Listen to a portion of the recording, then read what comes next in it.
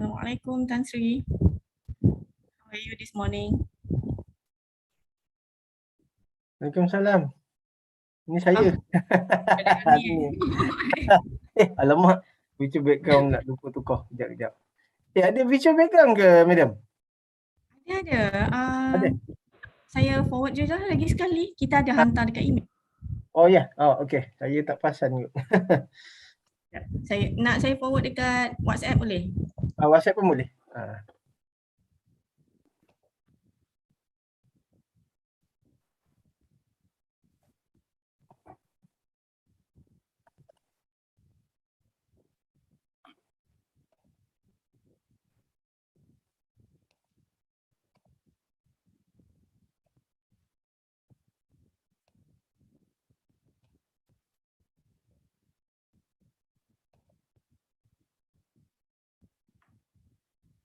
Dekat rumah ke dekat office ni?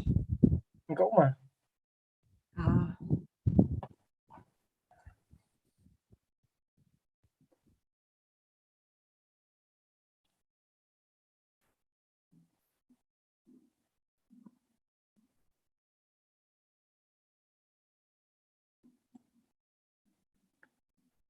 Kita 8:30 kita start ni lah kan, program kan? Ya, insyaAllah. Kita start dengan opening dulu sikit. Okey.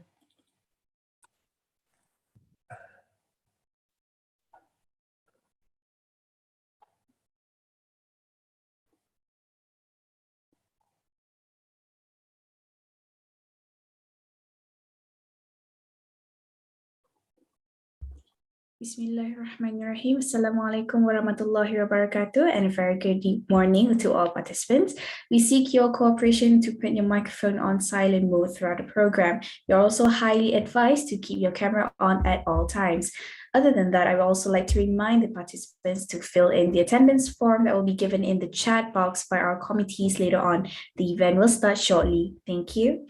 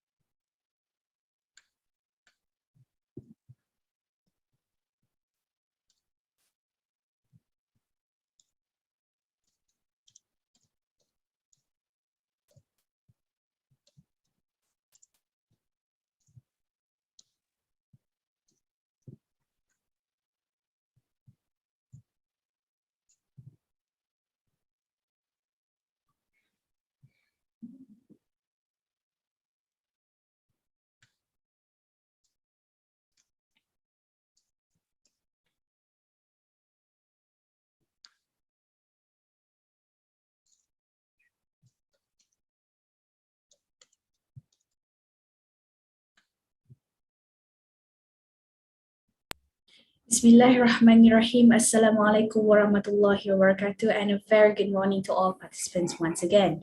Ladies and gentlemen, we seek your cooperation to put your microphone on silent mode throughout the program. You're highly advised to keep your camera turned on at all times.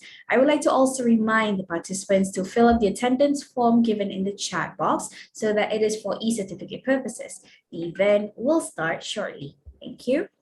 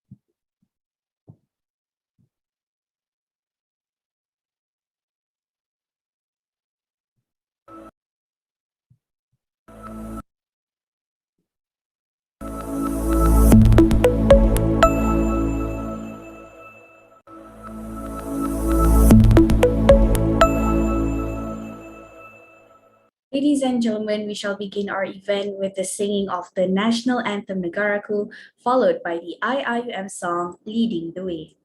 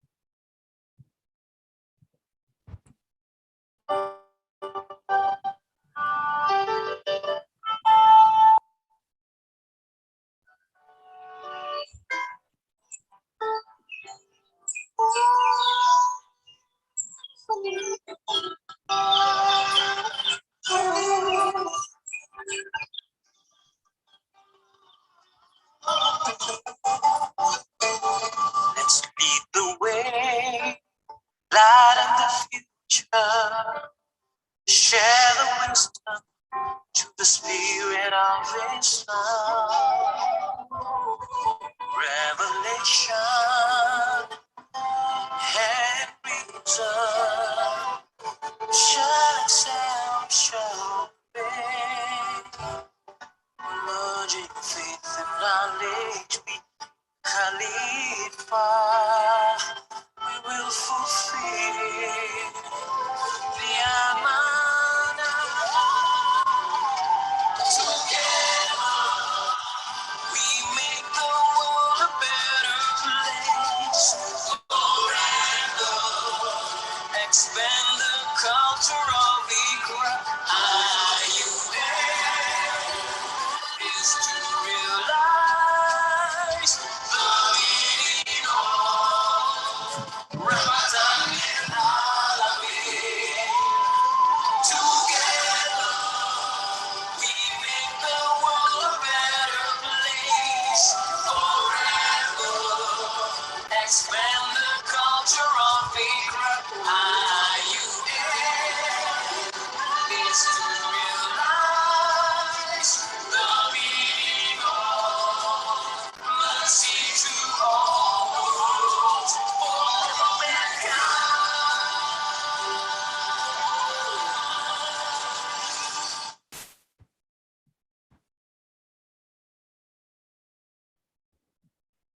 Thank you, everyone. To gain blessings for our event today, I would like to invite Brother Muhammad Nazbi bin Tusimun for reciting the dua. Please welcome. فليتفضل مشكورا.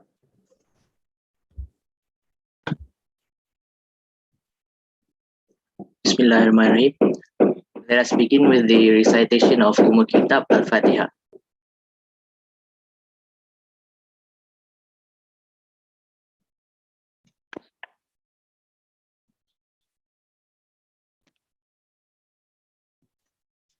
Bismillahirrahmanirrahim.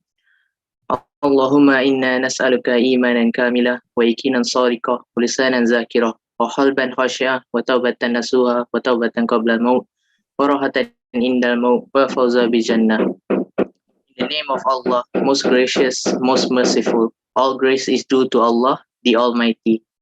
Ya Allah, make us speak with guidance and inspire us with piety. Ya Allah, Ya Rahman, Ya Rahim.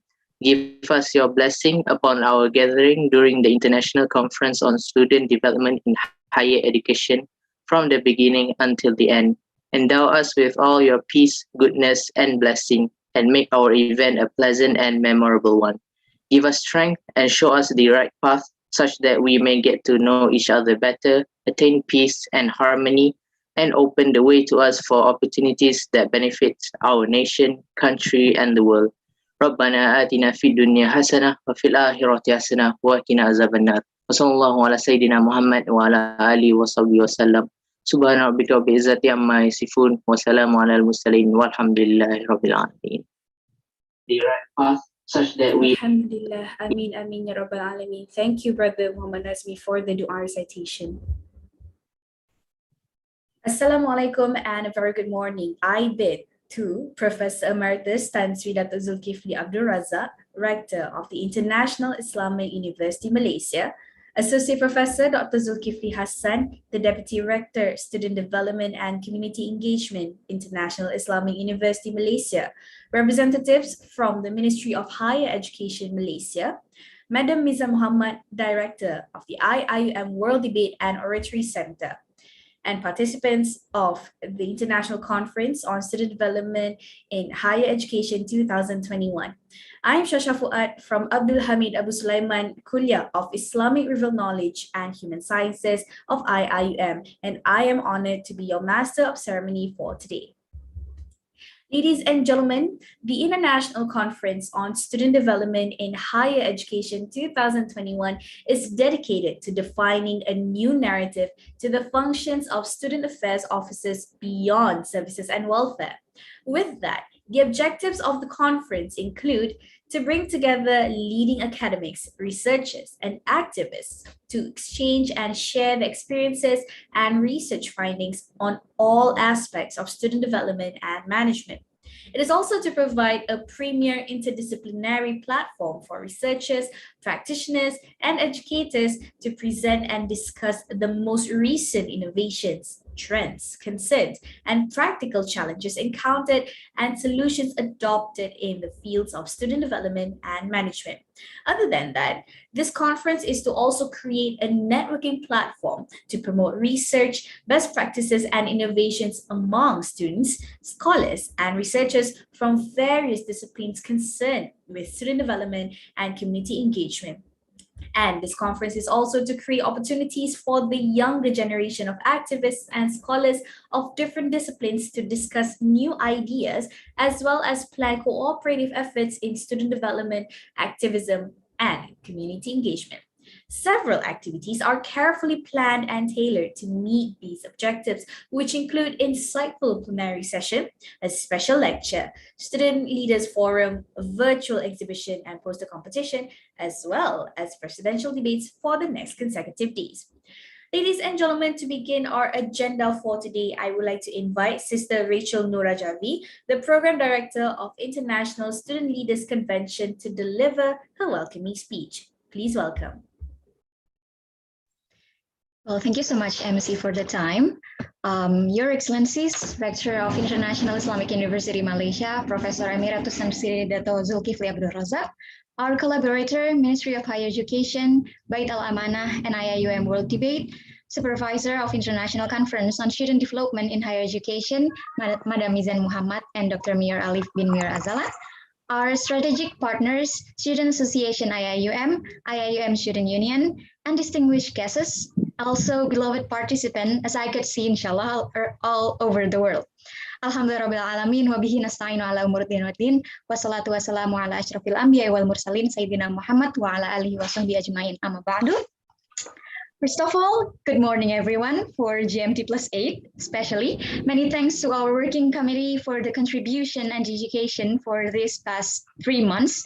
And thank God we're here now in our first International Conference on Student Development in Higher Education 2021. So as the MC said, the International Conference on Student Development in Higher Education 2021 is dedicated to defining a new narrative to the functions of Student Affairs Office beyond services and welfare. And therefore, this is a platform to upskill ourselves, not only for the participant, but also for the committees, to internationalize our thought, to broaden our mind, and to become the insightful person by participating this international conference.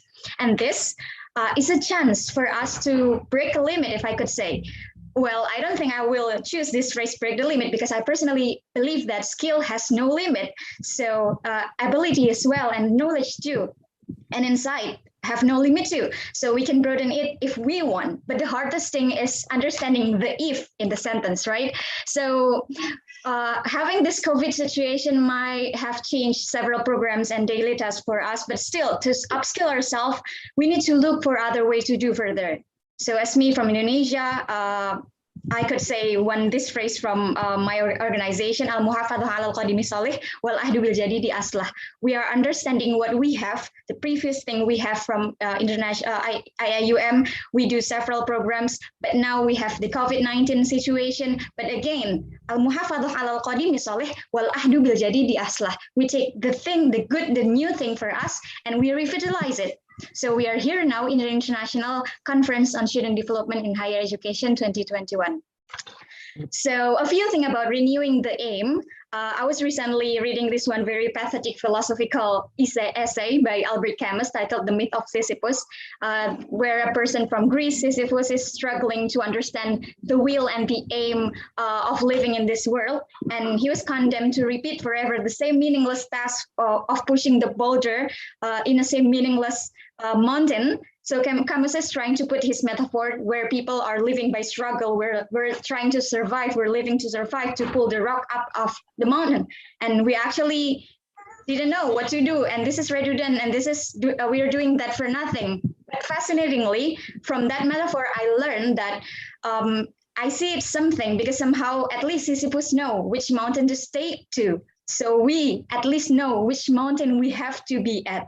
We'll never know the struggle. We'll find a way to become one person as we want to be. And yeah, at least we know how to be the best version of us. And we are learning our mountain. Or if I could say, we're learning to be the sejahtera person, if I could say it's Tan Sri's phrase on doing this all. So yeah, we'll find it out. Welcome to the International Conference on Student Development in Higher Education 2021. I'm Rachel Rajavi, your civil servant, program director of this event. Thank you so much for coming. Thank you so much for participating. And yeah, let's seek the knowledge here. Wassalamualaikum warahmatullahi wabarakatuh. Waalaikumsalam warahmatullahi wabarakatuh. Thank you so much, Sister Rachel, for your wonderful welcoming speech. Now, ladies and gentlemen, participants worldwide, with a great honor and privilege, we will now play a video featuring Professor Madya Dr. Muhammad Suzirin bin Mat Jamil, the Director of Holistic Student Division, Ministry of Higher Education, Malaysia, giving an honorary speech, thus officiating our program today. Please welcome.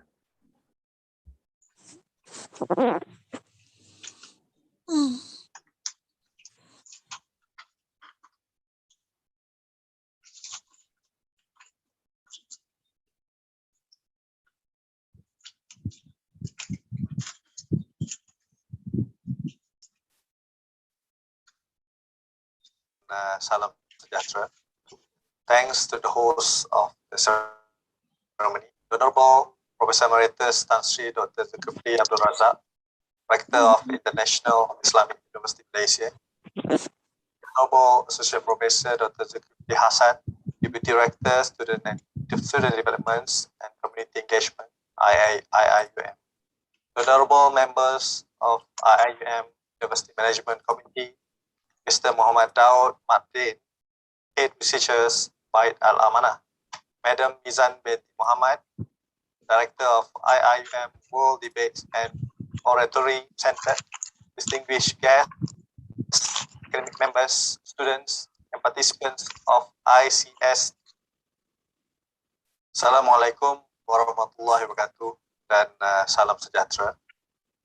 Thanks to the host of the ceremony, the Honorable Professor Emeritus Tan Sri Dr. Zulkifli Abdul Razak, Rector of International Islamic University Malaysia, the Honorable Associate Professor Dr. Zulkifli Hassan, Deputy Director, Student Developments and Community Engagement, IIUM, honorable members of IIUM University Management Committee, Mr. Muhammad Daud Madin, Head Researchers, Bait Al-Amanah, Madam Mizan binti Muhammad, Director of IIUM World Debates and Oratory Center, distinguished guests, academic members, students, and participants of ICSDHE 2021. I'm very pleased to be here today to integrate the International Conference on Student Affairs in Higher Education. First, I congratulate the International Islamic University Malaysia for successfully organizing this conference and welcome all participants from various universities all around the world. I'm sure your input and share ideas will be mutually beneficial for all of us. The Ministry of Higher Education Malaysia is committed to high quality education for fellow Malaysian and international students in Malaysia. Student welfare, service, and more importantly, activities are an integral part of student learning at universities, and sometimes it may even be more important than academic classes. While academic subjects provide students with knowledge, co-curriculum provide the skills that can help students apply that knowledge. Albert Einstein says, education is what remains after one has forgotten what one has learned in school. Students may and will forget what they have learned in the classes, but the experiences that will give them the personality and skills that we calculate will forever be with them. Co-curriculum makes students learn by interacting with fellow students as well as the society at large. It is undeniable that developing our students as a wholesome person who are not only well equipped academically, rather well equipped to lead their respective communities is the most important task of a university. Unfortunately, not all universities underscore this task. Traditionally, the Student Affairs Office of universities has been just doing the routine works of providing services or taking care of the welfare of the students. While this must be done, make students' learning environment conducive, the Student Affairs Office must take bigger responsibilities. The Student Affairs Office scope of work must be extended with these bigger responsibilities. Student affairs must provide adequate training to students in various aspects of leadership and skills, must encourage students' activism and engagement with the community, must help students to become globally marketable and not just nationally, and finally must help them become job creators instead of job seekers. This is a tremendous task, but I feel the Student Affairs Office better suited to shoulder these responsibilities. So there is a need to create a new narrative of the Student Affairs Office. And the theme of this conference, Student Development in Higher Education, a new narrative, is appropriate and timely. I'm delighted to know that the conference will address, among many others, the impact of IR 4.0 or the lesson gained from COVID-19 pandemic for higher education from the lens of student development and student affairs. Development in higher education is facing global threats, disruption, transformation, international cooperation for student affairs, higher education, innovation for student development, management, student activism, inclusive education, etc. All of us in education sector during the last almost 2 years have experienced a very different world due to COVID-19. We have had lockdowns, online classes. I'm sure this experience have taught us new things, best of which can be part in our plan for the future. We don't know when we will be able to fully come back to normal life at universities and educational institutions, or if we have to live with the new norm for much too long. This conference can make recommendation of best practices for student affairs to perform during such pandemic.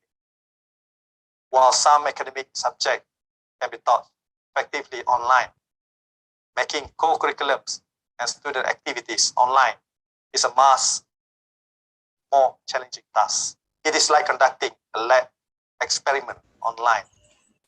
I use the analogy because I feel student activities where students learn by experimenting and experiencing. I'm sure many of you have carried out a very successful co-curriculum online this pandemic, and I hope you can come up with recommendations for the future based on your experiences. Finally, on behalf of Ministry of Higher Education Malaysia, I thank you all for joining this conference. We look forward to receiving your recommendations, and we hope we can adopt the new narrative for Malaysian universities and be the leaders in the student developments and community engagement for other universities to follow. With that, I will now officiate the International Conference on Student Affairs in Higher Education 2021. Thank you. Assalamualaikum warahmatullahi wabarakatuh. Dan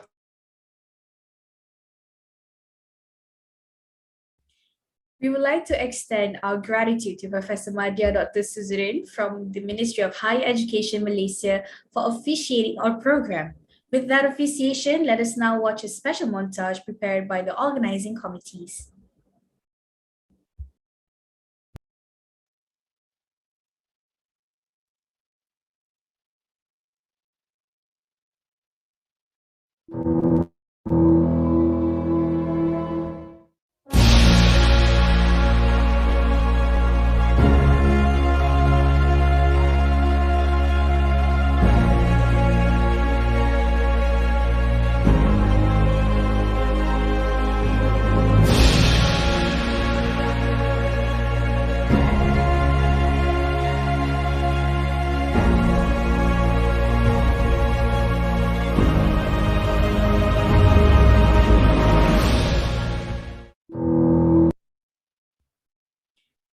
Ladies and gentlemen, before we proceed with our agenda for today, let us all have a photography session. All participants are encouraged to turn on your cameras as I call for our committees to take a virtual screenshot.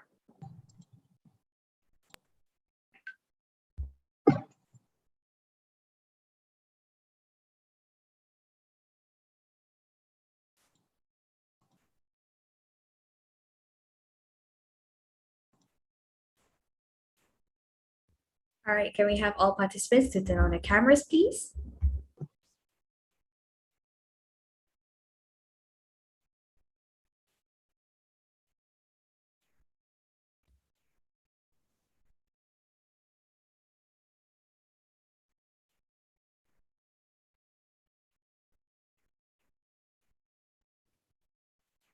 Okay, everyone, can you turn on the camera? For the slide one, okay, first. 1, 2, 3. Okay. For the slide 2. 1, 2, 3. And the last slide. 1, 2, 3. Thank you. Thank you so much, everyone. With the officiation and the photography session, we shall now begin our two-day conference. You're once again reminded to fill in the attendance form given in the chat box, and link is given in the chat box below. Interesting activities await for the participants. To all welcome participants, for your information, our conference will begin with an insightful plenary session that will be discussing about youth empowerment as well as activism. With that, I shall now pass the floor to our moderator.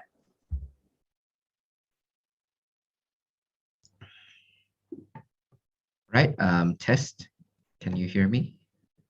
Yes, you're audible. Right, Bismillahirrahmanirrahim. Assalamu alaikum wa rahmatullahi wa barakatuh. Rabbi shrah li sadri wa yassir li amri wahlul 'uqdatam min lisani yafqahu qawli. First of all, let me wish all of you a good morning, especially to our honored speakers, right, our honored panelists and audience members all over the world.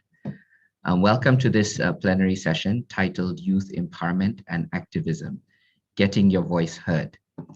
So let's cut straight to the chase and get to know one another a little better. Our first speaker is none other than the Rector of IIUM, Professor Emeritus Tan Sri Dato Zulkifli Abdul Razak, who needs little introduction. Previously, he was the Vice Chancellor of USM from 2000 to 2011. He's the immediate past president of the IAU, the International Association of Universities under UNESCO. He's well known for his commitment to sustainable development and has won different awards, including the 2017 Gilbert Medal by Universitas 21. He's also responsible for IIUM's recent winning of the Green Gown Award as Sustainable Campus of the Year. So in addition to bringing his wealth of experience in research, collaboration, and leadership, and the many awards that he has won in different capacities, even his membership and fellowship in different organizations all over the world, Tan Sri is mainly here to share his wisdom as a youth leader. And many of us know that in his earlier days, he was quite outspoken and very vocal about his views, regardless of what others felt about him. And we're hoping that we can tap into that side of him today. Our second panelist is Ms. Davina Devarajan. She also brings a very fresh perspective to this discussion as she's the co-founder of Women for Refugees, or WFR, which is an NGO that works to economically empower refugee communities. She has her education background is in law, which she had obtained from the University of London, and currently acts in several capacities, including campaigns lead and global secretariat for Project Girls for Girls. She previously worked on youth advocacy at Undi 18 and channels her skills in digital campaigning and strategy towards work with the marginalized. Our third panel speaker is Ms. Afika Zulkifli, a student activist and student representative council member at IIUM in 2014. She's an alumni of IIUM, as you have guessed already, where she got her bachelor's and master's degree from the Kuliah of Architecture. She formerly worked, let me just put things in perspective straight up, that for the context of this, she was suspended for 2 semesters for organizing a debate on GST at the time the idea was being introduced. And in September 2020, she co-founded a youth-led political party named Malaysia United Democratic Alliance, or MUDA as we all know, which currently now is about 40,000 members strong. So with this lineup, I think we're going to have a very interesting and very diverse discussion. Before we move on, let me also introduce myself. I almost forgot. I'm Riyasat Amin. I'm assistant professor at the Department of Economics at the Kuliah of Economics and Management Sciences. I'm also the head of training and recruitment at I1, which is basically an institution that is focused on developing students in various aspects, including debate and public speaking. In my earlier days, I was also an IIUM debater, and I'm still actively involved with training and developing students in different capacities.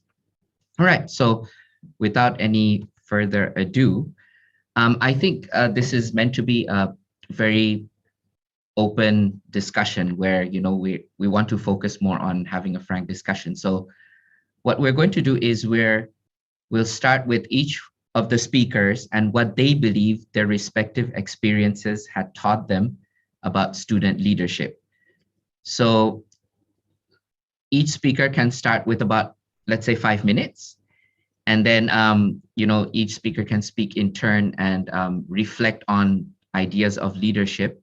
All right. And let's try and keep this discussion to the university and student education for now. So what are your personal feelings about education? And how does your experience weigh in on, how we're educating our younger leaders today and what we're getting wrong and what we're doing right and how do we move forward? Just very a frank discussion about that. And from there, maybe I think we're going to get some ideas and we can kind of branch out and see the bigger picture, hopefully. All right. So first, maybe let's hear from Tan Sri. Okay. Thank you, Rashad. Bismillahirrahmanirrahim. Assalamualaikum warahmatullahi ta'ala wabarakatuh, and a very good morning. I must thank you and Allah subhanahu wa ta'ala for giving this opportunity to speak, although I am not youth as such, I'm triple the age. I'm not too sure why I'm called, maybe for the experience that I've had some 40 years ago. So let me go very quickly into the thing that I wanted to say. I'm very glad that you have this, and I want to congratulate I want for taking this. There's something that I think is overdue, that youth of today has a lot at stake as far as the future is concerned, compared even to my time. There's so many things which is uncertain. There's so many things that we do not know what's going to happen at the end of the day. And therefore, to hear from youth, to hear from the younger generation is something that to me as a rector is very important, so that we know where to direct our concern as far as youth is concerned. Now, of course, the youth has been speaking, but speaking on very marginal kind of issues of daily living in the university, which is important. But I think if you talk about leadership, it must be beyond that. I mean, there are many people who will talk about whether there's enough food, whether the place is comfortable, the everyday living. I think the 30,000 of you, perhaps 10% will speak about that. But what we want to hear, or at least what I want to hear, is what is your vision for the future, for a whole generation to come. And that's a discussion that I'm still waiting for, and I've not, got the privilege of talking to you in a kind of a direct way. This is important. If I go to reflect back at my experience 40 years ago, I was fortunate then that there was no ACTA, there was no act that kind of control or constrain student activities. So we are very free, and that's the environment that I would like to imagine that we must have. We must bring this back, because that is part of the education environment that you're talking about, Reza. We will not be able to educate ourselves if there are so many barriers and so many constraints for students to speak up. Because speaking up is about telling people what you think. And that thinking process is such an important process. And that's why in many occasions, when after giving a seminar, after giving a webinar, when you come to the question and answer session, that's the most difficult session I can see, because nobody wants to ask questions, or I don't know whether they want to ask questions, they don't know what to ask, because it is not part of the culture of dialogue. We call it a dialogue. At the end of the day, it's a monologue. One fellow speaking, the rest are just consuming and listening, and there is no feedback. And I think that's such a waste of opportunity, because that's the time that we want to get to know each other in the context of ideas. During my time, I will tell you that we have dialogues with prime ministers, with ministers, with opposition parties who come into the university. We treat them as equal in the sense that they are there to deliver what is it that we students want. And sometimes to make them understand what is it we students want, because we are talking about our future. Very much, I think, if you listen to the speeches of the younger generation, Greta Thunberg, for example, she's very forward in saying, this is what I want. This is where I think my future lies. This is where I think you need to work on for us. And she really takes a very strong leadership in exerting that. And now that she's quote unquote known quite well for her what you call passion on climate change, I think this is what Africa is, yeah, climate change, global warming, and these are issues that I think I've not heard. I mean, in the last 1 week or so, when you have COP29, it's a very important issue, but I don't hear any voices from IUM, even the whole campus in Malaysia. Nobody articulates about what COP26 is all about.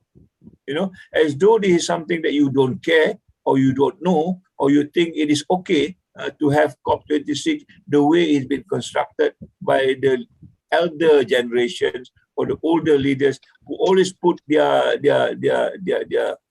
interests first as compared to interests of the youth.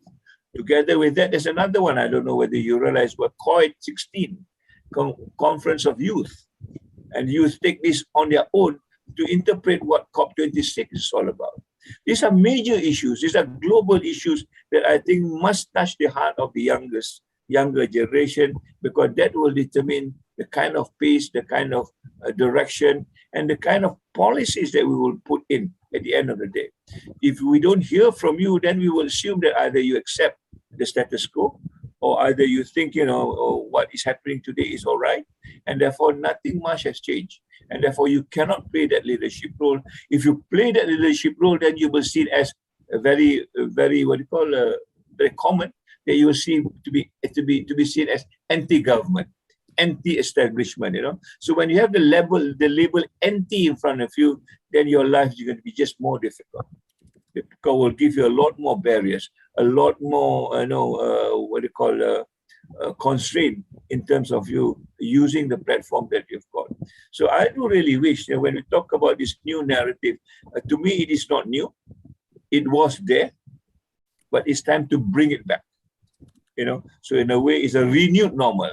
The time that I was there, if you can bring it back, I'll be most happy to help you, so that we can have this bigger discussion on what the youth interest is and how we can move forward together.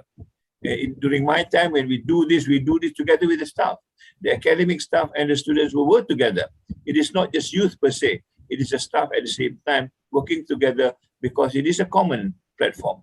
It is a common interest. You know, the staff must assure that the future of the younger generation is met as part of education for the future, as it were. So I will stop there for now. Maybe we can listen to the real youth and see whether my interest still resonate with them. So thank you very much. Assalamu alaikum. Right, thank you very much, Tan Sri. You've raised quite a few things that I want to ask already, but I'm just going to wait. Let's hear from the others. Maybe I could invite Afika next to speak. Morning, everyone. Morning. To be honest, this is my first time hearing Dr. Zul's speech. It's very inspiring, because I never heard such speech throughout my days in IUM. To answer your question, what is leadership? I think leadership is the ability to spread influence to achieve an objective. In the context of students, student doesn't want to, they are not really want to participate in a partisan politics actually. They just want to have a freedom to fight for the cause that they believe, to empower their fellow friends, because as we all know, in the university, we are all occupied with syllabus, with assignments. I remember in a forum with Dr. Aziz Bari, when before he tendered his resignation, he said that there's conversation, I don't know whether this is true or not, there's a conversation among university admin that they are intentionally give lots of assignment to students to avoid the student from being participated in activism. So it really hits me hard and makes me find many ways to influence my fellow friends to be active and aware of current issues. this reminds me during my student days, where I'm from KAED. It's a kuliah with heavy workloads, and there's no way to participate in. I mean, most of them are very occupied with studio, with projects. Even we sleep in studios. But sometimes my fellow friends doesn't like me in a class. I didn't propagating my political belief or influence them with my stance. But there's one time where, and there's a few times where my friends are approaching me and talking in a private, asking me about current issues. I think it shows that they do care, but it's kind of taboo to us, even to lecturers, because the issues outside are quite complex to comprehend. So they approach me because they believe me that I can simplify the issues to them. During my time in CFS IUM, during my matriculation days, I remember at that time, the discourse only revolves around love, marriage, and Illuminati. I mean, really. So it doesn't satisfy my curiosity. So what I'm doing is there's lots of public forum outside. So I actually fly to nearby university. At that time, CFS are really close to University Malaya. So most of the time, I went to forums at University Malaya or at Chinese Assembly Hall or in outside university, because the discourse outside are more challenging and satisfy my curiosity and understanding about the world. So yeah, I think at that time as well, even I think university admin is doesn't treat university student like an adult. If you ask me what we are doing wrong, for example, I think from my point of view, there's no need to have a curfew hours, because we all have a different time management, and some of us are working part-time. So like me myself, during my university days, after the suspension, I drive Uber and Grab to survive in a university, because I need to pay for my extension period. And I would say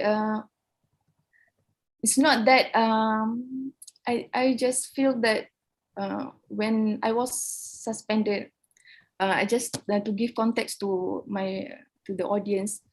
At the time, GST was about to be implemented, and I did approach a few lecturers from economics kuliah, from custom department, and to have a representative from all sectors and fields. But at the time, when they know that opposition politician will be invited, all of them cancel to participate in the forum, which is quite disappointing. And yeah, and during the event, I didn't expect the turnout was so huge. It's like a demonstration, you know. I mean, it just shows that many students really wants to hear a critical discourse. But there's no, I mean, I think less people are hosting such event. I don't know about I1, but at the time, debating club are more, I would say, not elitist, but it's not, I mean, we doesn't feel welcome, maybe, or we don't know whether it's for public or only for the fellow debaters. So at that time, I'm using my platform as ESCO, Academic and Intellectual Secretariat. So I hosted the event. It's about GST and social justice. So at the time, only Rafizi Ramli and Lukman Adam agreed. So I proceed the forum. Actually, one day before the event, I received a call in midnight from Student Affairs, and a few times. At that time, I was in studio finishing my project. Student Affairs offered me to host the event outside university, and they will pay for the cost. I was informed that one of the reason the forum need to be cancelled is because I'm an aspiring politician, which is a weird reason. Africa, your time. Oh, okay. Just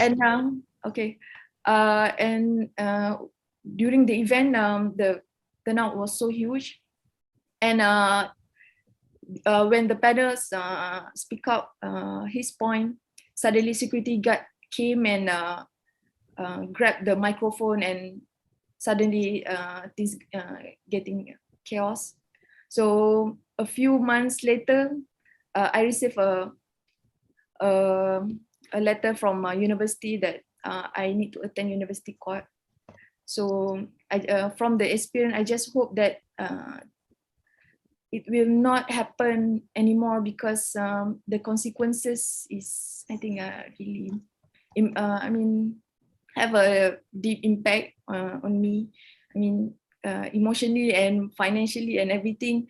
But I still feel grateful that I finished my studies, and I also just finished writing my master's thesis in IIUM as well. But even so, I still love my university. Yeah, that's all. Right. Thank you very much, Afika, for that very, honest disclosure, especially being open about your feelings and not holding back in that respect. So I think, there's going to be a good discussion about this soon enough. Last but not least, Mr. Vida, anything? Yeah. Yeah. I think I can just briefly sum up, especially what Afika and Dr. Zul were saying. When I think about especially youth empowerment, youth in activism, as youth in general, right? When I think about it, I've been in so many spaces where I've seen the potential of young people, and I think that it's no longer needed to have the conversation whether or not young people can take up these positions. We are far beyond that. This is the point where we want to start having conversations about how we can put them in these positions to start making the change. I think I resonated so much with what Dr. Zhu was saying, right? That we need to start allowing young people to make these changes, to put them in the positions. It can't be the same people having the same conversations, keeping the same positions for years on years. And then talking about youth empowerment, talking about letting them lead the change and lead a new Malaysia, but not actually giving them the chance.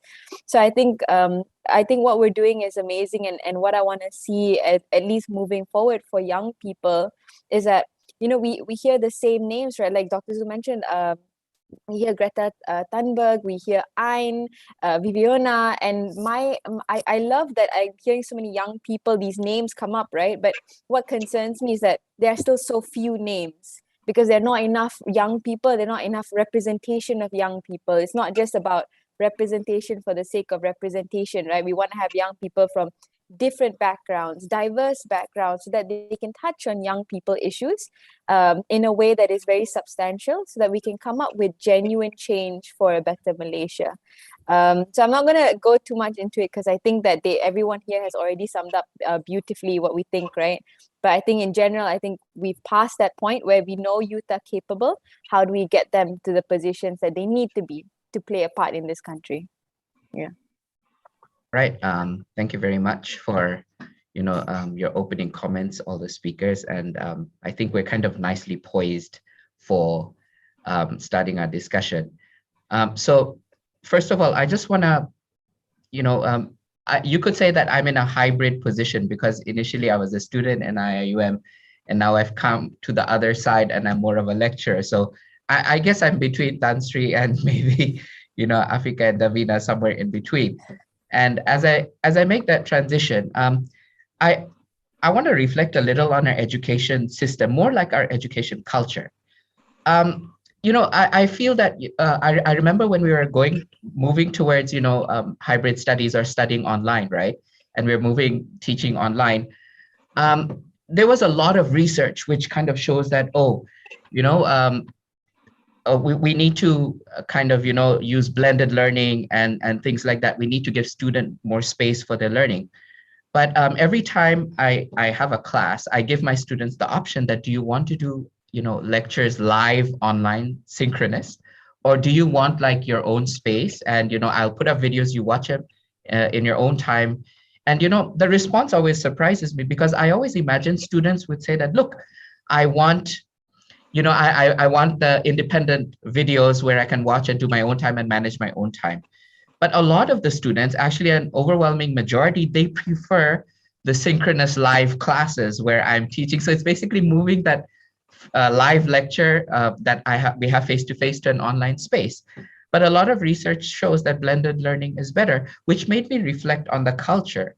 Our education culture is very nurturing, it's very parental, whereas in the West, it's a lot more independent, right? And so you wonder that where our education base starts, at the primary levels with, a very parental kind of or nurturing kind of education where values are kind of handed down to us and things like that. Suddenly we're left on our own and, we are in this independent space.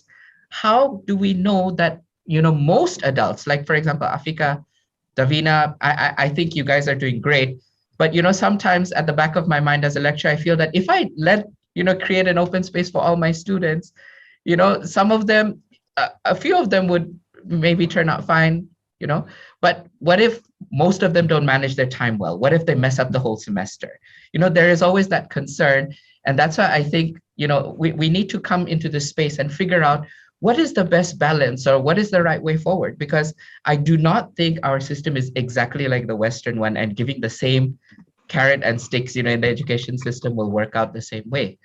So, maybe Tan Sri, your thoughts, do you feel that our education system is too parental and we're creating a kind of mindset that is conformist and, we punish new ideas, which is what, Afika was saying earlier.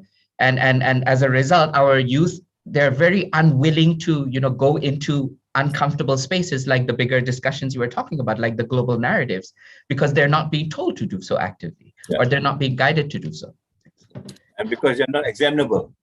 Nobody's going to ask you about global warming, climate change in the exam. So why do I need to study it? I mean, the purpose of education is just to pass an exam. I think that's the biggest crap that we need to scrap. It's not about passing exam. That's why in UIA now we talk about the empowerment. I mean, under our staff, we talk about empowerment, we talk about flexibility, we talk about innovation, but we end up with accountability. In other words, this is a space that we are giving to you. Make use of it the best that you could, but be accountable. So in other words, we don't expect you to run wild. You don't expect you to do things which is scandalous, because that's not part of education. But otherwise, you are open to do whatever you think you want, because it's about your self-development. It is not about running a factory.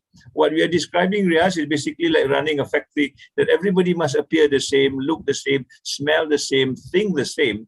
And this is what is wrong with the education that we are revolting. I mean, just yesterday we had a nice webinar called Decolonizing and Redesigning Higher Education for the Future. And we want to do this, and this is not at student level, this at the university level. 5 universities in Malaysia now is articulating this. We're going to put up a paper to the ministry. The ministry has somehow already agreed with this and even wants to finance it. Unless we create this space, then it's almost like our students are now in a cage. They've been in the cage for 40 years now. So when you open the door, they don't want to fly, or they don't know how to fly. They're so nervous to fly because they have not been flying for the last 40 years. All they do is just hop around the cage, and that's about it. So we must teach them how to fly again. You must encourage them how to fly again. And just like the birds, you know, flying is part and parcel of their quote unquote instinct, and so is learning. You know, there is a very nice experiment done by one Indian professor, Sabgupta, his name is. His experiment, I think you can Google this. What you call it says a hole in the wall.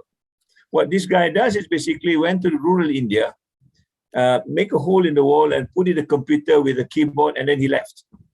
And he came back 3 weeks later, and he found everybody crowding around the computer and know how to use the computer.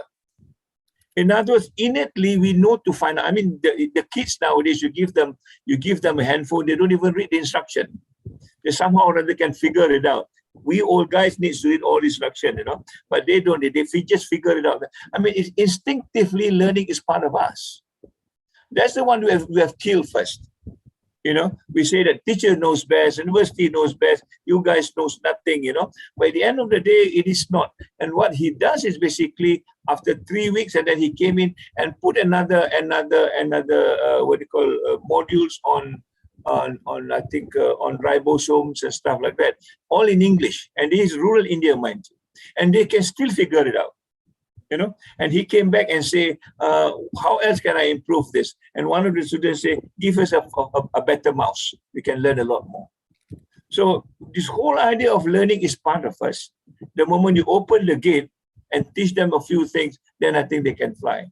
And this is what I think we don't have. We do not trust our students. We think they're all here for mischievous reasons, you know, and therefore we try to curb them as much as possible. Even the name, when I was a student, there is no such thing as HEP, Hal Ehwal Pelajar, you know, and I became the Deputy Vice Chancellor before I became the Vice Chancellor at USM. And we asked, what is wrong with HEP? And there are two things that I still remember. To the students, HEP is Hal Ehwal Penjara. You know, it's almost our work in the HEP is to make sure we police them and to make sure that they are quote unquote right in our context, not in their context. And the other one is Hal Ehwal Politik. You know, we make sure that this was what Africa was saying, you know, we don't want to get involved in politics. We don't want to be a parasite of a politician. We want to develop our thinking independently. It's political, but it's not a partisan politics. It's a politic that makes things work and how things ought to be governed in the best way we could as far as a student's life is concerned. So these are issues that I think we need to come back to. And these are issues that students should be concerned with. You must create an environment that you can be free in terms of expression. If you don't express yourself, then nobody knows what you're talking about. I learned my English, to be honest with you, on the streets. When we give the pidato and stuff like that, no, our English wasn't good, and we just, you know, bamboozled it. And at the end of the day, you get the confidence. Once you get the confidence, it doesn't really matter. You want that level of confidence. And then when they suddenly say, now no more speaker's corner, what do? We learn how to write. You know, we still want to express, and hence I'm writing a column for 26 years now every week, and I reflect, oh, how can I write for 26 years every week without fail?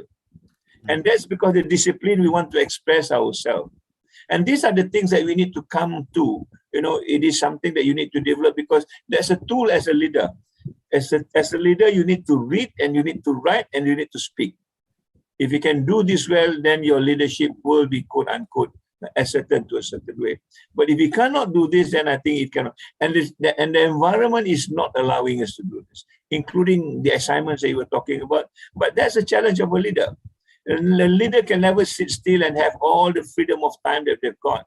They need to struggle with time. And these are all the discipline that we need to have. You don't complain because these are training that you must have. If they give you, say, for example, Africa, they don't give you any work, you still cannot be a leader because you do not know how to juggle with time. You know, juggling with time is one of the biggest assets that we need to have because you never know what's going to come next. And the moment you know how to manage your time, you know how to prioritize, you know how to, which one to go first, and that is part of leadership. So there's a lot of things that we can do without involving the politicians. You may want to ask me, how can we do this in IIM? I'm telling you, you have got the student union now, but I don't know where the student unions are. I've not even heard their voice. You know, the last parliamentary debate I saw is all about these petty things again, the mahallah and this and that. The bigger issues is not even articulated. I think we're wasting our time, and I hope we can come back to what students are all about and where you're going to lead us, and we are willing to listen and work with you. Thank you. Okay, thank you very much, Tan Sri. Ms. Davina, I wanted to ask you, because I think this seems to be, the common theme seems to be lacking trust between the earlier generations and the younger generations. For example, let's say that the lecturers or the seniors of the university are unwilling to trust a student with their independent time, right? And like I said, that could be a cultural issue as well, right? But from your own personal experience, right, Davina, let's say that, as a student, right, you've seen certain things and you've had time to reflect on those things after you've seen the outside world. How do you think we can overcome this mistrust issue? What is the best way forward? That's such a brilliant question, actually, and I think resonates a lot with me, because when I look back at my education years, there was nothing conventional about the way I approached a lot of things, and I think that what I can say, right, is first of all, I can say that how our education system is created and executed is extremely important, because the concept of mentorship is very, it's one of the most pivotal things that you can give a young person, right? And the problem is, what our education system is meant to do is meant to provide a space of mentorship for young people, for students to come and feel that there is an open space to be able to learn and explore ideas and be curious. And like previously mentioned, unfortunately, right now, what we see is that there is just a lot of force-feeding information. You learn for the sake of an exam, right? And that's not how young people function. So I think kind of moving forward, what has changed, the dynamics that has changed, is that what we see today is young people have realized the education system no longer, or probably has never really provided that space for us to sit down and be creative and to learn and be innovative, right? So what's happened is that you see more, this is why we see a lot more movements and initiatives coming up today, especially after the pandemic. You see so many things rising by young people, because we realize that we cannot wait for someone to give us that opportunity that might never come, and it or takes too long to come. So young people have learned to utilize the spaces within their community to take charge, to take independence back, as you have said, right? Because what the lack of trust, I think, comes from a very cultural place, from older people, and we see this in family dynamics, we see this in community dynamics, we see this in our political dynamic, right? It's always a much older person holding on to certain positions and not letting young people speak. So I think that sends a message. It sends a message to young people nationwide, right? That there is going to be so many barriers between them and where they need to be. So if they're going to wait for these kind of big structural changes, it might take decades to come. So I think what young people, especially anyone here in the call today, can really take from this is that we don't know when these changes will be implemented in a way that will be the most empowering. We don't know, and we cannot say. We can do our best to champion it for sure. But I think what young people can do and also realize is that if you feel that your schools, your learning centers do not give you enough spaces, there are actually so many other alternative spaces that are now providing that. There are so many community spaces, there are so many NGOs or organizations that provide a sense of mentorship, because young people need that. We need adults, we need someone older to guide us, but to also give us that room to explore, because we are exposed to a perspective that is far different than what the older generation will be exposed to. Let me just cut in here, because I think what you're saying is true, but I think it's still a bit of an escapist method, like when Afika had to go outside, to get stimulation. Since we have, we're in the presence of Tan Sri, right? What do you think we as educators need to do, right? So that we can create this environment of mentorship and trust that you want, rather than, a force-feeding kind of model that we might be perpetuating. My way of doing things even in UAE, if you notice, I will start off with a culture of trust. I don't know you, but I will trust you. Do whatever you want. It's only when you betray my trust, then I will come in. How do we mechanize this? How do we create a formal, institutionalize this this method of creating mentorship?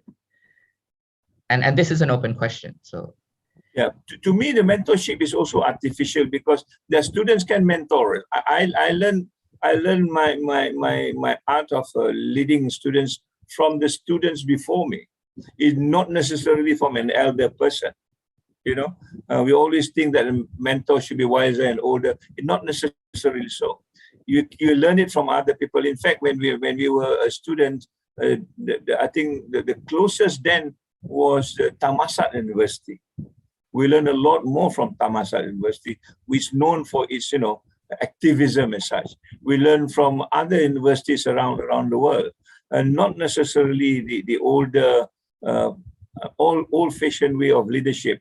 I think you need to open that space up, and within you sometimes the peer pressure is even better than looking at older person to mentor you. So it is actually an open question, Riaz. I don't think there is one size fits all sort of a thing. It depends on what environment you are in. If you talk about IUM, now my worry is basically, I think we're very inward looking. You know, we're very inward looking. And that's why as an international university, there is no major global issue that we are holding on except for Islam. There's nothing wrong with Islam, but Islam must connect to the global issue.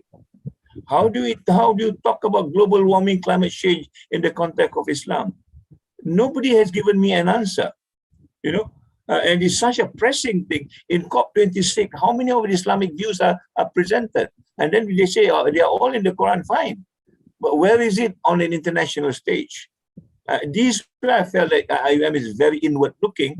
We feel safe among ourselves. But when we moved out, then you know that, you know, when I brought in SDG, everybody said it is not an Islamic agenda. You know, because why? Because OIC is not there. There's a United Nations, you know, and they call me a secularist. So these are the things that I think we need to open up our mind and say, look, if you talk about Rahmatan lil Alamin, then Rahmatan lil Alamin. It cannot be this is for the Muslim, this is for the non-Muslim, this is for the animals, this is for us. And that kind of division does not stay. And I think this is where the space, we are not creating the space for ourselves. In fact, we are constraining ourselves into a space which we are comfortable with, and we do not want to challenge ourselves on this. Okay, Afika, I wanted to ask you, like, you know, you've seen the whole system, right? You've been in the system, right? CFS, and then from there on. Do you think that we are creating a kind of conformist mindset which kind of holds back the youth, and then the youth are kind of forced to break out or seek growth elsewhere? And my question would be very similar again. How can we kind of overcome these challenges or barriers, you know, within our education system, so that, you know, youth are more open? And I hope, you know, you agree that, you know, students could either use their time wisely when they have more freedom, because I think, you know, we are coming to this debate more and more, right? Like, should education spaces be more open? Should students be allowed to choose their courses? Or should we kind of instill values into our students, which, you know, we feel are lacking for leadership, right? So where do you stand on that, you know, on that issue? Like, are you, you know, I think you stand for more independent spaces, but can we, you know, can we really trust students to make, you know, good informative decisions for themselves? And what can we do so that they're able to do such things?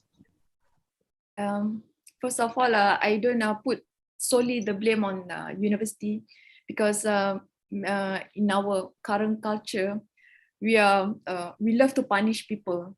We doesn't welcome diverse opinion.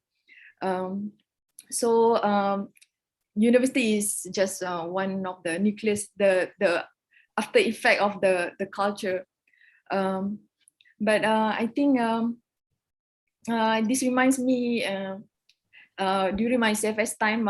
Previously, I was a science student, so I was supposedly go to Kuantan. But one of the things that really disturbed me is every time we carry out an experiment, we need to just copy and paste any hadith or any dalil that's close to the experiment. I think it's a false way to teach a student to understand Islam, because it's put us to understand Islam in a very literal way. Even in Islamization understanding of university, I find it's very disturbing, because the way we look Islam is very literal and not philosophical. So we tend to labels everything and put emphasis on in a wrong way. And answering the question of whether we should give more freedom to the students, I think what students are facing is they have no time for self-exploration. They doesn't even know themselves. So I think that's one of the consequences of heavy workloads during school time, and this results in identity crisis and everything. I'm so attracted to what Oxford's way of teaching, where they have a tailored approach to every student. I understand that we doesn't have that capacity, because in every class we have many students ratio, students to lectures ratio. But I think that's the best way forward to for the student to reach their highest potential, because one, just like Dr. Zul said, there's no one size fits all, especially at the adult level, because just like we treat students at postgrad level, I think even at the degree level we need to teach students like that, because this also reminds me when I was blamed by many lecturers of my activism. There's one lecturer approached me and assigned me to be her research assistant. She gave me trust to carry out her project. So I feel very loved, empowered, and give me motivation to give my best. So I think that's one of the memorable things at IUM. And also when I was suspended, Dr. Mazli at that time was chief of staff of ALSA. He came to me and consoled my parents, and he brought a memorandum to the rector at that time. So I think that's how one of the role of the university community is to create a place of a safety net for everyone to give their opinions and everything. Because if we blame students for not voicing out their opinions, but actually the reality is damaging and doesn't accommodate the students and even the lecturers. When I was suspended, some of the lecturers talked to me that they did support me, but he said sorry, but he cannot defend me publicly. But I understand. So even that small gesture is empowering to me and give me motivation to do better. And I think, as a result of no time for self-exploration for students, one of the other reason is because student doesn't equip with thinking tools. So I think I was blessed because I meet friends who studied philosophy, and they assist me to understand, to reason and everything. So even though I'm studying majoring in urban planning, doing projects, less related to philosophical things, but it really helps me to reason and to question everything, to understand the world better, challenge the existing opinion, and we didn't have intellectual culture. We didn't have the safe space. Even in university, I remember during my time to host speakers corner, we need to submit our speech text to student affairs first before we can carry out our public speaking. So I think, sorry, Afika, if I may cut in. I think overall, right, from this discussion, what I can see is that there has to be some trust building. And I think the basic lesson that we can all, well, at least that I'm leaning towards, is that we need to be very open to different narratives. And until we're open to these different narratives, our students will never get exposed to these open narratives, and therefore they won't feel the need for a cause. And, a lot of students, they have to end up going outside the place, which is supposed to be a harbor for ideas, to seek actually new ideas, which is so ironic, right? These ideas should be actually happening, in a university space, right? In an intellectual space.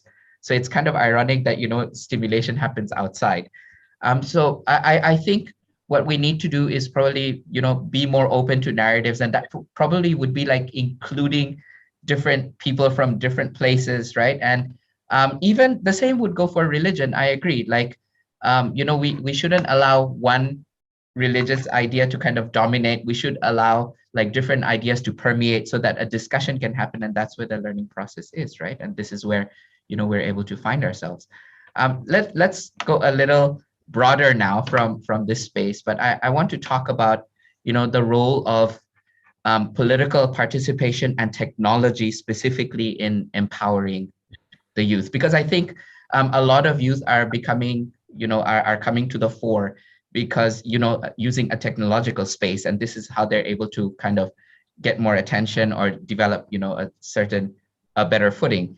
Do you think that, students should get more actively involved in politics, especially in university, certainly open to political narratives? I think this is already status quo, but do you think that, they should be allowed to affiliate themselves with political parties earlier on? And do you think that would actually help in nation building?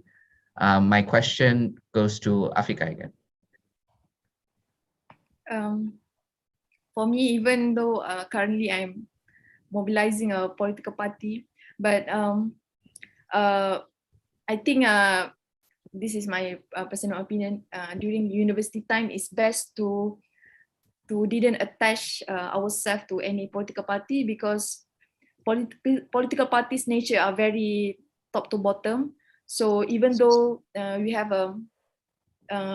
different points of view, we need to compromise and kind of reconcile. So I think university days are the best phase for students to experiment, to explore, and to be everything. I remember during my CFS time, I attended programs from leftist program to Sufist program, so I experienced everything. So I think that's the best phase of my life. So I guess, but I think it's really important to understand the global issue, national issues, local issue, because only through that we can connect all the dots and make sense of everything. Because even though I read lots of books or research papers, only when I enter the system, enter the public office, I understand how things work. And connect all the dots. And sometimes most of the things doesn't exist in the text, in the books. So I need to be street smart and even learn from the villagers, the local leaders, the fishermen, and all. Because I think we really need to understand current issues, because if not, we cannot survive in the real world. We talk about unemployment, but in reality, during university time, you are not exposed with the real world. So that's why I think some of us, the graduates, didn't manage to survive or find more time to tune and everything. I think, but yeah, I think university days should, university should, I think when university are really restricted, that's what happened to the graduates. They are not critical and more and tend to be a consumerist rather than thinkers. Yeah. Okay, thank you very much. So I think your position is that be aware, but you should not let politics enter, or encroach on student life. Do you agree with this, Davina? Definitely to some extent. I agree with her. I think that right now, with the way our politics is shaped, it's very easy for us to encroach our ideas onto young people. And like Afika said, what's critical right now is they need the space to explore different opinions, different narratives, for them to come up with their own opinions before joining something and feeling a sort of pressure to confine to some other ideology that might not inherently be their own, right? And I think just also one thing is understanding, obviously, on a theoretical level, all politics, right? But I think another thing that's super crucial is how do we teach young people to assess their surroundings, their community, so that they understand problems on a ground level. Because what politics is we want to shape the country, and you're shaping problems and you're solving problems. So how do we teach young people to kind of look out for these key factors in their daily lives, in their communities, in their relationships with people, and start to think about that on in terms of policy or in terms of politics, right? So what would this look like if we reshaped something like this to look more like this because it will benefit this particular community? That kind of like hands-on learning is quite crucial, I feel like.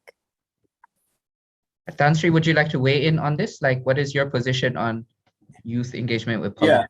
Yeah, my position is almost hardwired now. Yes, after 40 years, I'm very suspicious of all politicians. I made a statement. I said the spoiler of our education system are the politicians, and I will repeat this again. I mean, even now we see many of there are already 2 or 3 programs that has already been laid out maybe weeks before, and suddenly it's cancelled because the minister cannot attend. In other words, it is a minister that we are worried about, not the audience, not the students. So we have got everything wrong. It just is about one person for whatever reason, and I think that's not education anymore. So this is the issue that I think we need to be very clear. I understand some of you may want to take a political position, but politics is all about power. It's all about power. When they come to the university and they knock on their door, they want something out of you. They want your votes, they want the publicity, they want this, they want that. It's all about themselves and their political sort of ambition, rather about us, the electorates and education. But we in university, at least from my point of view, we are about justice. We are not about power. We want to make sure we are in university a disinterested party. We want to speak for the people who are not spoken for. And that's the role of the university, which is also not done very well.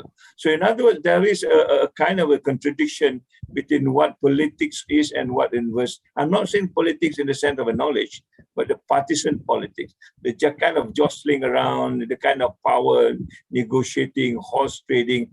This is not about politics the way we understand it. Where is the ethics? Where is the justice? Where is, sometimes the party may have got justice in its name, but they are not just at all. These are issues that I think we need to be aware of. And that's why I'm very worried when we are too close to a politician. When a politician gives us money and try to create student union, I say, what is this all about?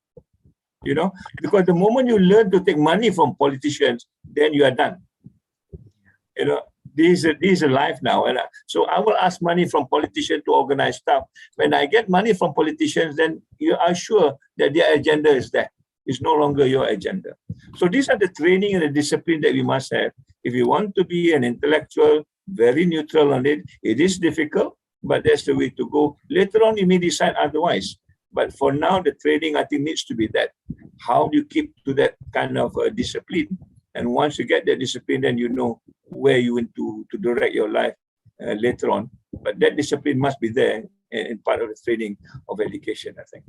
Tansri, I feel that, like if let's say you're not politically affiliated early on, it kind of restricts your ability to lead or have an impact in future. For example, the nation building. Just to give some examples, like for example, the formation of Muda and, even our own Syed Sadiq's, exploits, right? Like you have to really go against the current, the mainstream current, to make a difference. And, that's why even though we say that, it's not right to be involved in politics officially, right? There are still some affiliations that happen because you want to be heard. And that's a bit of a contradiction at the same time. So how do you get yourself heard and become a direction of change if you are not supposed to, engage with the idea or the body itself? So we work on issues. For me, I work on issues. I don't work on the whole, the political. I work if the issues is this one. If your issue is about climate change, and I will support that. I don't care whether you're opposition or ruling party, whether you're Islamic or non-Islamic. The issues is important to me. So we are clear of who we support, and we are not supporting only one. We're supporting everybody that's on the same issue. And I think that opens a space for us. It could be a non-Muslim sort of organization. If they speak about the same issue, then we will support it. And this is where the maqasid comes in. Sometimes I find my friend, because it's a non-Muslim thing, then don't support it, although the issue is right. And I think this is where, again, my student days, when we talk about issues, then we find the multi-ethnicity, multi-religious, multicultural come in. We do not differentiate ourselves on colors, religious, and creed anymore, which is an unfortunate part as far as Malaysia is concerned. And I see during my student days, we come together because of issues. What is the issue? Poverty. We know that poverty cuts across everywhere. So when we demonstrate on poverty issue, I can give you a specific example, the Balik issue. All of us were there. The thousands of us were there speaking the same language about poverty. It's not the Malay issue, it's not a Chinese issue, and not an Indian issue. So when you talk about issue, you begin to create a very large platform, and international people also will come in. But the moment you say, I'm from this party, and then, they will say, just like Africa say, there's party lines, there's party lines need to be told. And sometimes the party lines is not reasonable at all for certain things. Then you lose,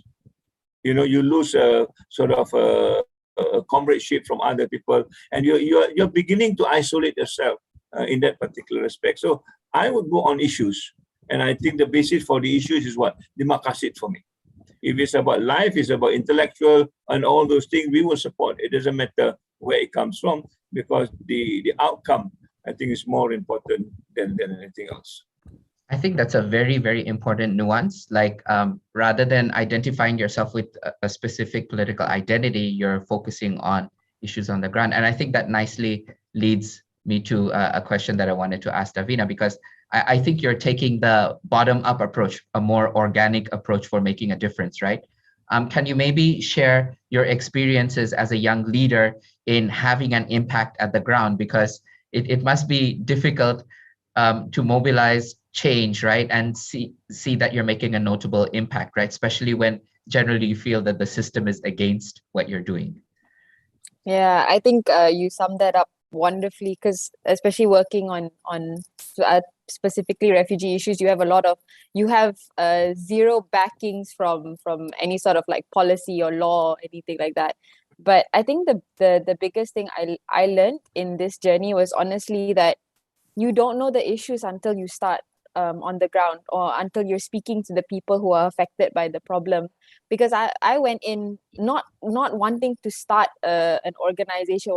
We just came across a group of women who wanted a change in their lives, and until we directly spoke to them, we directly understood like what are certain factors that affect them. It was very hard for us to come in and actually solve those issues, which is why I'm quite a big advocate for anyone who has identified any sort of issue they're passionate about, to go either directly to the source or to the people who are being affected, because that's the fastest way you learn. And you're never going to have the most put together solution to any of these issues. But I think the ability to just learn and pivot and try different things are very helpful, because we came in and we tried a bunch of stuff that didn't work in the beginning, and also in the midst of COVID. So there was just so many things, that really wasn't going right. And then we realized that you had to just come back and refine and refine and refine, right? And I think that's how nation building works, is that you're never going to come up with a solution that is perfect off the bat. But I think if you can have empathy for the people that you are working with, and you can have empathy for the problems and how it's affecting large groups of people, then you're able to slowly come to a solution that is the most beneficial. Yeah. Okay, all right. So you've obviously come across some challenging times, right? Like, how do you maintain momentum and how do you gain traction? Because I think this is all about buy-ins. And I think young leaders need to understand a little more about how to get stakeholder buy-ins so that, they're able to move forward. So how do you do that when generally, you're the underdog? Buy-in, that's such a good point. I think, to be honest, we learned to leverage on connections very, very quickly. So whether it was actually learning how to speak to the actual refugees and build. So the big thing that we learned was that we could not just come in and implement all of these ideas and expect them to get on it and then feel like, okay, yeah, it's gonna change everything. Like you mentioned before, the same thing you do with students, we had to do it with them. We had to build trust, and that was a long process. So that was one part of the whole thing that we had to take time and actually build. Another one was that we realized there's so many other amazing organizations or individuals who are already tackling the same issues that we were tackling. And I think it's very easy, especially when in this little bubble, right? It's very easy to think that I have to do everything on my own. But that's not the case. You have so many other people already doing different things and tackling different parts of the issues. So we learned to quickly connect with them and ask them, hey, we have this problem. Can we work with you? Or how can we come in here? Or how can you come in here? And how can we build this network so that it's not all of us working in silos? Because we realized, like, with this whole system against at least this particular issue, we were never gonna sit down and get the kind of change that we really wanted if we insisted on doing everything only on our own and not expanding to listen to how other people were doing it. And it wasn't necessarily just even locally. We made an effort to reach out to people who were doing things on the refugee crisis in international organizations, and realize how they were doing things there.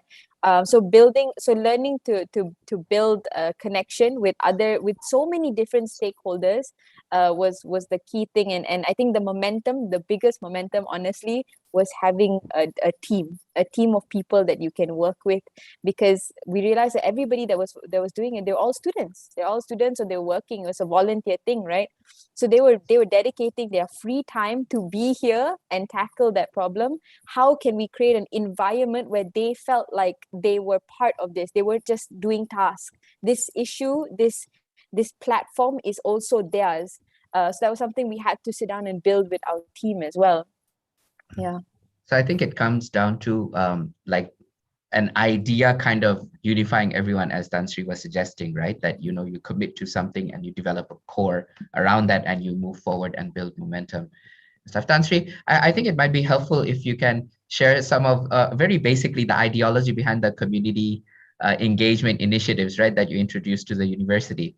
I think especially for the younger ones, because education generally, especially in a private space, is very focused on, like you said, providing robots.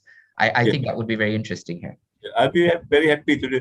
When I hear Afika talking about her experience in university, I would like to say the university now is trying to move away from the experience that we have got. I think we have now got courses that cuts across. There is the UNGS courses, the uni core. That substantive in the uni core is everybody must work with the community. They must have a project with the community. In other words, they move out of the classroom. They begin to learn things, learning by doing what we said. It's not just learning by remembering. And their exams are also very, very flexible. They can give the project as part of the exam to be examined. So we are opening up the space, and in real terms, so that they learn about real problem in real life, which is what you said was missing during your time.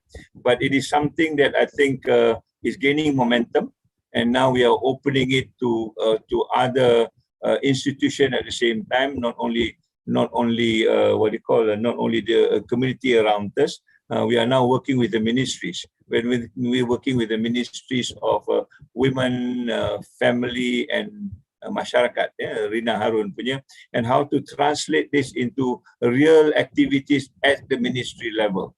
So we are taking this university education in its pristine form. What is it? It is about contributing and learning from other people, not within the classroom alone. The classroom is important, but we are not limiting to that. We know that there are sources of knowledge everywhere. And sometimes, like you said, the wisdom is outside the university. The university is all about knowledge, but very little wisdom.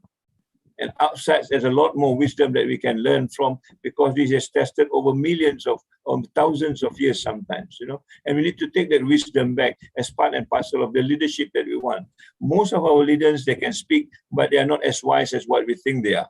And therefore, we are getting into this kind of issue, which is really very embarrassing. We have got 20 public universities, about 30 private universities, but we still do not know where we're heading, as though the university is not relevant at all. They are not tapping into the universities, maybe for some reason or the other. That's also because we have not shown that we can also lead. We can only follow. We don't lead at all. I mean, there's nothing substantive about the university in talking maybe the 12th Malaysia Plan. If you read the 12th Malaysia Plan, the role of university is almost very minimal. The word education is also not there, So how do you expect the university to shine when those recognition is not even given to the university? Then the university must exert. The university must actually push itself forward and be confident that you can also contribute to this. So these are major issues that I think students must bring to the fore. Otherwise, we will just pretend that everything is okay. At the end of the day, we are not serving the interests of everybody else, including ourselves. And I see the future of the university is under the COVID-19. If you are not well, if you are not good enough, we will probably close down. Google will come up with employment, employability. They're better at this. I think they're already offering about 600,000 places. They don't have to even to go to university. Just get a certificate from Google. You can get the job from anywhere that Google offers jobs. So the university will be, high and dry after a while, and then other people will follow. And then these big mega companies will take over, and that's the end of education. So we need to think about this very seriously. If we think the university has a role to play, let's demonstrate that we are relevant, and how we can do this, we can only depend on the youngsters. The old guys have spoiled it. You need to put it back somehow or other. Okay, thank you very much. I think we'll just do concluding comments, like very short, 1 minute from each speaker about what they think the future is like. And this much is, this is very much in theme with our next session, which is, on futures thinking. I can see Process smiling there. Yeah. So he's a mentor also for me. So, but anyway, just what do you think? How optimistic are you, or do you feel pessimistic about the future? And just concluding comments at the end. All right, maybe we can start with Davina, and then Afika, and then Tan Sri finally. I would definitely am very optimistic. I think we have seen, especially in the last few years, the trajectory of youths skyrocketing. Their ability to make real change, real impact on Malaysia has been proven time and time again. I think the only last bit is that we want to be like Dr. Zul says, right? We want to be able to remove the last layer and get the youths there and get them to those positions. And once we manage to do that, I think we will see a whole new Malaysia. And I'm excited for that, for sure. Right, thanks. Afika? I think moving to a very competitive era, the only way for university to be relevant is to be independent. Regardless of the university receive funding or grants from the government, but the university has to maintain its independency, because if not, not only the academics and not only the university will not be relevant, but also the academics and the student, the graduates will also be irrelevant in the future. All right, thanks very much, Vika. That's great. My take is the future is always there. There's always be tomorrow. The question is how do you navigate tomorrow and how do you realize tomorrow? And this is where I think Prof. Sohail will tell us the trick. The moment you get the trick, we will be there, inshallah. Alhamdulillah, we have got the UNESCO chair for the future. Is another, we are already in that frame of mind. Let's make it work. Another another literacy, which is the future literacy. How do you manage all this uncertainty, ambiguous thing? If you cut through those, I think we will arrive at the future the way we want it. So hopefully that will be the next agenda as far as the university is concerned. I would like to thank all the speakers in our plenary session. I think if we were to take a conclusion, I think it was a very open one. First of all, on politics, it should not come into the learning space, not directly at least, but at the same time, we need to be very open to global narratives, national narratives, so that we have a general focus, and universities should be open to that. And underlying that is the relationship between educators and the youth. And they need to forge a better relationship, a relationship of trust and a risk-taking attitude, so that, we can evolve into, a cooperative, achieving, institution that actually can contribute in a meaningful way. So I hope that, all our audience was able to benefit from the discussion at, one level or another. And, I hope that, I was able to bring out all the narratives, that the speakers had in mind, hopefully. Without any further delay, once again, I would like to thank all the plenary members. Unfortunately, there are so many questions I had, but we won't be able to go through them. But hopefully we'll have another one soon, inshallah. All right, so I'd like to hand the floor over to our MC. Thank you very much. Assalamu alaikum warahmatullahi wabarakatuh. Alaikum salam. Thanks, Riaz. Walaikum salam warahmatullahi wabarakatuh. Thank you so much, Dr. Riyasa, for moderating our session. And thank you once again to our honorable panelists for the very insightful discussion. Let's hope that all participants are not only satisfied with the input, but overall more motivated to be engaged in youth empowerment and activism for a more empowered generation in the future, inshallah. Now, ladies and gentlemen, we shall proceed to the next agenda, which is a special lecture. But before we proceed, to participants who have just logged in, kindly fill in the attendance form, as the committee will be sending the link to the attendance form now. So for this special lecture, we'll be featuring a very special speaker. And for that, I will now pass the floor to our moderator for the special lecture, Sister Alisa. Alisa, the floor is yours. Thank you, Sister Shasha, for passing the floor. Assalamu alaikum warahmatullahi wabarakatuh, and good morning, ladies and gentlemen. Welcome to the second session of the 2021 International Conference on Student Development in Higher Education. My name is Alyssa Muhammad, and today I will be moderating a special lecture titled In the Living Room, Learning and Working in Transition, which is going to be presented by Professor Sohail Inayatullah, who is a political scientist and futurist, and is the UNESCO Chair in Future Studies at the Sejahtera Center of Sustainability and Humanity in IIUM Malaysia. Since 2000, he has been a professor at Future Studies at Tamkang University, Taiwan, and an associate at Melbourne Business School in the University of Melbourne. He teaches online from metafutureschool.teachable.com, and since 2021, he has been a virtual futurist in residence with the government of Abu Dhabi.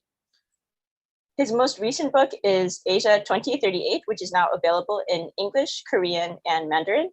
And in the past few months, he has conducted future thinking programs with the government of New Zealand, World Health Organization, the government of Egypt, Globe Telecom, the Islamic World Educational, Scientific and Cultural Organization, and the United Nations Economic and Social Commission for Asia and the Pacific.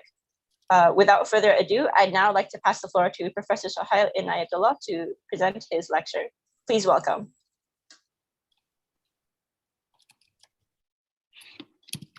Thanks so much. I assume you can hear me, and I assume you can see me. Let me share my screen straight away. So I will share the screen. Thanks so much. Just following on from the last session, I still remember when I was doing my master's in Hawaii in future studies. At the end of it, there was a one-year internship program. And the idea was to really learn from doing.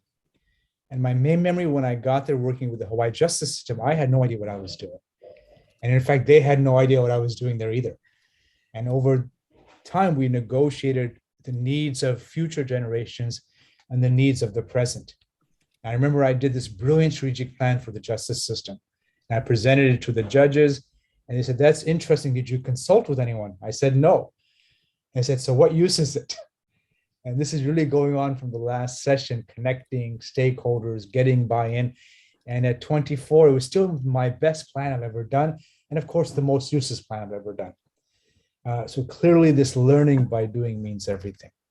So let me go on to the formal part here. And this is started with, I think earlier in the year, UN issued a report on some work we did in Egypt. And they titled it Better Than a Crystal Ball. Now that's interesting. Everyone wants us to be a crystal ball. What's better than a crystal ball? And so then as I thought about it, what they're saying actually is, well, if you're looking for a crystal ball, you're looking for someone else to decide. It doesn't develop your capability. You may ask the wrong question. If you ask the genie and you get one question, what if you ask the wrong question? And finally, the most important thing is you didn't make the crystal ball, someone else made it. So this is essentially, I think, what the last session was about. Now, working in education is not an easy job. Transforming universities, transforming educational systems globally, within nations, within communities, is a tough process. As always, you've heard Tan Sri Zul's presentation on this. We all know the core issue is the factory. The narrative is the factory. The metaphor is the factory. How do we change it? Now, this results largely from the imagination of the future. So there's some practical steps we can do, but also the long term is reimagining it. If we go back 100 years ago, this fantastic image that my colleague Ivana Milojevic showed in her book, Educational Futures, if you look at the students, they're passive. The whole notion was information gets directly downloaded, but students themselves stay passive. So this became one of the core issues here. How do we get students to become far more active? And we know from research from The Economist, educational systems that work best are peer-to-peer, not professor to student. It's people doing things. So when we were working in Norway, we said, here's the factory, what do you do? And they said, well, let's make it a jazz orchestra. I said, okay, that's a brilliant new narrative. What does that concretely mean? They said, well, you still want individuals to excel, but you want them to learn emotional intelligence, which is cooperation. And you don't want a crystal ball, you want emergence. You want to see what emerges naturally from the collection of ministers, professors, students, corporations, communities. So this became fascinating. In the Philippines, when we were working with the Office of the President, they said, actually, the only way to deal with the factory is a wrecking ball, just destroy it. We can't innovate, we can't do marginal change, we can't add on bricks, have to destroy the entire factory. That's the only way forward. Now, COVID-19 has given the tools for the factory destruction. I've done, I think, at least 100 speeches in the last year and a half. And in every one, no one wants to continue the factory. Not one student, very few professors. So why does it stay? That becomes an operating question. It stays partly, it's not just the factory as a narrative that defines schools, it's those within ministries, they have a story as well. When I ask ministries what their story is, more often than not, they say we're in a castle surrounded by hungry wolves. I said, that seems fantastic, all about the same time. They go, yes, in the castle is heaven. We have brilliant rectors like Tan Sri Zul, we have fantastic professors, deans. We're in a round table, we're sharing, we're learning, but outside of the castle is the problem. There's parents, teachers, students, media. There's a sense of fear. If I try something new, what will happen? Will the parents object? Will the traditional scholars object? Who will object? Innovation becomes high risk activity within the university structure. At the risk where you feel at the amygdala level that you're about to be eaten, about to be killed. So what do? So some solutions that emerge is, well, how do you transform the castle? One, you could lower the drawbridge, invite the wolves in. Let the students, parents, teachers into the castle. Show them, actually, the castle looks like it's a lot of fun, but it's not. It's very boring there. Two, you can change the castle to an ecological park. Make learning about nature, about play. You still have excellence, but you're learning through real problems such as climate change, such as pandemics. Often people say, well, actually, it's not just about a park. You have to have direction. Where's the park going? So this is you transform the wolves into huskies and move towards the vision. The Garden University, as IIUM is trying to do. So you have to challenge the current story. And that challenge is not risk-free. So what do? So now the experience I've tried in the last year, I'll give you some of those. With one leading high school, Brisbane Grammar School, we started this process during COVID. And they came up with 4 parts of their vision. First, see leadership as like migrating geese. Leadership as like migrating geese. This will be a next tough 10 years. So you take turns being a leader. You get inspired, then you get tired, you want to rest. Second, become flexible. You cannot have classes in the morning when you know teenagers are asleep up till 10:30, 11 a.m. So change the working hours. We know that from the scientific research. Anyone, anywhere in the world who starts classes at high schools at 9 a.m. is going against science. So you have to become flexible. Change the working day, bring in well-being, and that becomes critical. Is it just about books learned? You can't learn books or knowledge without well-being. Well-being of self, prayer, meditation, well-being in nature, well-being, which is the connectivity of each one of us, connectivity to a higher purpose. And finally, the school said, well, the 4th part is trust. As more and more pandemics come, as more and more crises come, we have to have an early warning system that alerts staff, students to risk, to keep people safe. So well-being, flexibility, trust, and take turns leading became their solution to transformation. Now, when we ran this with other high-level educational school system, they made sure they had students in the room. So students were the stakeholders. We had principals, people from the ministry. What the students said is they actually want a dramatically different type of educational system. They said, we want a Tinder of education. If you don't like the teacher, they leave. If you don't like the principal, they leave. So full student power, as you had in the 12th century in Europe, where the professor was not allowed to leave the campus without student permission. Professors would write letters to the students, and they said, you can now leave Bologna. You're allowed to leave. Students had all the power. So they imagined this future. The principal said, that's crazy. We're the authority. Tradition, authority, we should design it. So then they came up with a new narrative. This was life as learning, life as service. New technologies with spiritual learning. Face-to-face, with digital, with AI, with teachers as navigators. So this became holistic teaching. So in this intermesh of student, teacher, elders, they found a solution that could meet the needs of everyone, which is our challenge today. I was approached by one of the largest research centers in the Asia Pacific region. They're one of the leaders in COVID research. They said, we have to change not just how we teach, but how we do research. So what did they say? They said, right now, our research is like a 100-pound gorilla. Look at the bottom. It's national. We're always looking for money. It's grant-based. It's hierarchy. Our labs are hierarchy. So what do? We need a new 10-year vision, a 10-year strategy. They said, let's go from the gorilla, one figure, to the hive, which means intelligence everywhere. International research centers. We're no longer just from the grant, different KPIs, new type of fundings, going to citizens with our funding. And this means we have to go from the lab, which they said to me, which was white lab, white building, etc. is that we have to become team-based, cooperative. So educational systems have research centers which have to shift, teaching centers which have to shift. So they're in the middle of trying to make the shift. And of course, we know it's difficult because there's short-term pressures all the time. So their metaphor was very clear. The 100-pound gorilla to the hive.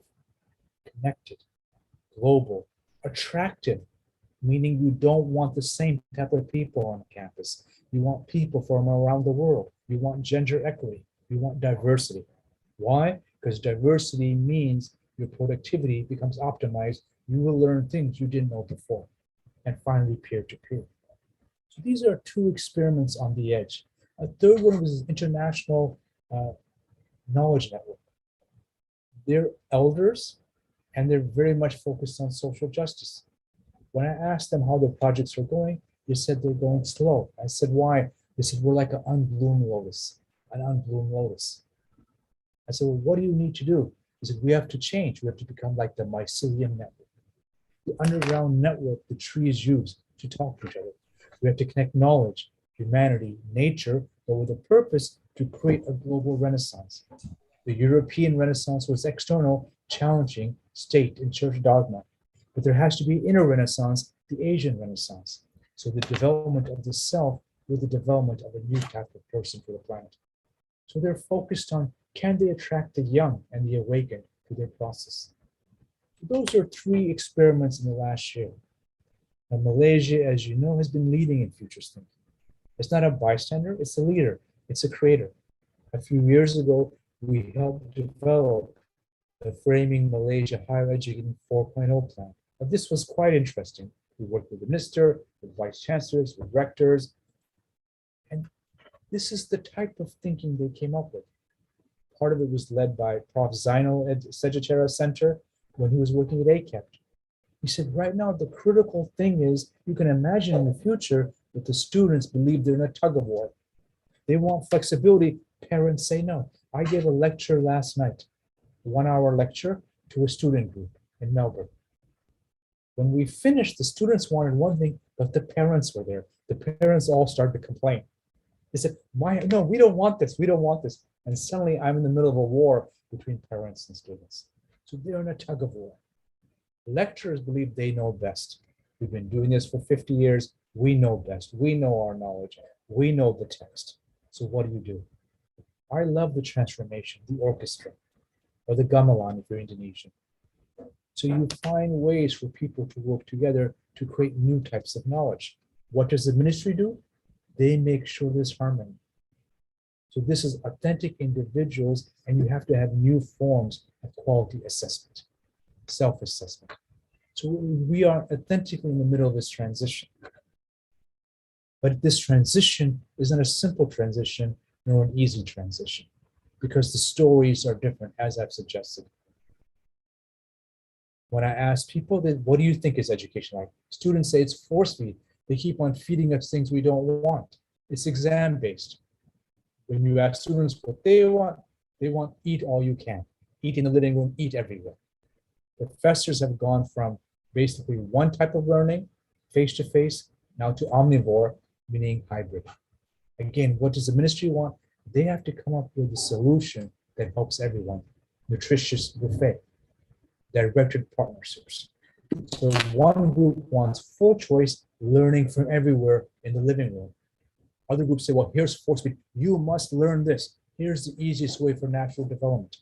The ministry has to come in and they talk about the wisdom of choice. This becomes a transition, even if parents resist. Now, if we go further, if we try to think about the entire university system, how might it change the next 20, 30 years? This project for the Malaysian ministry was quite remarkable. They said today, in 2018, if we do nothing, we have the traditional brick and mortar system. Traditional brick and mortar system, K to 12, 4 years university, etc. Very much curriculum led by the professor. But what if we're able to act? What if we coalesce? What if we have some alliances? They call it marginal change. They call it the jukebox university. Students can learn from all over the world. But there's still structure. The ministry creates the jukebox. Business helps design the jukebox. There's some choice, but again, limited, as I said earlier. The long term was, they called it the adaptive Uber University. You're in the living room. You can order food from Shanghai University, from Oxford, from Harvard, from Berkeley, from IIUM. You can order food from wherever you want. So this is in real time, you're at the center ordering knowledge from the entire planet. This means universities have to go from for-profit, nation-state based to global centers of knowledge. If universities don't do this, as Tanshri Zul suggests, Google will take over. Either universities align and work together, create global cooperatives, or Google will do it. And perhaps Google will do a better job, let's see. But the last scenario was the most radical. They said, well, let's imagine a world after the university. Do we still want universities? What do people want? They want to learn skills that are useful, spiritual skills, emotional skills, money-making skills. So they said, let's move to the world of nano micro certification. So then the ministry sets up systems for students over a lifetime to certify. By students, I mean 5-year-olds, 80-year-olds, 100-year-olds, 120-year-olds. So this is nano certification for the full life cycle. So this is their imagination. So we start with examples of what's going on. There are 4 possible futures, but we have to understand the world will not be stable. The world will not be stable. We're in the middle of a dramatic number of revolutions. Most important for us, if we look at the forecast, they're quite obvious. Jobs will disappear. Students are chasing careers that won't exist. Young people on average will have 17 different jobs. My daughter's 25. She's, I think, already had 15. She started at 13. The last 12 years now, she's had 15 jobs. And I think she'll go way past 17 by the time she retires. Now, what is the challenge? The challenge comes from AI. When I ask boards, do you have gender diversity, inclusion? But also, what % of your board is AI? You have a robot on your board. So this is the dramatic disruption. At the same time, we know 1 billion people are coming into the market. So jobs are being replaced and new people are entering the market. This creates a dramatic contradiction. So what do? There are choices. These are personal choices, university choices, national choices, and global choices international organizations have to make. The easiest thing to do, what appears to be the easiest, is teach and train for the 1950s for one job, one career, and I would argue for jobs that no longer exist. We see everyone doing that, teaching and training for jobs that no longer exist. Choice 2 is, you might say, marginal change, slow change, catching up. You add some bioinformatics. You use some platforms. But testing and curriculum and who has power in the university stays the same. So this is a marginal shift. The most interesting one is the adaptive change. We're seeing that the new jobs emerging. In the US, solar energy creates more jobs than any other industry, yet it's pushed down all the time. So adaptive change is, again, going back to the student in the living room, the student having choices with the ministry helping with the wisdom. So this mobility of students and teachers. So now you're teaching and training for tomorrow's jobs. Now, what might they be? We know it's for aging. We know it's in health. We know it's peer-to-peer. We know it's bioinformatics. We know it's robotics. We know it's 3D printing. The work I'm doing at WHO, we're doing reports on what's called the anticipatory city, the city that's living, that's breathing, where it identifies risk, health, well-being. So this is what's called teaching and training for tomorrow's world. But we can go radical as well, if you're willing. So universities not only have to challenge today, you have to create the radical new future. So the work we're doing in government of New Zealand, they're talking about the shift from GDP to well-being. By 2050, they want to be part of what's called the sharing economy, a real peer-to-peer Uber economy where the Uber drivers, the peer-to-peer drivers themselves make the money, Grab in Malaysia. So this is a world where the real skill is collaboration. The real skill is spiritual intelligence. This is moving from just prosperity to prosperity, people, planet, and of course, purpose. So here are 4 possible futures. You teach for jobs that no longer exist. You do a little bit catch up, but you'll always be catching up. Or do you adapt and try to be part of the transformation process? As you do this, have one eye out for the long term, 20, 30, 40, 50 years ahead.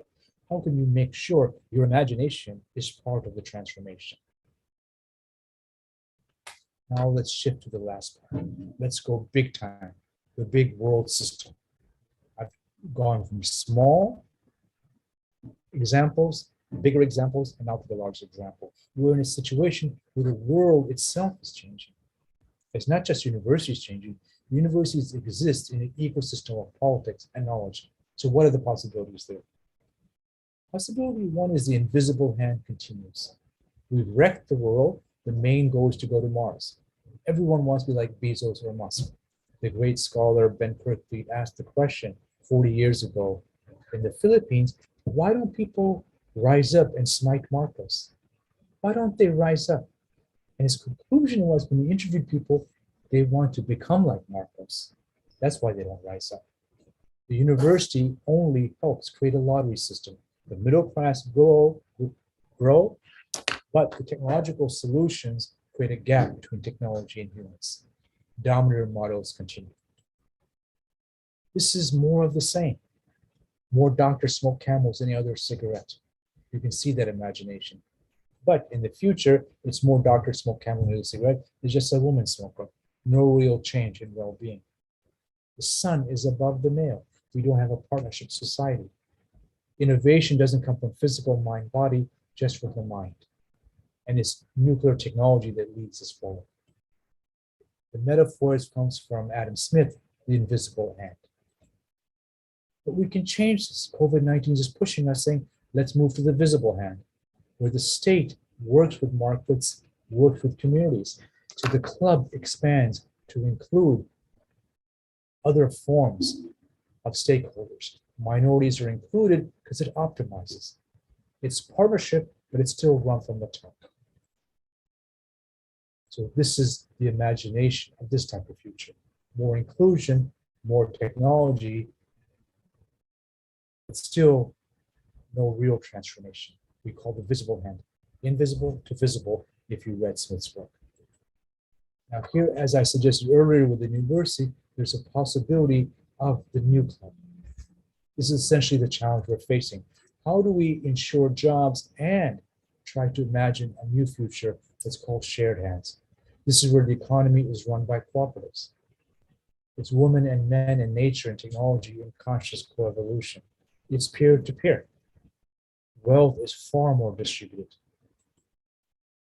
So this is where you go from inefficient capitalism to Uber, Airbnb, Grab, efficient capitalism to the next step, the prosumer, where in fact the owners of peer-to-peer capitalism are us. This is quite a dramatically different future. Linked to culture, linked to community, linked to nature, using technology. Government New Zealand, this was their imagination of 2017. You can see how the design is infrastructure for the future quite dramatically. The UNSCAP, this is how they imagined it. This is 2050 for you, 2040 Asia Pacific region. Nature, technology, family in a green world. And the last one is perhaps too far for this meeting, but this goes to the club transforms and we move to a future of magical hands. Deep inclusion of all, artificial intelligence, 3D printing, and even the role of placebo in medicine, nanotech, renewables. Ownership itself disappears. It's called the flow economy, smart robots everywhere. I want to go even so far, if shared hands was mind in technology, AI, magical hands is consciousness in technology. Our notion of identity as well changes. As an imagination, this is what it looks like. Guided by spirit, connected to nature, informed by ancestors, and working together. It's a very idealistic vision and perhaps too far for today. But it sets up, am I learning yesterday's knowledge? Am I learning tomorrow's knowledge? I'm also learning how to transform tomorrow to something else, the role of magical hands, what every mystical system speaks of. So this is the way to construct this. Members only, the invisible hand. What does the university look like? The university maintains privilege. Visible hands. The university now ensures greater inclusion of new skills, emotional skills, new jobs. Shared hands, the university is not just focused on new jobs, it wants to change the nature of jobs, moving towards cooperative, the quadruple bottom line.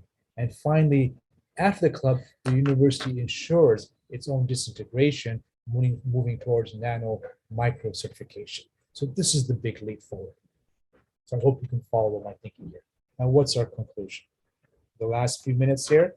Conclusion one is we have to change who we are and how we measure who we are. A few days ago, I was working with the UNESCO Institute for Higher Education, helping them develop their new vision for the future. And we interviewed all the professors in the workshop. They said, today, we're slaves on a ship with food disappearing. Slaves on a ship with food disappearing. We're in the world at the very best catch-up. Economy is knowledge extraction. It's competition. There's a skills gap, only research.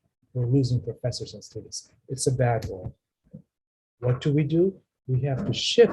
They said a big boat, food for all, traveling to Eco Park Island. This becomes the visible hand towards the shared hands. And this world is not neoliberal hierarchy, but the interconnected biosystem. What does the new system looks like? It rewards all types of knowledge. It's cooperative, not competition between professors. It's anticipatory action learning about doing things that are valuable as the world changes. What are the key KPIs? Futures literacy, gender equity, and you get rewarded not just for publications, but for teaching.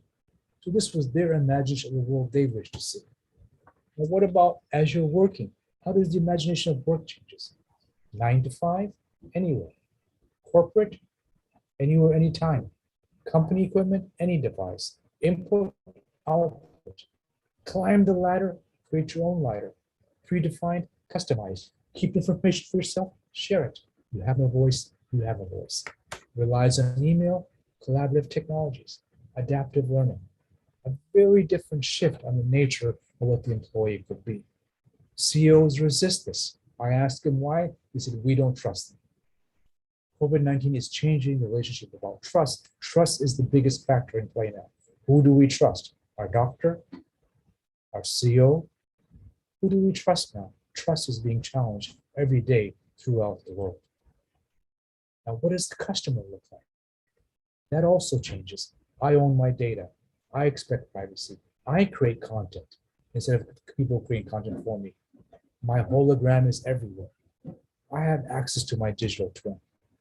My physical environment and my digital environment interact effortlessly. Universities must ensure the effortless, seamless interaction of virtuality, face-to-face, and nature. This becomes not just a job challenge, but the experience challenge every university must face. So what's the main insight for education? What's the main insight? One, summing this up. If you have recommendations for your ministry, move towards flexibility. Move towards well-being. Teach and train for tomorrow's jobs and systems. IQ with EQ, with TQ, with SQ. This is called the transformation. Force feed to healthy buffet. Hierarchy, expert plus co-created. Clock in, clock out to augmented. The lecture to the learning journey, the eco platform. And what are the core insights for work? Policy strategy is to move from the invisible hand to visible to shared hands. Otherwise, the system will crash. Because people are excluded, you're losing value. You're losing prosperity. You must have fluidity and flexibility, but people are afraid. So you have to have a UBI, a universal basic income, or universal basic assets. You want to encourage risk, but there has to be something to support people. And there has to be a structural shift in the world economy. A maxi with a mini. Maxi with a mini, a wealth cap with a base. when we were working with UNHCR in Geneva, my favorite metaphor was the system of education, of learning, as well as the world economy has to become like a trampoline, It keeps you stable, but once you bounce, it takes you to new heights, intellectual heights, spiritual heights, emotional heights, learning heights. We're growing, we're adaptive, we're part of co-designed evolution. Thank you so much. I hope that was what you needed and what you were hoping to connect with. Thank you, Professor Sohail, for the insightful lecture. We will now open the floor for a 15-minute Q&A session with the audience. Do send your questions to the Zoom chat and the YouTube live stream chat so that I may direct them accordingly. I am going to be checking I'll switch to this. I have questions though, for sure. Okay. My first question, because you had mentioned that we are currently, the idea of having a very competitive market space has been around for like ages, even before this decade.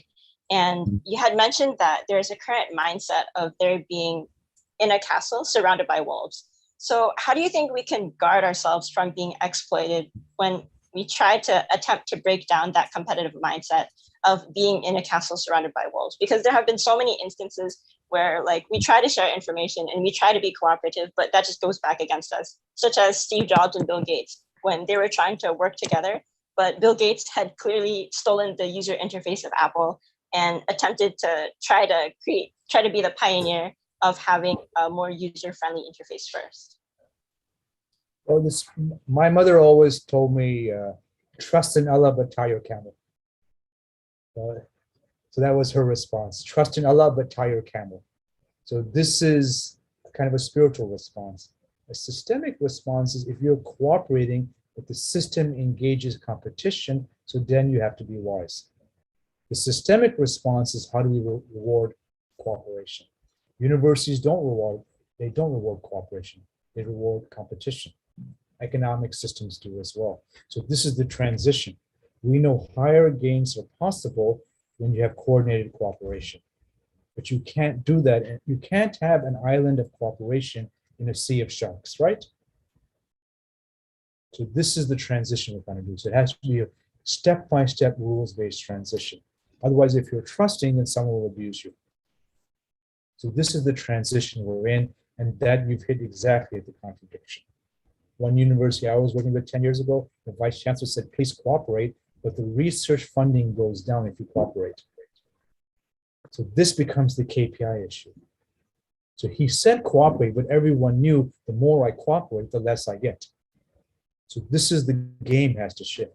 So your KPI, the way you reward people, has to be done through cooperation. That's actually how you reward.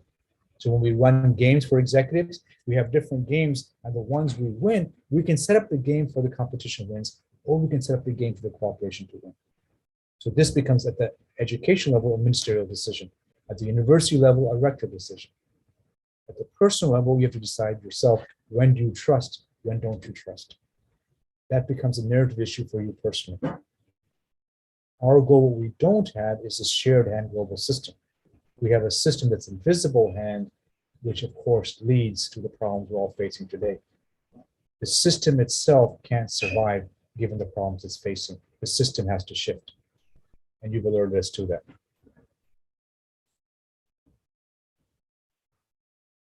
Okay, so to expand on that, considering that we are currently in a system of the invisible hand, right? As students, or like just as individuals, like very bottom tier, what's the first step for us to take when we are trying to build trust in other people, considering that there's so much risk that we have to put at stake when like there's so many others out there, or especially because there are so many others out there that clearly have more power than us? I know what we did when I was a student in Hawaii. We were doing our MA together, about 10 of us. And so we created weekly meetings and no professors were allowed. And all the professors wanted to come to our weekly meetings. And we said, no, this is really a student-only space. We're learning from each other. So you want to be learning from each other, from traditional professors, from knowledge systems, So you want to create an ecology of learning. So you're supporting each other in this. So that's what you have to create. So you're going from invisible to visible hand. Visible hand comes in and says it supports the systems you want. So you have to create those. And we know the research peer-to-peer learning is far more effective than the lecture. So you create group systems, group spaces where you can do that. And you start to encourage and force that. So that's one way forward. And I remember doing that many times and it worked really well. That doesn't mean the entire world is going to change, but at least your world starts to change. So that's one concrete way you can move forward. So you change your own KPIs, which you value, and then members who are part of that KPI, you reward for being cooperative. Members who aren't, they instantly figure out, aha, they're playing a different game, visible hand or shared hand. So this is the storytelling part. It's almost saying the price of entry into our community is sharing. If that entry point is acceptable, please join. If it's not, this isn't going to work for you. And instantly you can tell.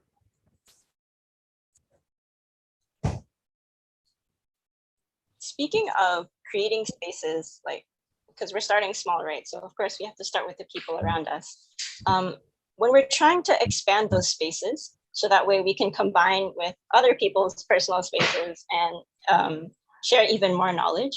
How do you think we can cater to the different needs of the stakeholders in question when we're going to adapt these new practices, such as you had mentioned having later school hours in high school? Because obviously, all of our decisions, all the decisions that we make have their own consequences, regardless of whether or not we're in control of that. Like I'm speaking right now, and whoever is participating in this lecture right now kind of has no choice but to listen to me because I'm talking, unless they take out their earphones, of course. So how do you cater to those different consequences and needs of all the collateral stakeholders out there? So the work, two ways. I use a methodology called CLA, causal alert analysis, which says the first thing you have to understand is what are the metaphors of the different stakeholders, which is their core needs. If it's authentic, if it's honest, then you can create shared stories. If it's not, you can't.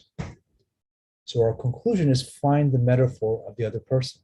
When I was working with mayors, my strategy was to say, hey, the future's coming, change. And then one of the mayors said, why should I? I just want to get reelected. So my metaphor is create a better world. His was, no, I want power now. And so I had to negotiate that because I was very clear. I was on a mission to get funding to ensure the Futures Project continued. So we had to link 2040 with the next election. And so this is what I understood his story. So in every situation is finding out what are people's stories. With my PhD students, when I first meet them, I ask them, what's your story? What's my character in your narrative? So one PhD student, he said, aha, my story is I want to be a rock star. And I said, so who am I in your narrative doing the PhD? He said, you're basically my manager. So he didn't want any knowledge from me. He was very clear, manage my experience from lowly singer to rock star. So this is the clarity in your stakeholders. What's their life narrative? What's your role in that story? Then you're basically trying to easily figure out what you can do. When that doesn't work, it leads to disaster. One country I've been working with, they said, why is their national cyber crime strategy failing? And they said, because they only saw it from their view. They didn't see it from the view of organized crime, state police, private sector. They had their view, here's how we're going to do this, instead of understanding the ecology of story. Once you understand the stories of the other stakeholders, then you can have a far more wiser strategy.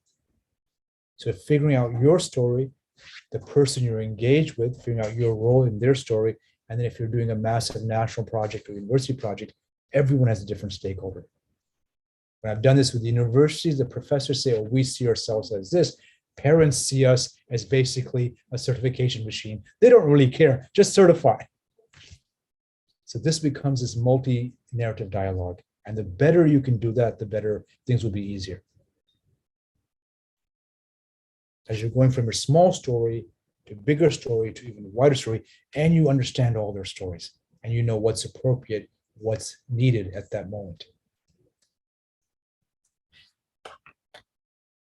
I really like that you're using this metaphor of storytelling because I love reading and I love writing as well. So like everything, I think like the way I organize my thoughts and ideas is pretty much as a story. And speaking of that, like, because we all have our own stories, right? In those stories, there are obviously ups and downs. We don't always experience good times and we make a lot of mistakes. We have a lot of regrets in life. So while we're moving into the future, how do we get away from the baggage of the past? Because we will always have to make mistakes when we want to understand how to better ourselves, especially in the education sector, when what we experience in school is not necessarily aligned with higher education experts and the such. So there's a personal and a systemic view. At the systemic view, we call it the used future.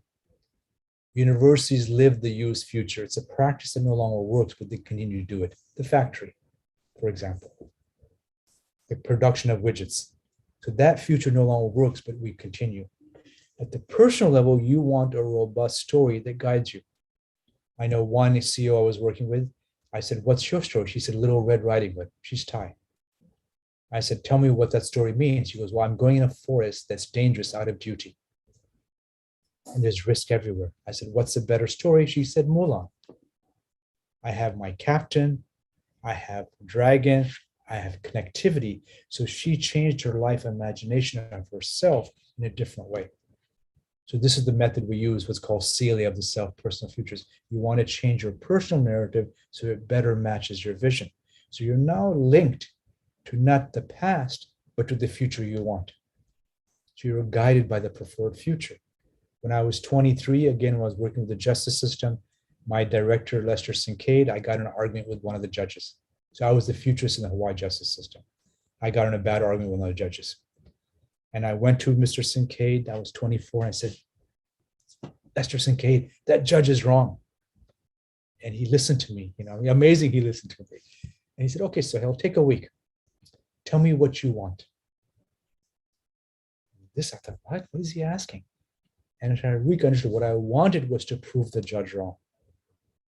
And then he looked at me and said, is that what you want? Or do you want the future's center to grow and prosper and help the judges? And then I realized, what was I being guided by? The need to be right or a greater need for prosperity for all? So this becomes the key factor when we're involved in conflict with others, with ourselves. What's our true vision? And that guides us. So I would say, be guided not by yourself who's 20 or 24, be guided by yourself that's 80 or 90. Ask her, ask him, what should I do? So we call this making a temporal link between now and the future. And the future self is wiser, can help us decide when things are difficult. So this is a simple tool, but it's also saying that the narrative is defined by where we wish to go, because we know the present can be difficult.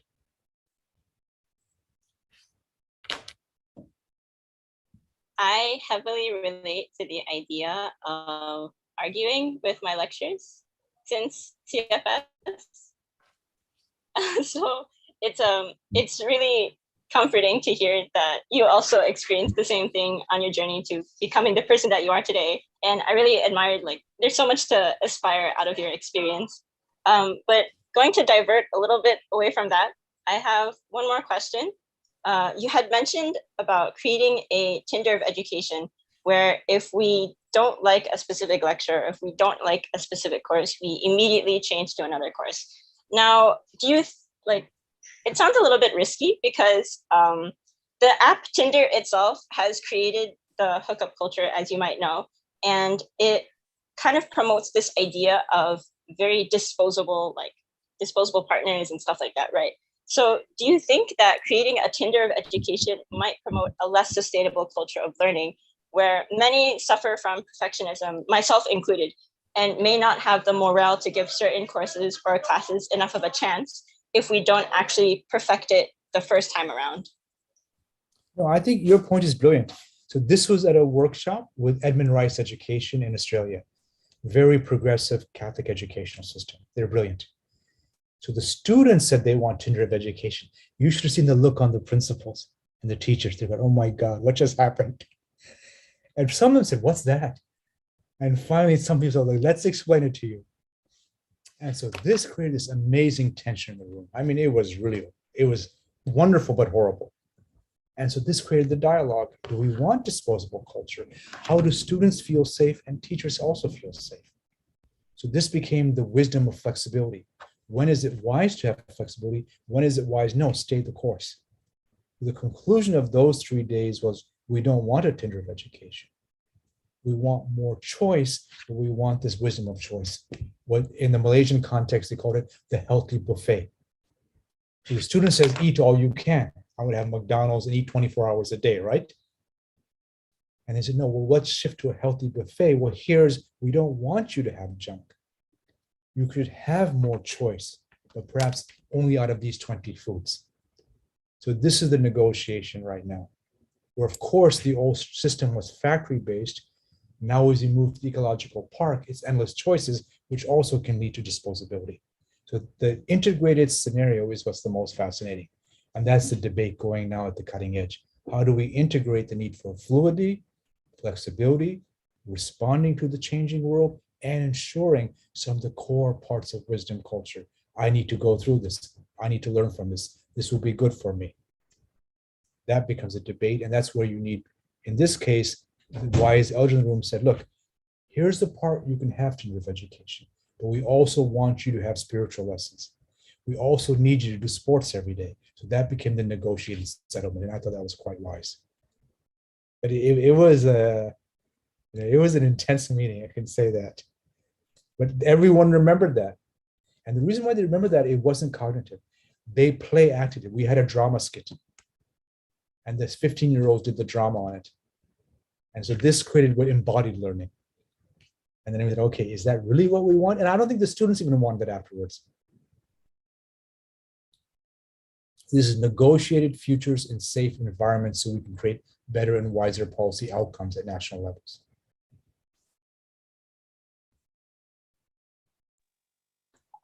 It's very understandable considering that there's so much to fear out of the unknown.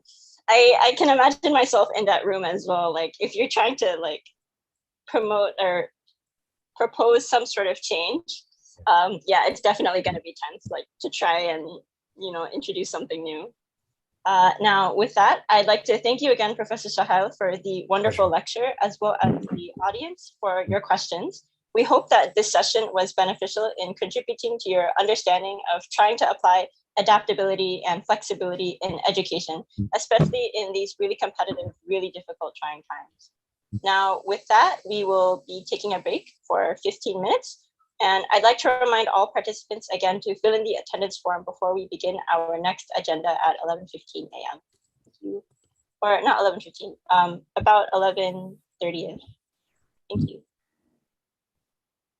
Thanks, Lisa. Great hanging out with you. It's a pleasure to meet you.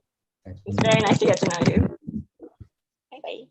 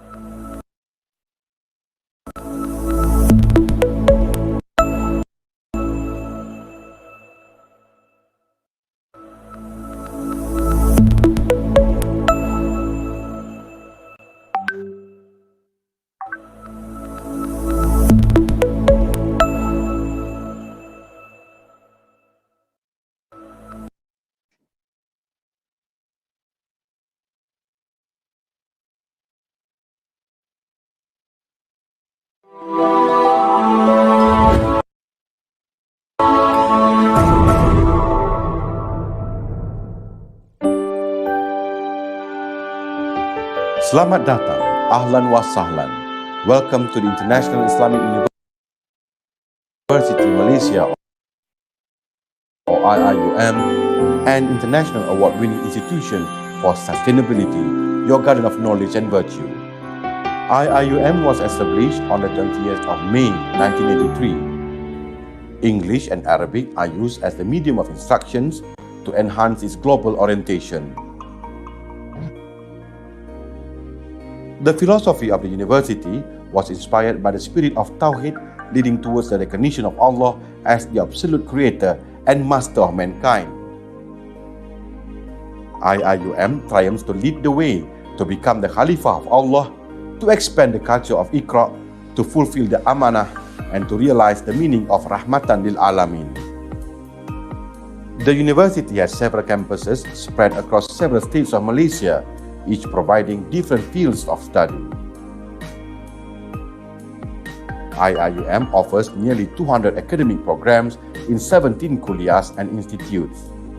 The main campus is in Gombak, Selangor, covering 700 acres, beautiful architecture with elegant Islamic style buildings. Gombak campus is blessed with majestic green forested limestone hills and a cool calming river, nature's wonders of flora and fauna, a conducive environment for study. Kuliah of River Knowledge and Human Sciences, or KIRTHS, is the largest kuliah in the university with more than 5,000 students. It was formed to integrate human sciences and river knowledge disciplines. The kuliah offers courses that bridge the divide between Islamic and secular sciences. Other kuliah of IIUM in Gombak campus are Kuliah of Economics and Management Sciences, Kuliah of Engineering,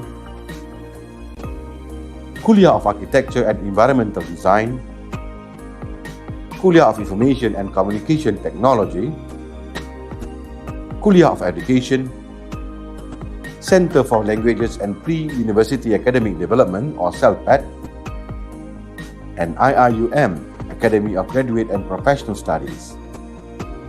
The campus offers complete range of facilities, including on-campus housing, a mosque, 2 state-of-the-art sports complexes with Olympic-sized swimming pools, a fully equipped library with more than 2 million printed and digital materials supported by online databases, a medical clinic, convenience stores, a post office, and 3 Malaysian commercial banks. The Kuala Lumpur campus at Pasaran Duta houses the International Institute of Islamic Civilization, or ICSDHE. ICSDHE aims to proliferate studies on Islamic civilization through learning, research, and exchange ideas and knowledge. The Kuantan campus is located on 1,000 acres of land, just like a garden within a valley, surrounding by large greenery.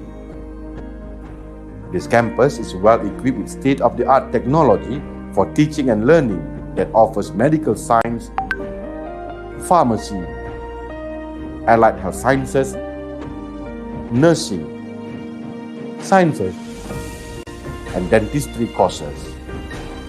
The Sultan Ahmad Shah Medical Center at IIUM, or SASMEC in Kuantan, was built on 27.8 acres of land for undergraduate and postgraduate teaching hospital and tertiary referral center, complementing the medical and allied health faculty provisions.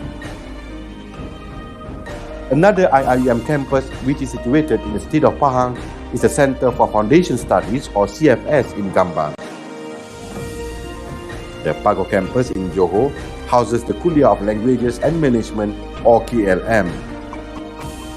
IIUM will continue to be competitive in its mission to make Malaysia a global center of excellence for tertiary education. It will also continue to make significant contribution. One of it is to serve the Ummah. IIUM, leading the way, Khalifah, Amanah, Ikram, Rahmatan lil Alamin.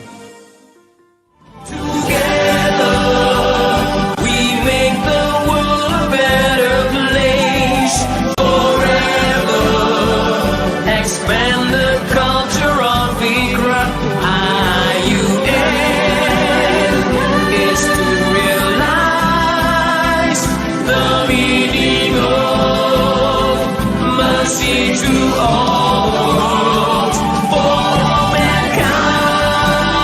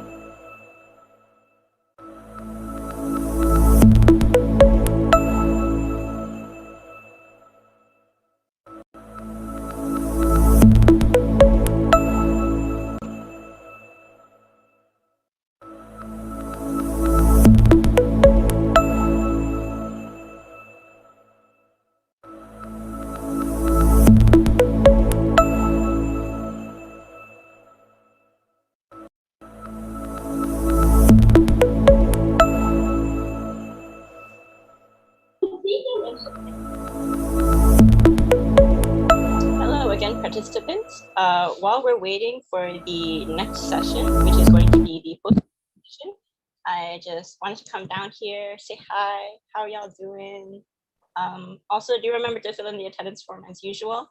And yeah, fill up the chat with whatever like conversation you'd like, introduce yourselves, and so on and so forth. I'm really hoping that you guys are enjoying this session. I'm sorry, did somebody have their microphone on? Yes, no, maybe? Okay, that's okay. If y'all are shy, that's okay too. Anyways, I'm hoping that you guys are really enjoying the conference so far. I definitely enjoyed, oh, it's okay, no worries. Thank you for coming, Ang Kei from UPM. Anyways, I really enjoyed the previous session that I just did about education and trying to adapt to a very competitive, very technologically advanced future. And I really hope that you gained a lot of insight from both my session as well as the previous session, the forum, on from the experiences of the 3 different speakers that had just come out today. It was very gracious of them to spend the time or take the time to join us this this morning. So yeah. Yeah.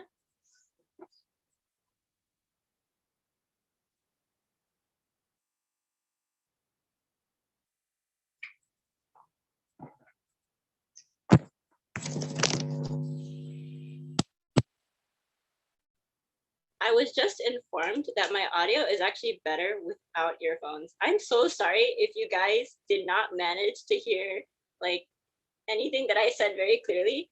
I'll take out the earphones from now on. But yeah, what I'm really worried about is that because the microphone on my phone is kind of strong, it'll also take the background noise. So I'm really hoping that like you guys can still hear me regardless of that. With that, I'm going to be passing the mic to Najiha. Oh, thank you, Widya. Also, thank you for coming around. It's a pleasure to see you. Thank you. Thank goodness, this phone, I actually got it like a couple months ago. So I'm still like trying to get a feel for it, trying to test it out after using an old phone for like 5 years. So yeah. With that, I'd now like to pass the mic to Najiha Hisham, who will be starting the poster competition. Go ahead. Assalamualaikum warahmatullahi wabarakatuh. Very good morning to everyone here today in the virtual exhibition and poster competition. Pleased to be here. I am Karinisa Najia at this session's moderator. Now, to brief a little on the event, the virtual exhibition and poster competition is a sub-event of the main program of the International Conference of Student Development in Higher Education, or in short, ICSDHE. It is a chance for creatives at the undergraduate or postgraduate level to participate in a poster competition themed and new narratives and present their works at ICSDHE 2021 virtual exhibition. So the flow of this event will proceed with the presentation of the posters by the participants, then the announcement of the winner of the event tomorrow by Dr. Mior Alip bin Mior Azalan, who is the I1 Head of Advocacy and Consultancy Unit, as well as the advisor to ICSDHE. And as for the judges, we have with us here today, please welcome Dr. Shamsina binti Muhammad Hanifa, who is the principal of Mahala Sumaya in IIUM, Dr. Emilia Wong Asman, the Deputy Director Office of Knowledge for Change and Advancement, as well as Dr. Muhammad Noor bin Abdul Jalil, who is the Deputy of Student Development of Abdul Hamid Abu Sulaiman Kuliah of Islamic Rebuilt Knowledge and Human Sciences. They are the respective judges who will be scoring on the exhibition today. And without further ado, let's begin the exhibition. First off, let us have Darwisi Roslan and Nur Athira from the International Islamic University of Malaysia to present their poster. The floor is yours.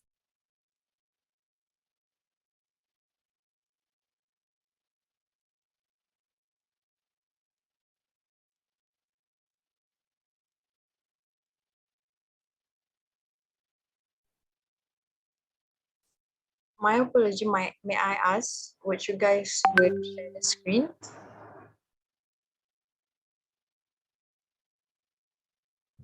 the poster, I mean. I think it's you can share or me is okay. You or me?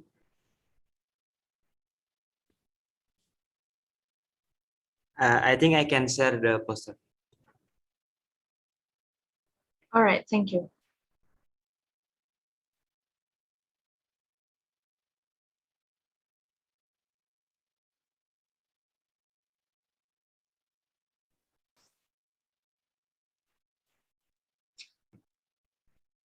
All right, thank you so much for sharing the screen on our poster. So I'll start the presentation right now.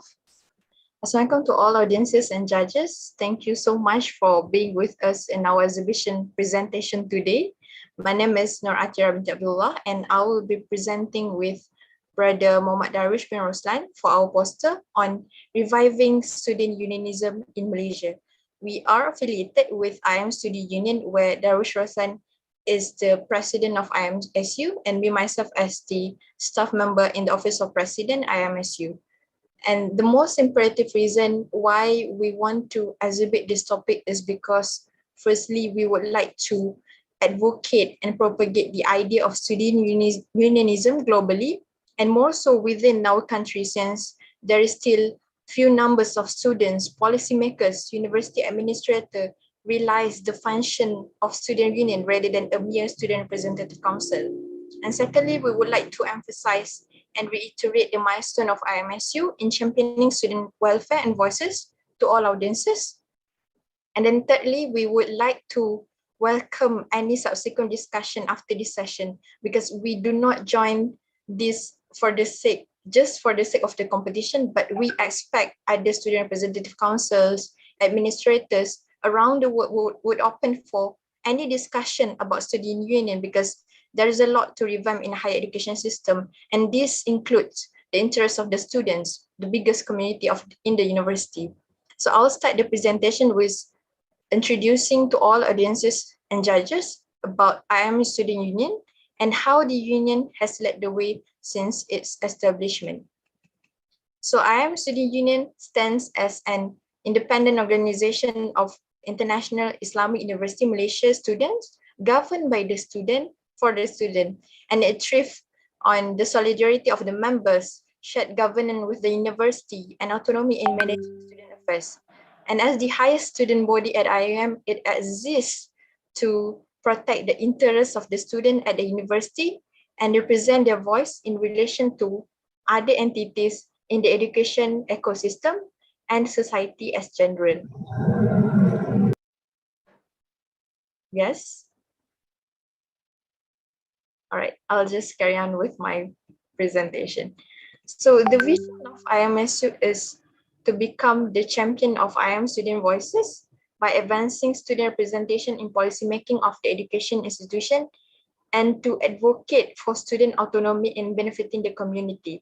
And the mission to achieve this vision, it includes cultivating stakeholder trust through grassroots engagement. We should nurture holistic excellence in all activities, and the union must promote intellectualism and activism. And all of this vision and mission will not be possible without promoting the virtues of unity, transparency, and professionalism. So that is the introduction of IM Student Union that was established in 5th September 2018 at the Registrar of Societies.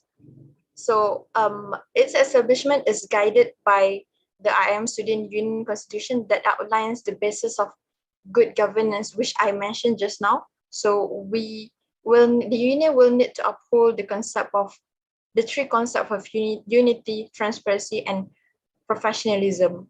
And to further understand, in the earliest establishment of IM Student Union, how the union understand the meaning of student unionism, because student union has lost its meaning since 1970s era. So it was developed during our time. So it is hard to see and it is hard to have a guideline on what student union should be in this area.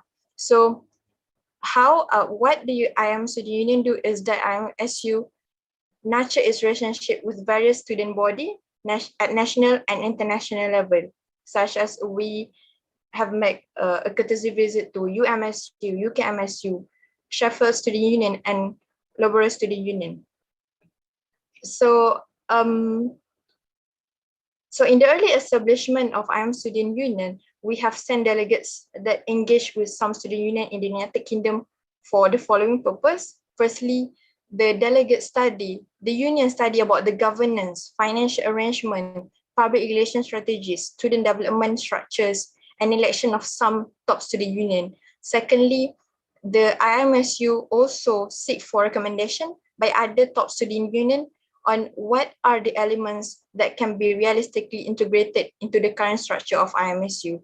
And the third one is the purpose of the engagement to UK is to create networks and friendship with the parties engaged for a long-term exchange of information, advice, and project.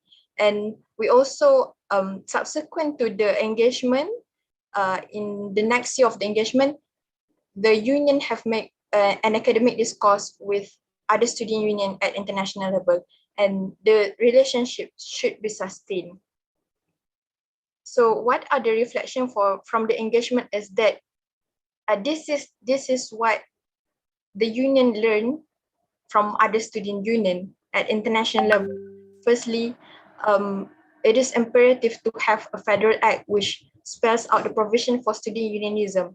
So it will give a university or a college a statutory duty to ensure fairness and democracy of a student union operation, and it will hold it accountable for its finance. And this federal act that was constituted by the federal government will facilitate the establishment of student union, the provision of block grant as its key income, and also collaborative effort in serving student educational interests and welfare needs. And then the second reflection important is a good governance system in the union, which explicates jurisdiction and job scope description of each party within a student union, and it should be laid out in its constitution and bylaws.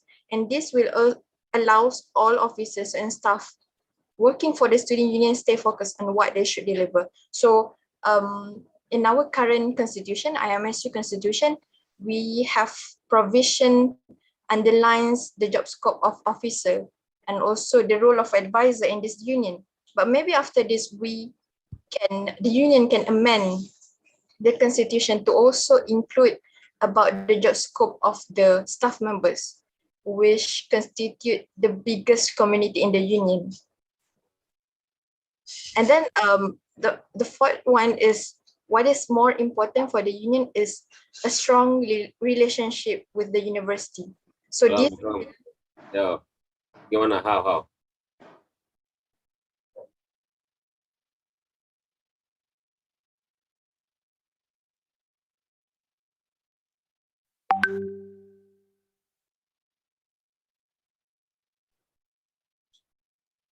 Hello, am I audible?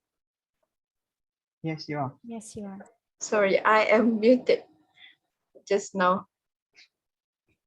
All right, so what is the importance of strong relationship between the university that it will ultimately allows collaboration between these two important identity in university community to identify problems and provide solution effectively. So the advantages of student union is that they have an access to the grassroots, to the student, like on the ground problem, they know about all of this. And this thing, the university administrator, they didn't know about this. So these are the advantages of student union. And it is all the more reason to involve student voices in the university boardroom where policies are made. So in the current practice of IM Student Union, we have a memorandum of understanding with the IIUM. So it bind the university and also the union on what are the things they should collaborate with each other for the sake of the students. So this is creating the pay for other student representative council to also practice the same thing in their university. And then the last one, what is important to establish the union is it must have the element of fairness and democracy, where students must be empowered to unionize through automatic membership unless the right to opt out is exercised. So other than that, the union should have effective election mechanism that is governed by the student, where single transferable vote system is being employed. And the outcome of this element is that we have practiced it in the previous election, where the election commission is chaired by the student. So it's entirely the work of the student, the work of democracy by the student for the students. So next, also in regards to the election, the candidacy must go by specific portfolio, which entail one manifesto to reflect as such. So there is no general candidacy, or there is no election first and then we have shura after that. So we need to uphold the system, the autonomy and its democracy of the union.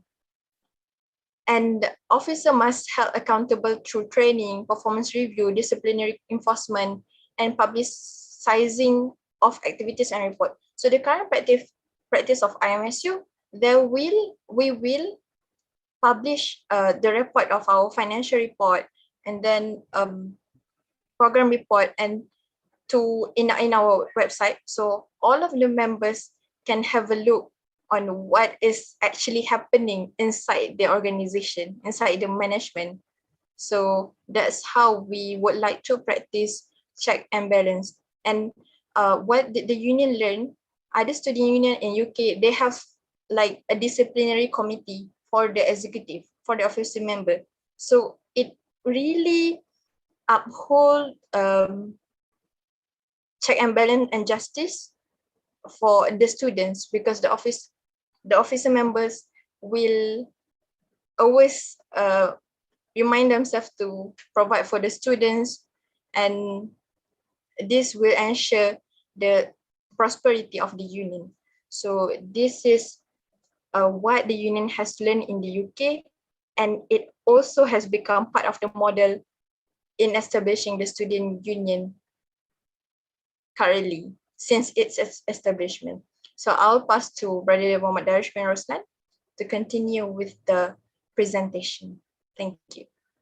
Thank you so much, Sister Atira. I believe the explanation that has been presented is very much important to signify the importance of establishment, the importance and the needs of the existence of student union. And dear judges, dear organizers, and all audiences, I believe leading the union, we are not talking about rank. We are not talking also about position. To lead the unionism in Malaysia is actually about decision. It's about choice. Whenever we decide to sacrifice our pleasure to ensure that our environment that we feel belong to is into a betterment, at that moment, I think all of us are actually leading the union. And hereby, I believe, as per explained by my colleague, Sister Atira here, the union is established with a very huge hope of the students, with a very big aspiration from the stakeholders, not only among students. I will remind you that you have 1 more minute. All right, and only not only the students, but the whole community in higher education institution. And the most important note that we would like to highlight in this exhibition is about how, towards reaching the manifestation of the needs of establishment, how we can define the real meaning of humanizing student union activism throughout our operation. And I believe when we talk about this the commitment is not only about designation of strategies on how we can reach the direction as per discussed in previous session, I believe. But the most important thing as well is for us to commit our best and fullest commitment to serve the people on ground. And no matter how far we reach our direction, no matter how far we can ensure our entity can be at the end of the day, and if we look far behind, if the people, if the stakeholders, those who were holding the well, can I finish my sentence? Okay. Those who are holding the aspiration, if they are still left behind, I think that doesn't really define the student activism. And last but not least, what we can say is that we are still in earliest part of our operation. Of course, we are having a way forward designation of initiative and strategies, and ensuring that the union is not only a platform to ensure people is receiving, but to ensure the students are the main contributor to be the giver as well towards the community. Thank you so much. Assalamualaikum warahmatullahi wabarakatuh. Waalaikumsalam warahmatullahi wabarakatuh. Thank you very much, Brother Roslan and Sister Atira, for your extensive presentation. Next, please welcome Faris Hakim from the University Pertahanan Nasional Malaysia to present his poster.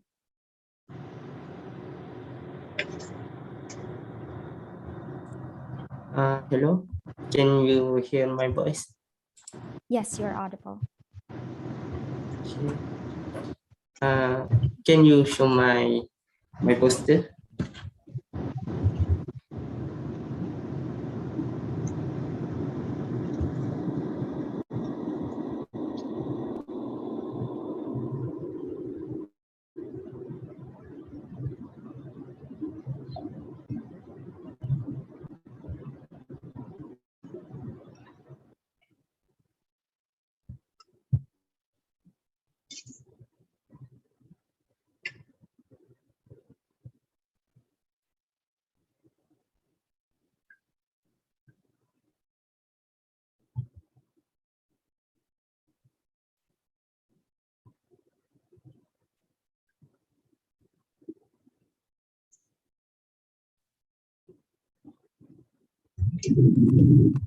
Hello, test mic 1, 2, 3.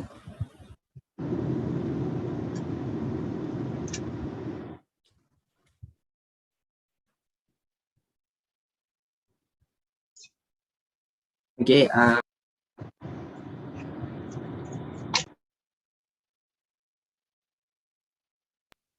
May I start my presentation? Yes, you may start. Okay, thank you. Good morning, ladies and gentlemen. I would like to quickly introduce myself. I am Muhammad Faris Hakim bin Azli from National Defence University of Malaysia, UPNM. Today, I will be giving a briefing explanation about student development in higher education, as in general form that involves characteristic and benefit. Before I start, I would like to share a quote from Malcolm X. He said, "Education is the passport to the future, for tomorrow belongs to those who prepare for it today." As you know, this morning I will be discussing about student development in higher education. Education is a key pillar that drives economic performance in various nations. It also helps in instilling good moral and life principles crucial in enhancing harmony in the society. So, what actually is higher education? Higher education is third level education after you leave the school. It takes place at university and further education college, and normally include undergraduate and postgraduate program study. University is a place for the student development where they could enhance their ability to lead and create a better future. According to a survey, Malaysia is home to over 100 recognized universities, with several counted within the top 200 universities in the world. For example, University of Malaya is currently on the 55th place, followed by University Putra Malaysia UPM on 143rd place, National University of Malaysia, UKM, on 144th, University Science Malaysia, USM, on 147, and last but not least, University of Technology Malaysia, 191st place.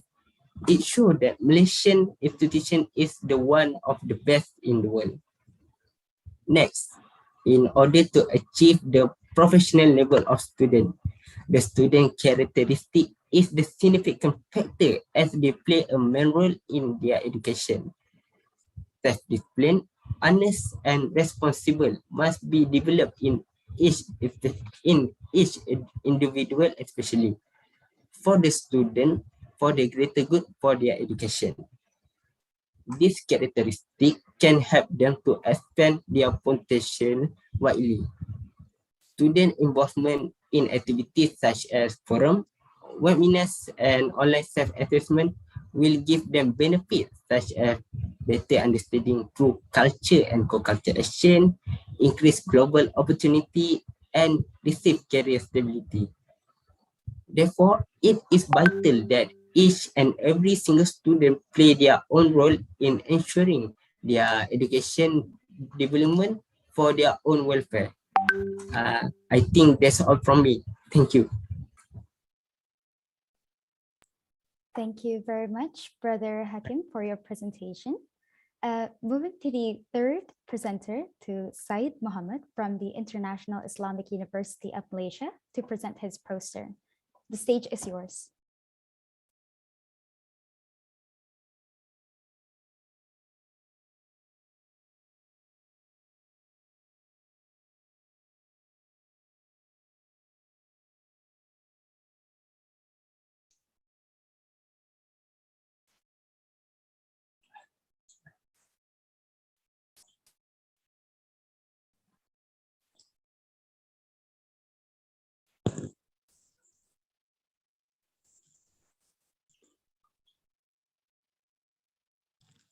Okay.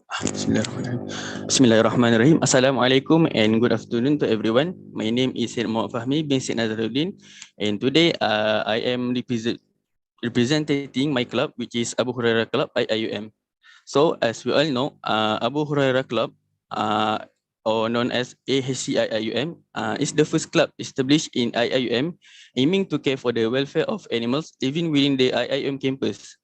In addition, this club was established with the purpose to curb the problem of overpopulation of stray animals in the campus by using a humane approach, which is through rescue, neutering, rehoming, or releasing animals. And today, I would like to express that our good deeds to our small paw friends isn't just a benefit for them, but for us too. Journal of Medical Internet Research, or also known as JMIR publication, found that out of 195 students, 138, which is equal to 71% of respondents, agree that COVID-19 had increased their anxiety and stress. And how about you? Ever feel stressed out or down too? I believe many of us once felt it. So today, I would like to suggest a method to soothe your burden and purify your wellness, which is animal therapy. Animal therapy is a broad term that includes animal-assisted therapy using cats or other animals to help people recover from or better cope with a health problem, such as heart disease, cancer, and mental health disorder.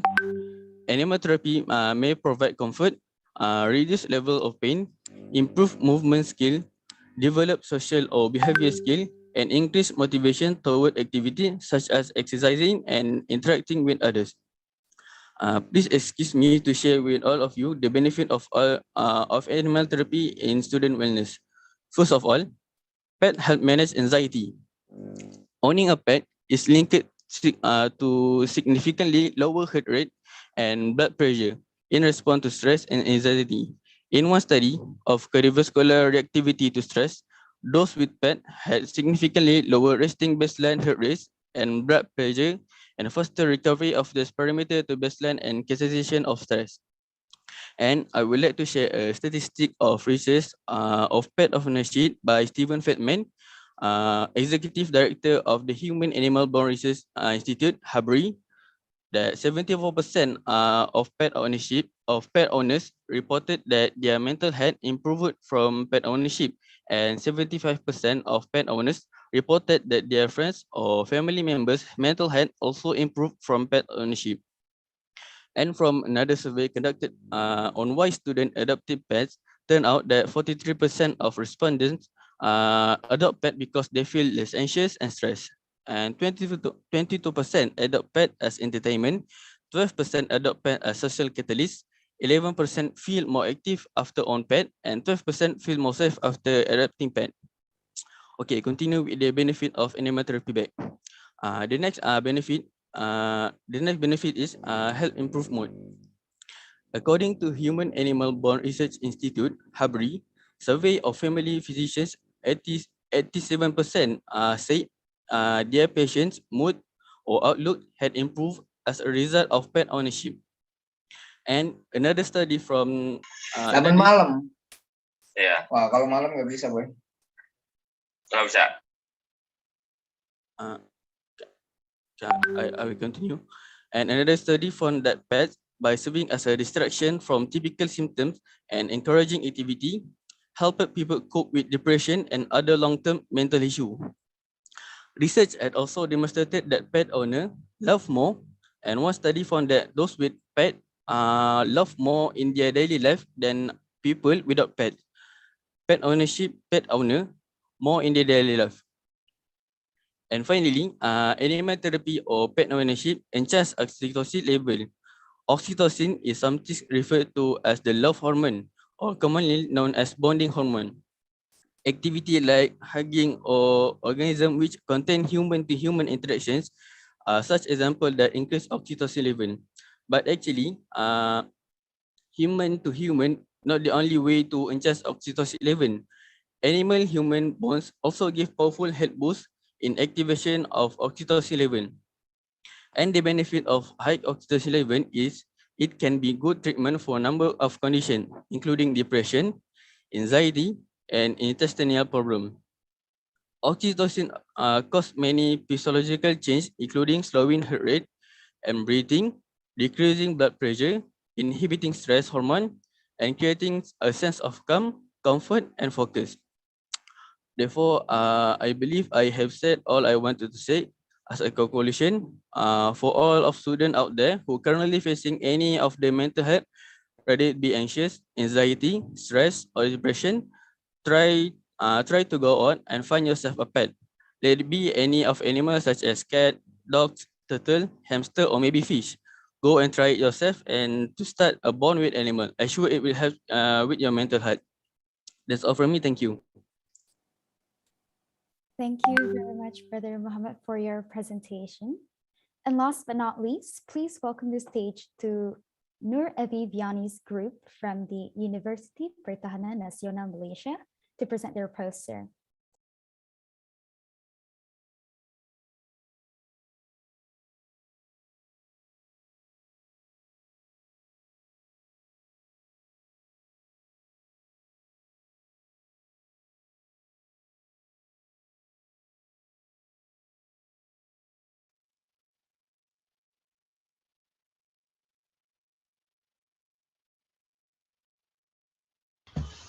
Okay, hi, Assalamualaikum. Can you all hear my voice?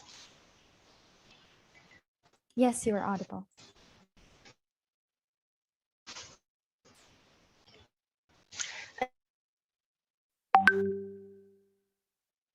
Okay.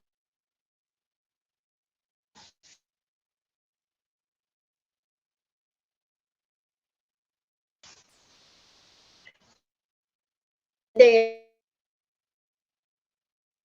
everyone. So today,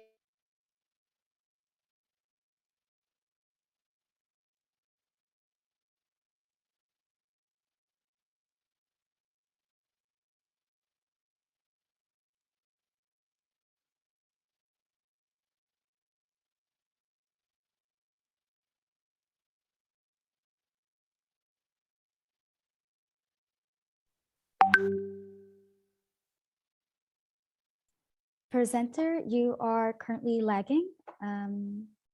Is there Are you all right? To let more talented PWDS to perform, to show themselves campus, special for PWDS, filled with equipment that PWDS might need, such as to make them easier to study.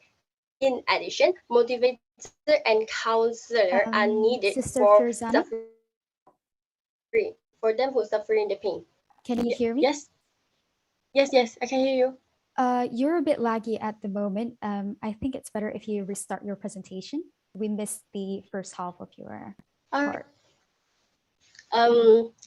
Can I switch off my camera? Because if I turn on my camera, it's like having a disturbance to my internet Yes, connection. sure. Thank you.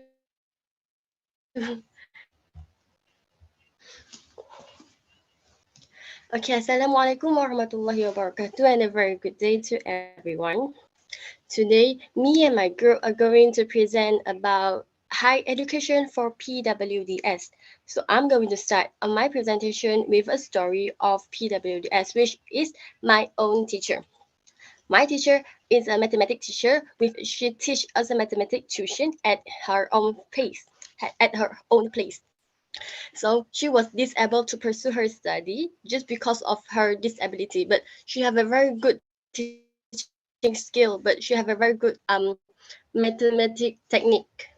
But she was able to to pursue her study. So I'm here going to stand for her and state for government to build a higher education university or campus for PWDS. But what is PWDS? PWDS is people with disability. We can see nowadays, a lot of PWDS are unable to work because they didn't receive a higher education certificate due to the limitation of the entrance from the university itself. We can see like UITM, they receive the people with DWDS, but the people with PWDS themselves was feeling uncomfortable to study there because of they think they might be a burden to everyone. So here, government can build a campus special for PWDS filled with equipment that PWDS might need, such as wheelchair, escalator, and medical center to make it easier to study. In addition, motivator and counselor are needed for those suffering from pain and depression and anxiety. Perhaps we also can hold online distance learning for them, which is the PWDS shouldn't come to the campus themselves, but we have a service for them to study. PWDS might need more money than normal people, especially for their treatment costs at higher price. So a university for PWDS should have a lower cost than other university, so that PWDS people will feel comfortable to study. This will also, by having a medical center at the campus themselves, will secure PWDS their health from getting some serious disease. Furthermore, the university for PWDS make them feel appreciated and make them interested to further their study because they don't have other people. They don't feel themselves burdened if they will themselves. Other than that, we can invite speaker to this university like 3 times a week to give motivation for PWDS to pursue their study. Moreover, an experienced lecturer to handle them. The lecturer must be master in teaching and the perfect skill to teach PWDF because PWDF might have different way to treat. So we need a more experienced lecturer to handle them. Some students with disability might feel different with the help and excessive technique technology. This might make their life more simple. More than that, PWDS also can be involved in business, medical. We can see that the skill that we having in this higher education for PWDS is technology, medical, art, business, accounting, sport, and language.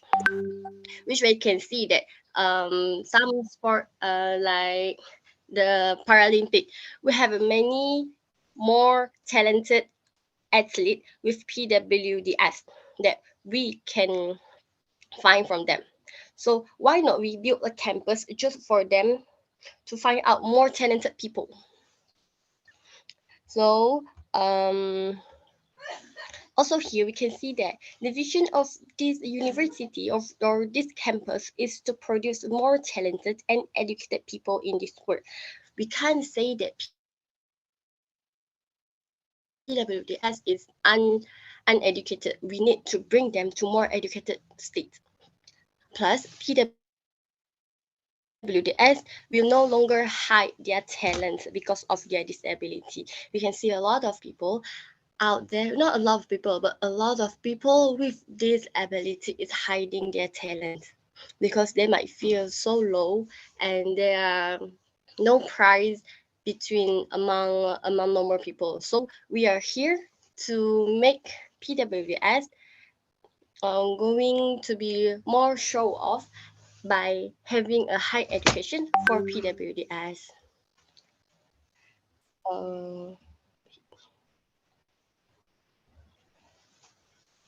I think that's all from me. Thank you.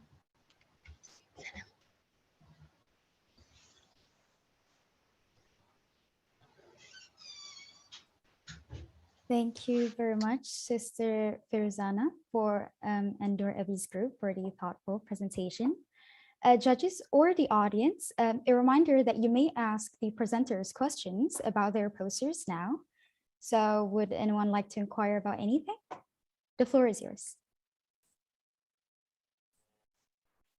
Assalamualaikum. Yes. Well, I have question for every presenter actually, to be fair.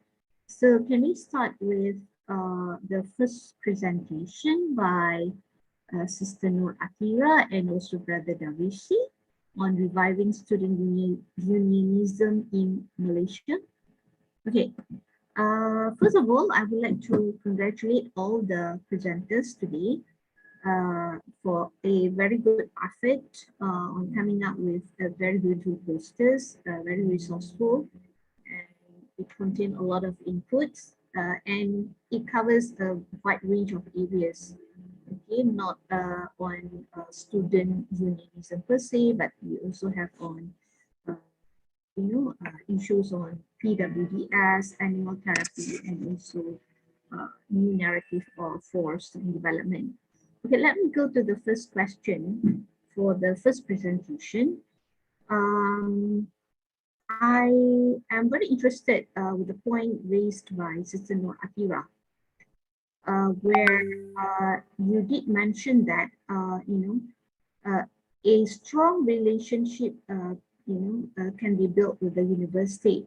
So my question is, how do you think that this is feasible as a student union and university are two entities with different goals to achieve, and at some point there could be opposing views.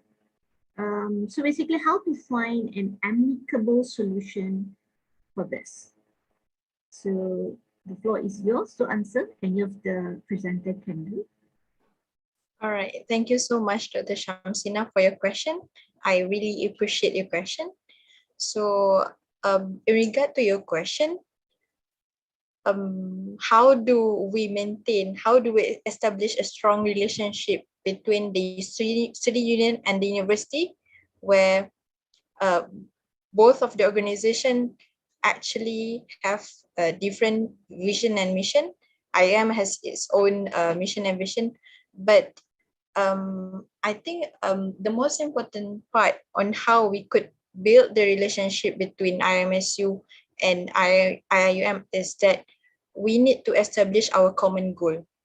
So the common goal here is the student, the biggest community in the university. The IMSU want to serve for the students, and also the university, the student is their clients. So the common goals here is the student. So IMSU and IIM could sit together and discuss on what part they should contribute in serving the student. So this is how we could nurture a good relationship between university and IMSU. Perhaps if I can add a little bit, Dr. Shamsina, and if the organizer allow. Basically, first of all, thank you I bid to Dr. Shamsina for the question, and I believe me myself, but as the personal capacity as the president of IIUM Student Union, I would say it's a quite challenging challenge to balance the need of attending the student needs on ground, and the balancing also to attend the position that we have been put into the governance of the university.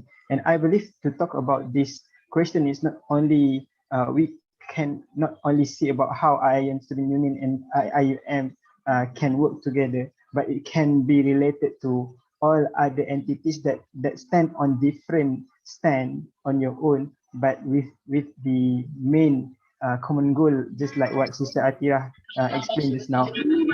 We might have this kind of new nature of doing things together, especially during pandemic COVID-19, Doctor and all audiences. We can't say that we can settle things alone.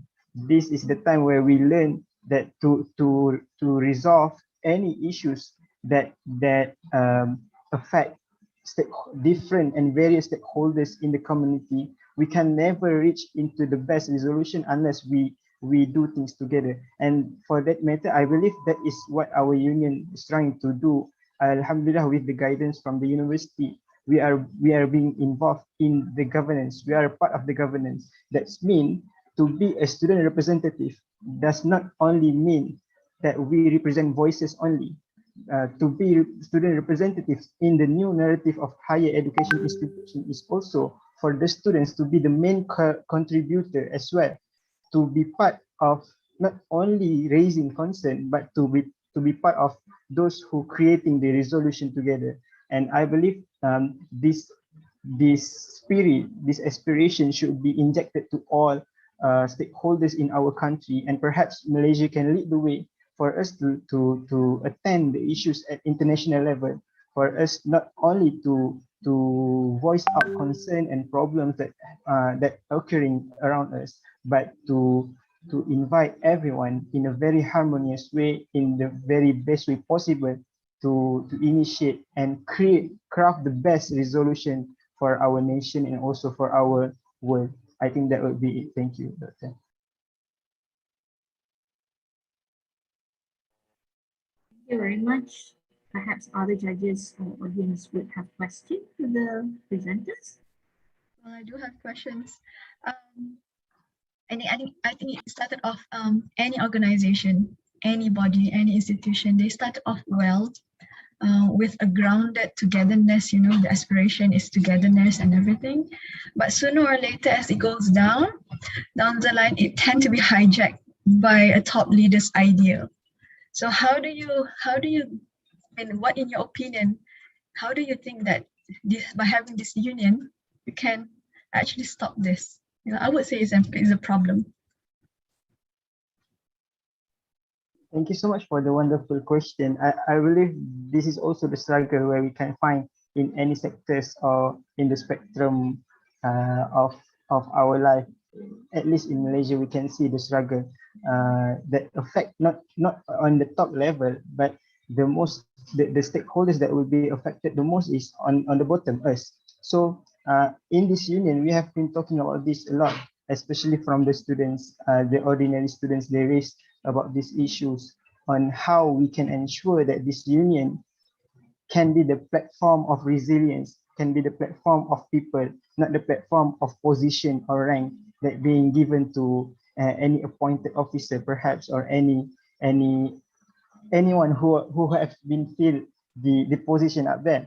So I think during the foundation period of IIUM Student Union, and if I can share this aspiration to other student representatives in this country, or perhaps in other country as well, the most important thing in ensuring that know that our organization is clean is actually beyond our control. If we can say that we can ensure you guys that no corruption in our organization, we can talk about it, we can say it by verbally, but to ensure it, to show it by step, to show it that we have the authority to decide on it, we are not.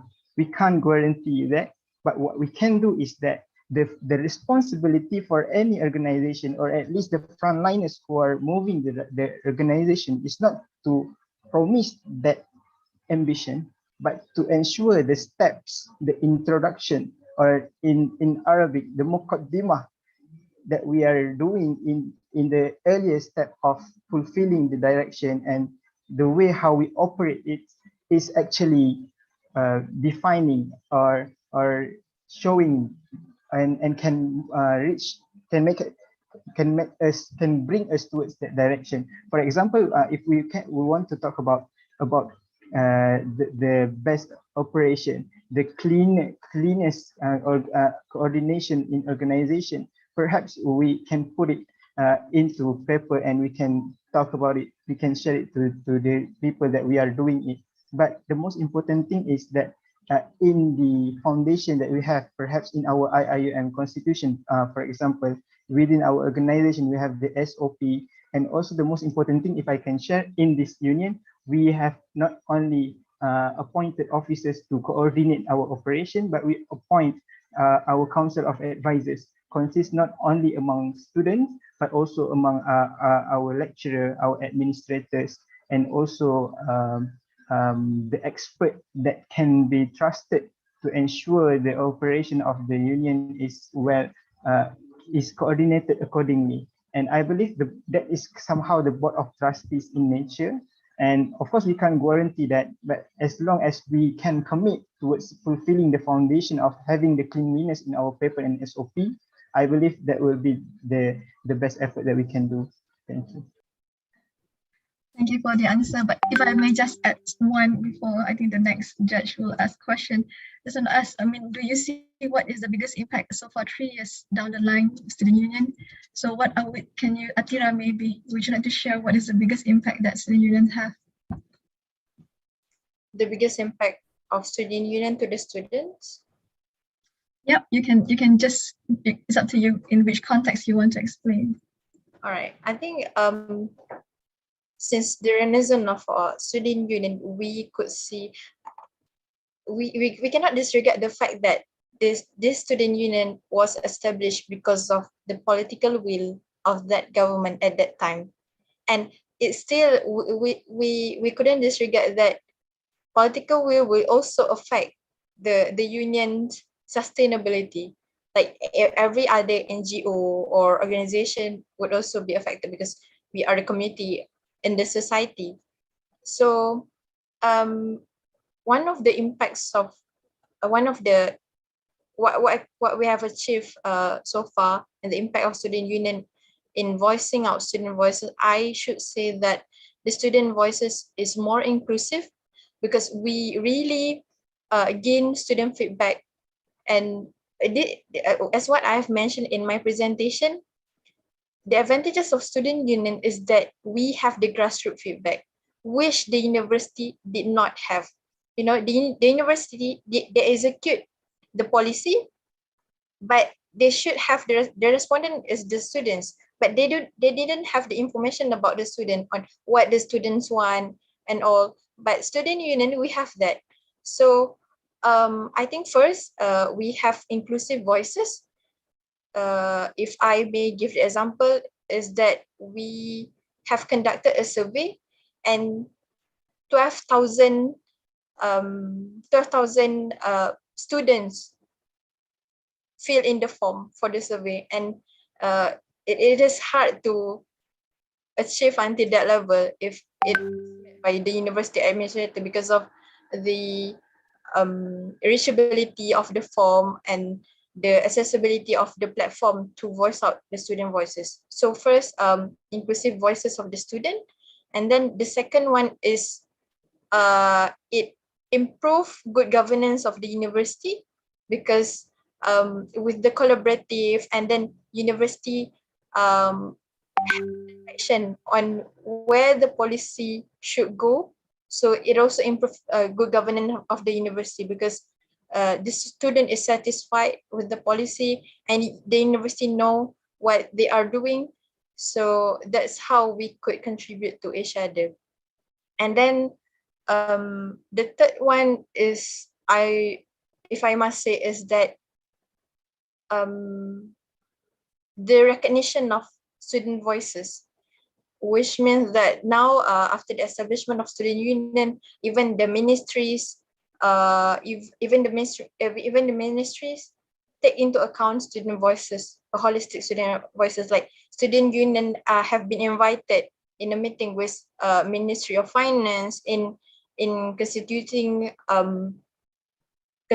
budget of the country, and also discussion about the law that will be amended in the parliament. So these are the impacts on the society and the student. Thank you. Assalamualaikum, Sister Atira, Brother Darwish, and all fellow judges. Thank you very much for your presentation. Alhamdulillah, I think this could be one of the opportunity for us to understand what student union is and how does student union differ from the old structure of student bodies, at least at our university, IIUM. When in your presentation, I'm still, I would like you to probably enlighten us further on the new narrative that you have been presenting all the way from the beginning up to the end. In line with the role of university, how does student union or unionism itself is going to work hand in hand, as you mentioned, with the university to fulfill three important roles of university. As you all know, I believe on the, we call it ISE, intellectual, social, and educational function. Thank you so much, Dr. No, and audiences. I believe, let me start to portray the opinion of mine with regard to the concern, and perhaps Sister Atira can also add up if you may add some opinion from your behalf. And I believe the question is somehow relatable with what the previous judges have asked before, and how we relate the unionism here with the new narrative on how unionism can work hand in hand with the university to achieve the mission that our university has. And I believe in general, our university, since the coordination led by our Tan Sri Rector, Tan Sri Zulkifli Abdul Razak, Tan Sri and the university level have committed to at least guide the students into a proper and clearer direction. Since the establishment of Sejahtera framework, for example, at least we can see where are we about to be brought, where the university want us to reach, and where our direction is actually is. So when we talk about this, it's actually happened previously. Previous administration of university also have their direction. Previous administration of the university and perhaps the governance of Malaysia even have their very own direction. Every organization, every leadership will have new aspiration and also have different manifestation on how to do things. And perhaps in this new narrative of student activism, I would say that the first and utmost important thing is that I will reiterate again, the student is not only to the student's existence. It's not only there for the purpose of understand and following direction, but the existence of students here should be enhanced and should be celebrated more into creating the direction together with the governance, with the administration of the university. And to reach that manifestation, to reach that aspiration, of course, it's quite challenging for us to say that students can contribute as much as we can, while in the same time we have a different, also a big commitment in our academic. We also have big commitment in other part of our life as a student.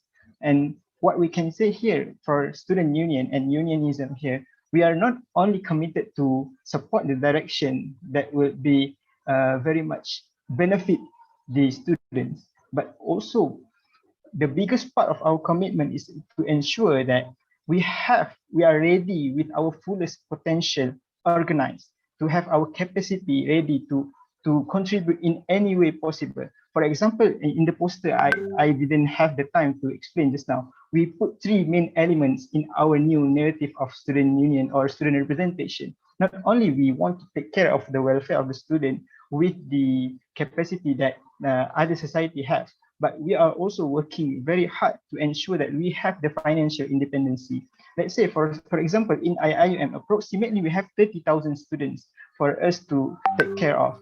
But looking at a bigger picture, in Malaysia, we have 32.67 million at least in 2020, the total population in Malaysia. And if we were to talk about international level, we have 220 million of tertiary students, total population. So if we were to be part of the direction in the same time that we can commit to ensure that we can attend the interest and the need of students, of course, by having a very limited capacity, we can't contribute much. So the new narrative is for us to ensure that we want to be part of the direction and we have the capacity to be a very big contributor in that coordination moving toward that direction.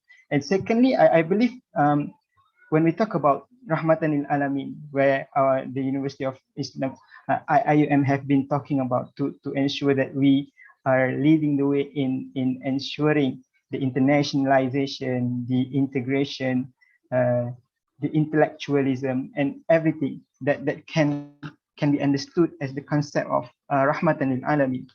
I believe the new narrative here is also mean that we are not talking about, when we talk about student union, we are not only talking about student union in IIUM. Perhaps we are not only talking about student union or student unionism in Gombak, because Rahmatan lil Alamin doesn't specify locality. When we want to reach as far as you want, perhaps there must be intention and also commitment to let no one left behind. For example, when we coordinating the unionism in Malaysia, we have been working quite gradually for some efforts to ensure that the other student representative society in Malaysia as the beginning to understand the spirit of contributing to the university level in a very well manner, and in a way that we have the capacity that we can contribute as in every way possible, because we have the capacity. So we are not only discussing about how we can groom ourselves, but we also talking about how we can groom the union at large in Malaysia level, and perhaps if Allah allow, perhaps unionism in Malaysia can lead the unity for our global. I think that will be the new narrative that we are trying to work for, inshallah. Thank you. All right, if there's no other questions from the judges as well as the audience, may we move to the next presenter, Faris Hakim. Judges, if you have questions to ask, the floor is yours. Perhaps I start this time. Brother Faris Hakim, when I read your title for your poster, I was like, I wanted to see this. I wanted to hear from the young. I wanted to know what is he going to present to us. So pretty much the narrative you mentioned, it is there. But I would like to definitely want to hear from you. The how is just not there. We always can come out with the, the what. But if you can actually explain from your point of view, how are you going to implement this new narrative? Thanks for the question. For me, in my opinion, student development in higher education, a new narrative. It means the student need to upgrade their skill potential by going to higher education, such as university or further education college. Just like we can see in the school,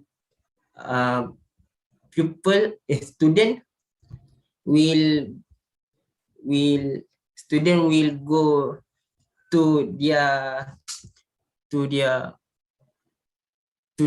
university that they want to study. It means they want to improve their skill in many ways. Skill that not only in the classroom, just like we having in school, mostly student only study in the classroom. It means the teacher writing in the blackboard or whiteboard, the student only take from that. In the higher education like university and college, the student need to find out the skill by himself, like such as videographer or public speaking, something like that. So when the student do this activity, it definitely will upgrade their skill.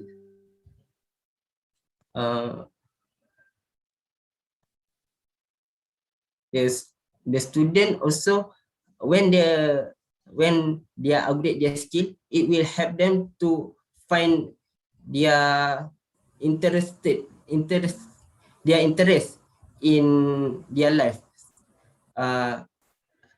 For example, I have some friend in school. He want to be a teacher, but when he in a university, he said that he want to be something else. It means that in the school, we only think based on our perception, what we saw. We saw the teacher is having a good lifestyle, we want to be like them. We saw a policeman, we want to be policeman. But in the university, we know that that's not only the occupation that we can make. University will make us explore a new things, like I said, videographer. In school, videographer is no one has want to be videographer in school because they didn't know that videographer is one of the occupation that give a good payment actually. I think that is my opinion from this. Yeah, the reason I asked, I think I'm sure you have heard, like Insta famous, those people were saying that why go to university, why waste your whole life there? And then so that's hence the reason why I really feel that a new narrative should come out. Yep, thank you for your thoughts. Assalamualaikum, Brother Faris. Salam. Okay, well, I like your poster, very colorful. Okay, my question is that, when you say new narrative, basically you are, in a way, you are saying that there is a drawback with the current practice. Okay, there's a lacuna, there's a loophole with the current practice. So what could that be? And that's the first one. The second one is how different the new narrative of student development from the current practice. May you repeat first question? Okay. I can hear. Okay, the first question is that when you are talking about new narrative, basically what I understand is that there are some loopholes or weaknesses with the current practice adopted. So what are the weaknesses of the current practice? That's the first question. The second question is that how the new narrative is going to be different from the current practice. Okay, thank you for the question. For the first question, the weakness that I could see from my perspective that student need to a student only study in the classroom. It means that I not say that all of the students study only in the classroom, but mostly only study in the classroom. It means after the class, they didn't want to study. They play games or doing something they want to doing like work or something else. That for me, that is weakness. The students should use the time that they have, because in school after the class they have another class, but in university sometimes after class they have a leisure time. They need to use the leisure time to go study another things like upcoming chapter or something else. So for me, that is the weakness that I can see in my perspective. For the question, the second question, what is the difference between a new narrative and current that we are facing right now? So for me, a new narrative is the student need to think outside the box. It means that the student cannot think. The student need to widen their knowledge by reading a book, by Google some information, and watching news.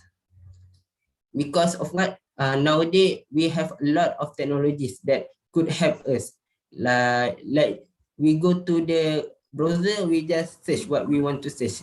Like we want to know how the internet works. We just Google and it will show you the way how the internet is works. The current is some student didn't want to use the advantage. They prefer to carry their character in the school. I mean, in the school, we always just read a book and we close. Student nowadays, current student still do the same. They only read the notes that lecturer have given to them, reading the books and close. They didn't use the advantage, the technology that we have now. Is it good? My statements? Did it answer your question, Doctor? Yes, precisely, Brother Faris Hakim. Thank you very much for your answer. Thank you very much, Brother Faris, and thank you for taking up this important, I think, title.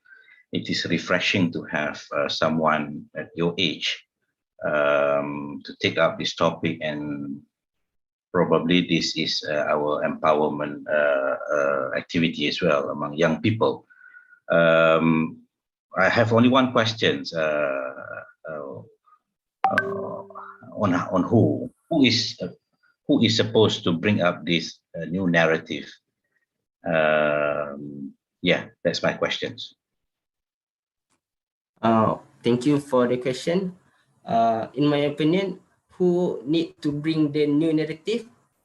We need to depend on the Minister of Higher Education, because we can move forward without the guideline of the Minister of Education. It means Ministry of Education on Ministry of Higher Education need to improving their guide, so the institution will go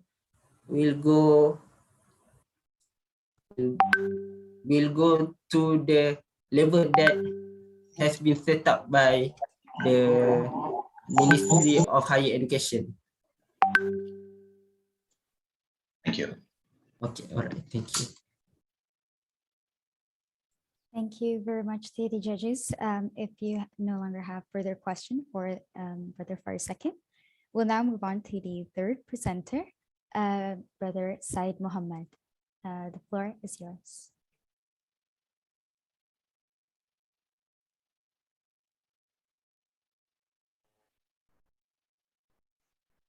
Assalamualaikum, Brother Muhammad Said, Muhammad Fahmi.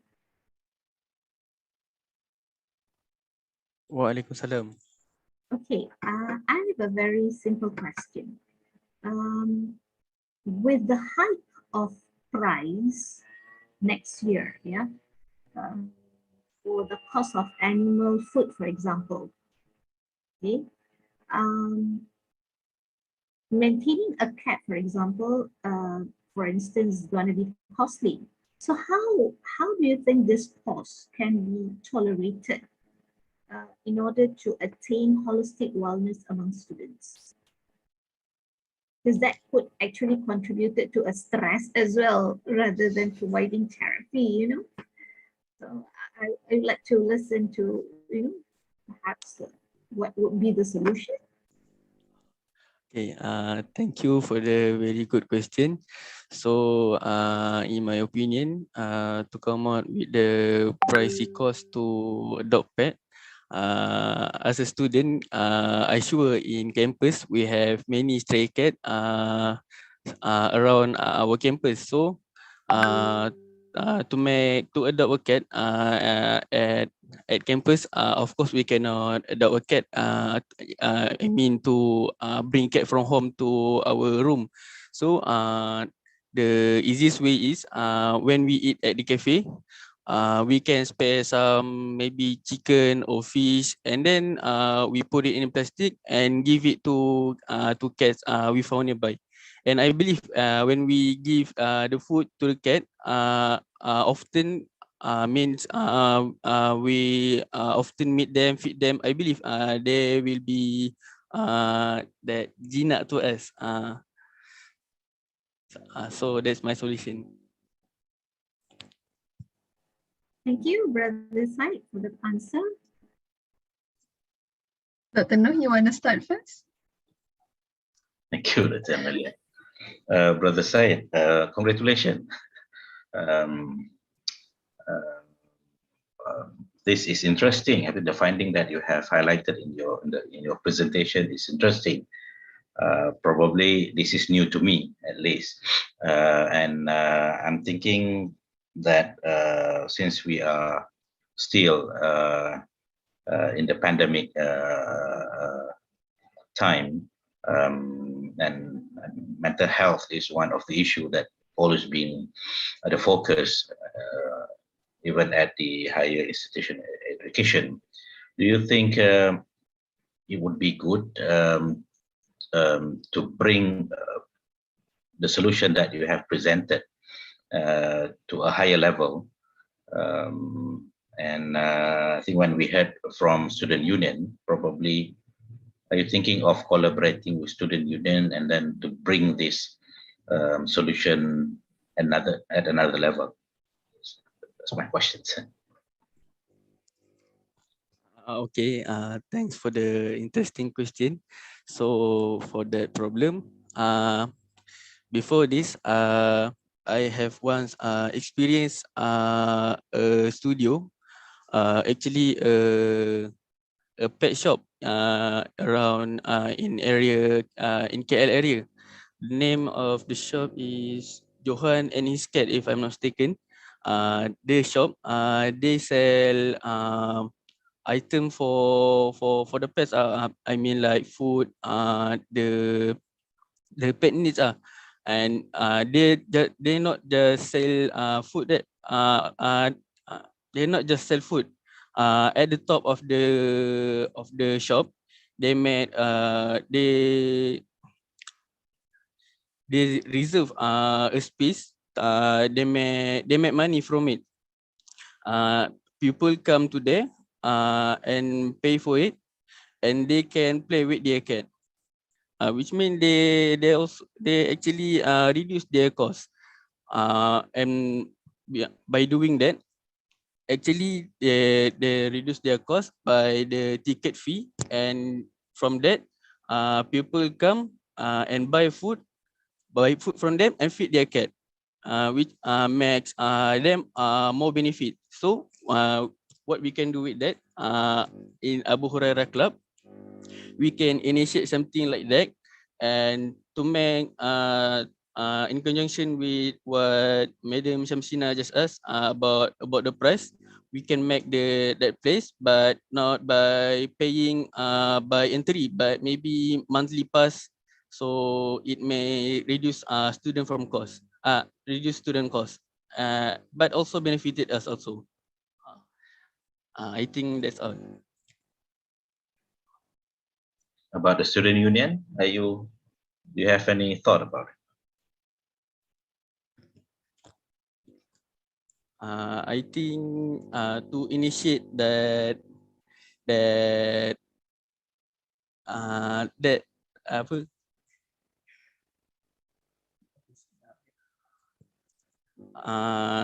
the tempat, the place to play with the cat, a specific area for that cat. Maybe we can cooperate with student union to get that place. Thank you. All right, brother Fahmi. So I know you didn't put any context in your poster. I know you are making it in general, as in having pets for students, for students.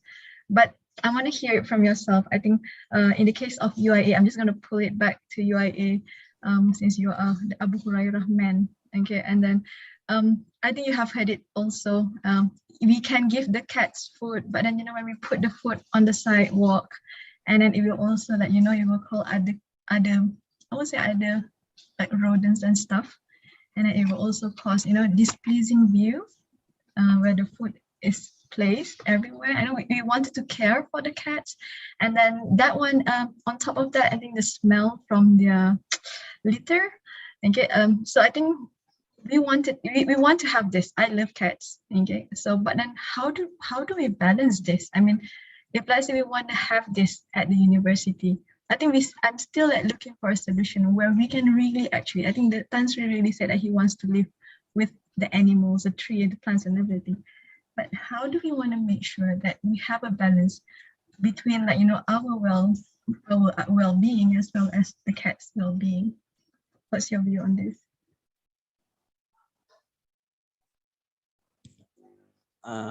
Thank you for the question. In my opinion, about the smells from the cat litter and the leftover food from cat that may attract rodents, for the litter, I once read an article about a place, a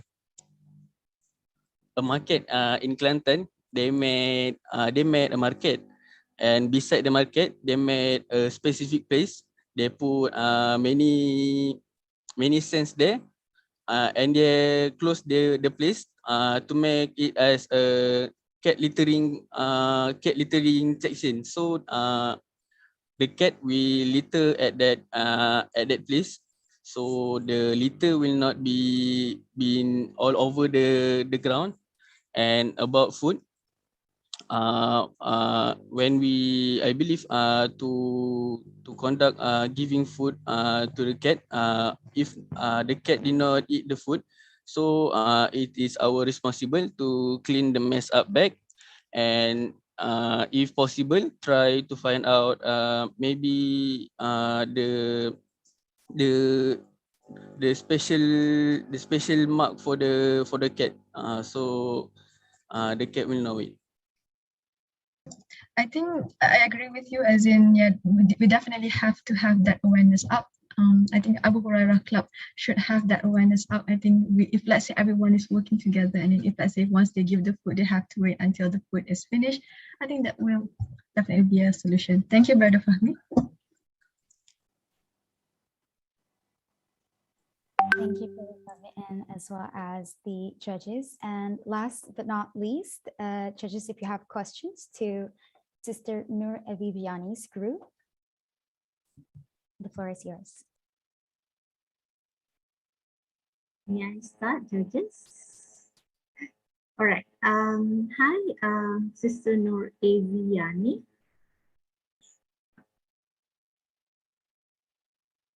You have a very colorful poster over here, and I guess the topic or the theme chosen is very timely, as we have celebrated International Day of Persons with Disabilities yesterday, on 3rd December. Okay, my question is, how can peers assist people with disabilities to sustain themselves throughout their studies in higher learning institution? Thank you.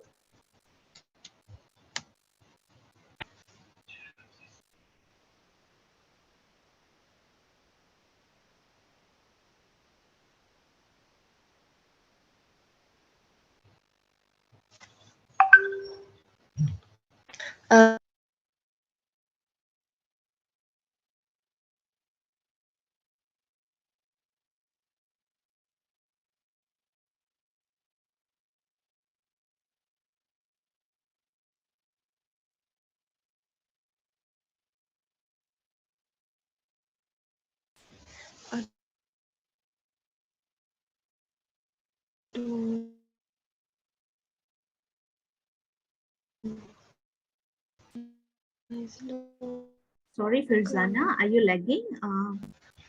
You are not. Hello, can you hear me?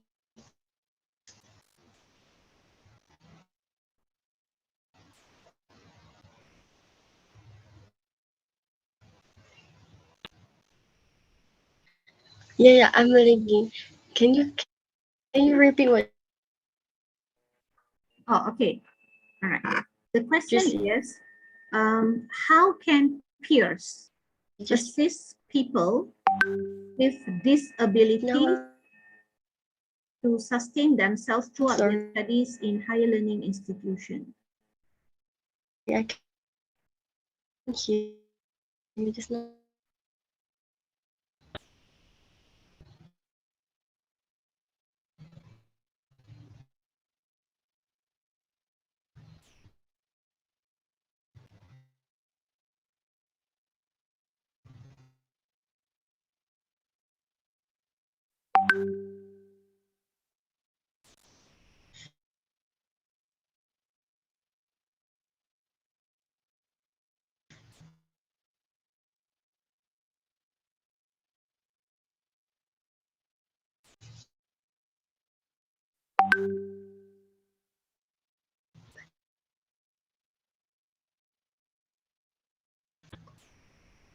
Hi, Firzana, can you hear me?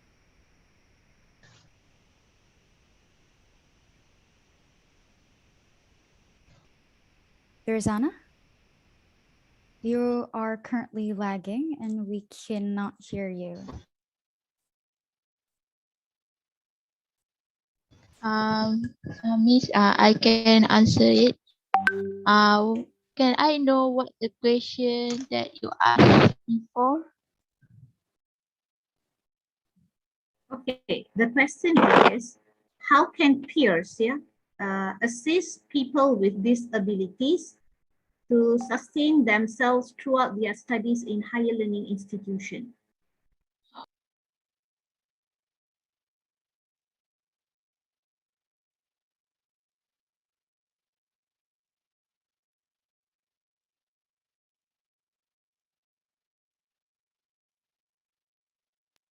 Okay, that's peers,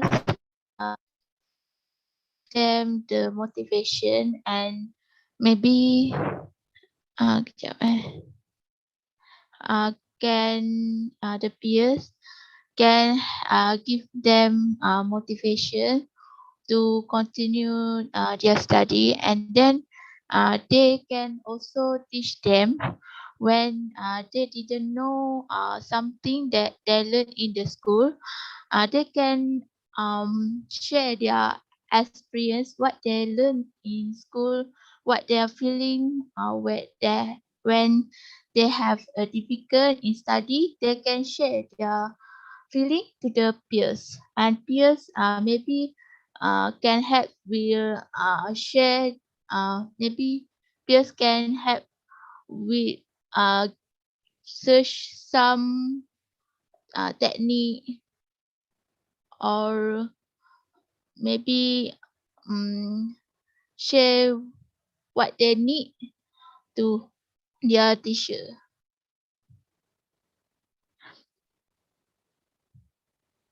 And then peers also can help them with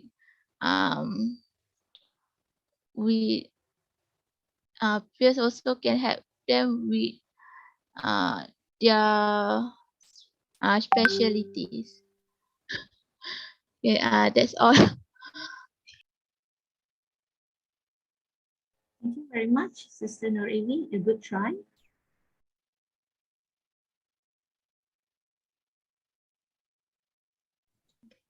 Avi, so can you hear me?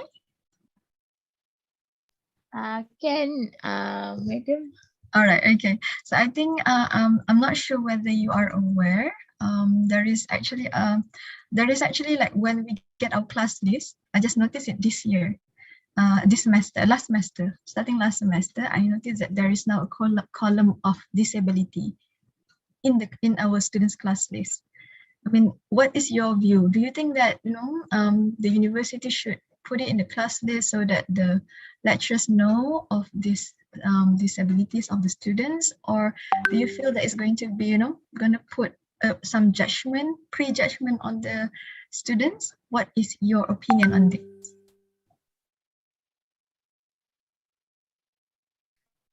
I think that they can put it in put in the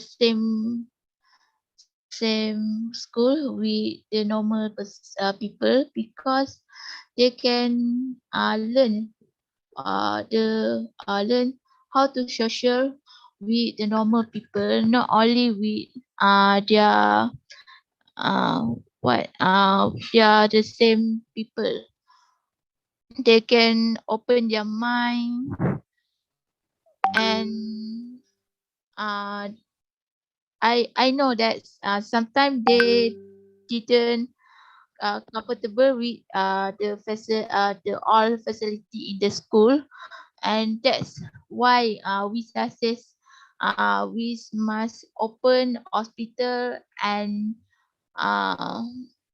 school for PWTS, because they say sometimes not comfortable with the normal people. They need their school for PWTS. Alright. That's all for me. Yeah, I take your answer. Thank you. Sister Norevi, can you hear me? Yes, sir.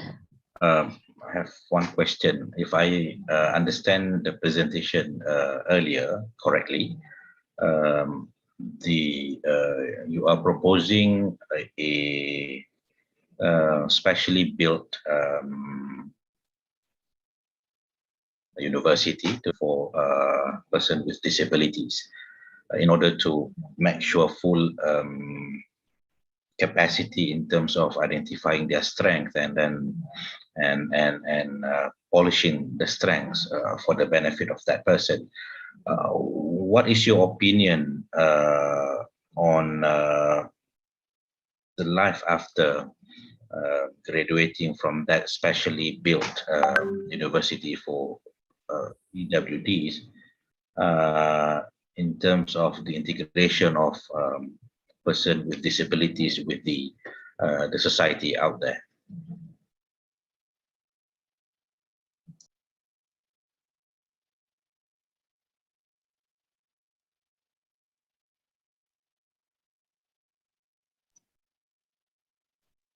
Can you get my questions?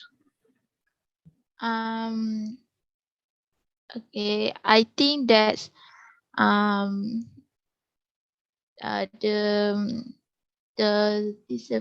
PWTS must build their specialists, their their the brave in their self first to I think that they must can sir repeat the question? I not really understand the whole question. Yeah, I think my understanding is when you propose to have a specially built university, for example, for PWDs, there will be a questions of integration later on when they are graduating and then going out to the society, because they are not used to mingle around, socialize with other people outside. So how are you how that proposal is preparing, is empowering once again PWDs for their life after completing their studies at that proposed institution? Okay, in my opinion, PWTS must have the education in this school because they can build their confidence level for the face people surrounding outside the normal people, because sometimes they didn't have a confidence in their level. So with this higher education for PWTS, they can build their courage and they can build and then they can build trust in other people when they already after they graduate. So I think that PWTS must have this facility. Okay, that's all for me. Yeah. Thank you. All right, and that marks the last presenter. Since there are no inquiries from the judges anymore, that concludes this event. The announcement of the winner will be tomorrow, as mentioned, so stay tuned for that. And a warm thanks to all who had participated and to the audience. Please don't forget to fill in the attendance form listed in the chat box, as well as the judges for your considerate time. Thank you very much. To the participants, may the best presentation wins. And with that, we'll be having a break in the meantime, and we'll continue with the next event, the Student Leaders Forum, at 1:45 in the afternoon.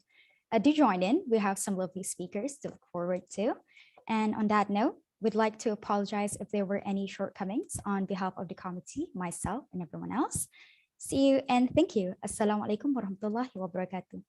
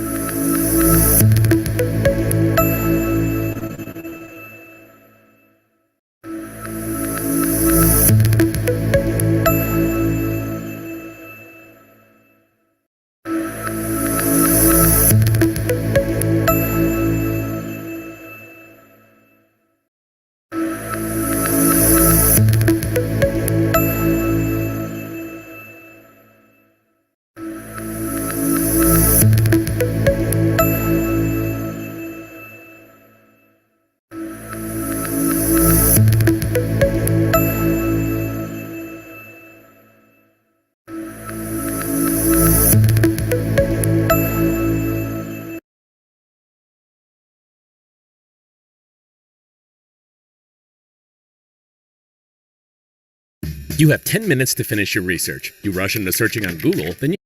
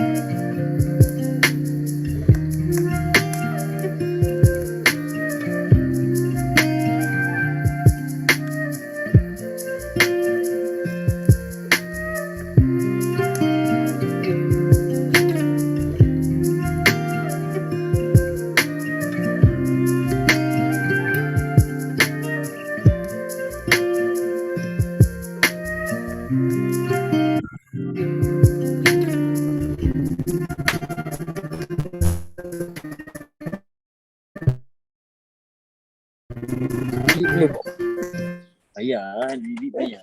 Alah, alah, alah.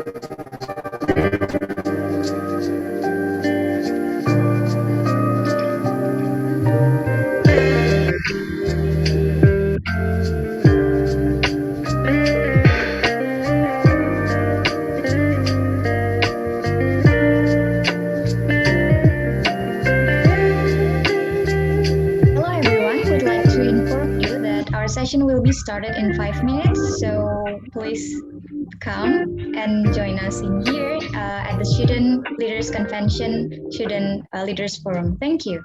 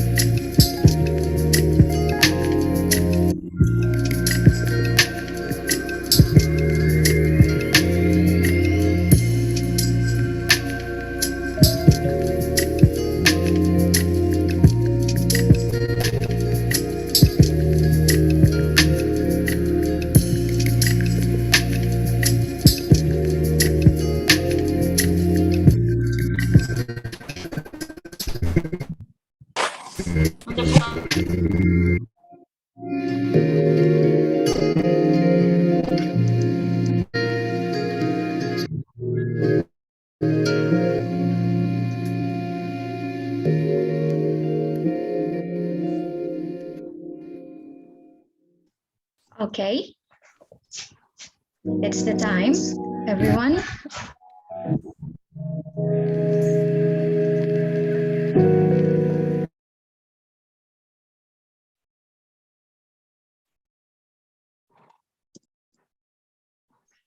Hello everyone, Assalamualaikum warahmatullahi wabarakatuh, and welcome to the International Conference on Student Development in Higher Education 2021. I'm Rachel Ragavi as your moderator today at the Student Leaders Forum, the role of youth empowerment and its impact to the civic movement. So, Student Leaders Forum is a forum themed Future of Young Graduate, a way forward, which provides an opportunity for young leaders to understand the needs of the youth in the era of globalization.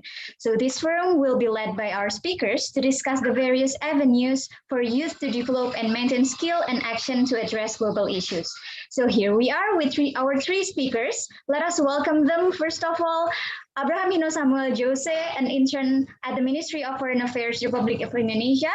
At a very young age, he has chaired several Model United Nations and collaborated many things to represent youth on behalf of State of Indonesia. He's an aspiring diplomat, public speaker, student researcher, mentor who is motivated to serve his country at the very young age and serving his country as a foreign service officer. And second of all, Sister Ida Yumumtaz, the co-founder of IIUM Student Union and currently officiated as Secretariat Officer for the UNESCO Chair IIUM, an activist whose the focus is on the education development. And last but not least, Omid Golamzadeh Nasrabadi, a co-founder and CEO of ICSDHE, a non-governmental organization based on Italy, which focuses on the cardiovascular disease, and he's currently a fellow of U.S. Department of United States, and where he's leading an academic development project. He's also an ambassador of Peace First, who's passionate in the welfare and health issue, aims to inspire and help youth to launch social innovation. So welcome, Sister Idayu, Jose, and Amit. Thank you very much, Rachel. Yeah, it's nice to see the speakers also here. Okay. Thanks for having me.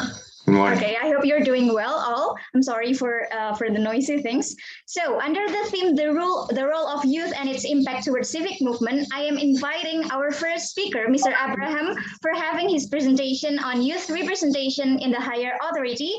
Mr. Abraham, or if I may, Jose, time is yours.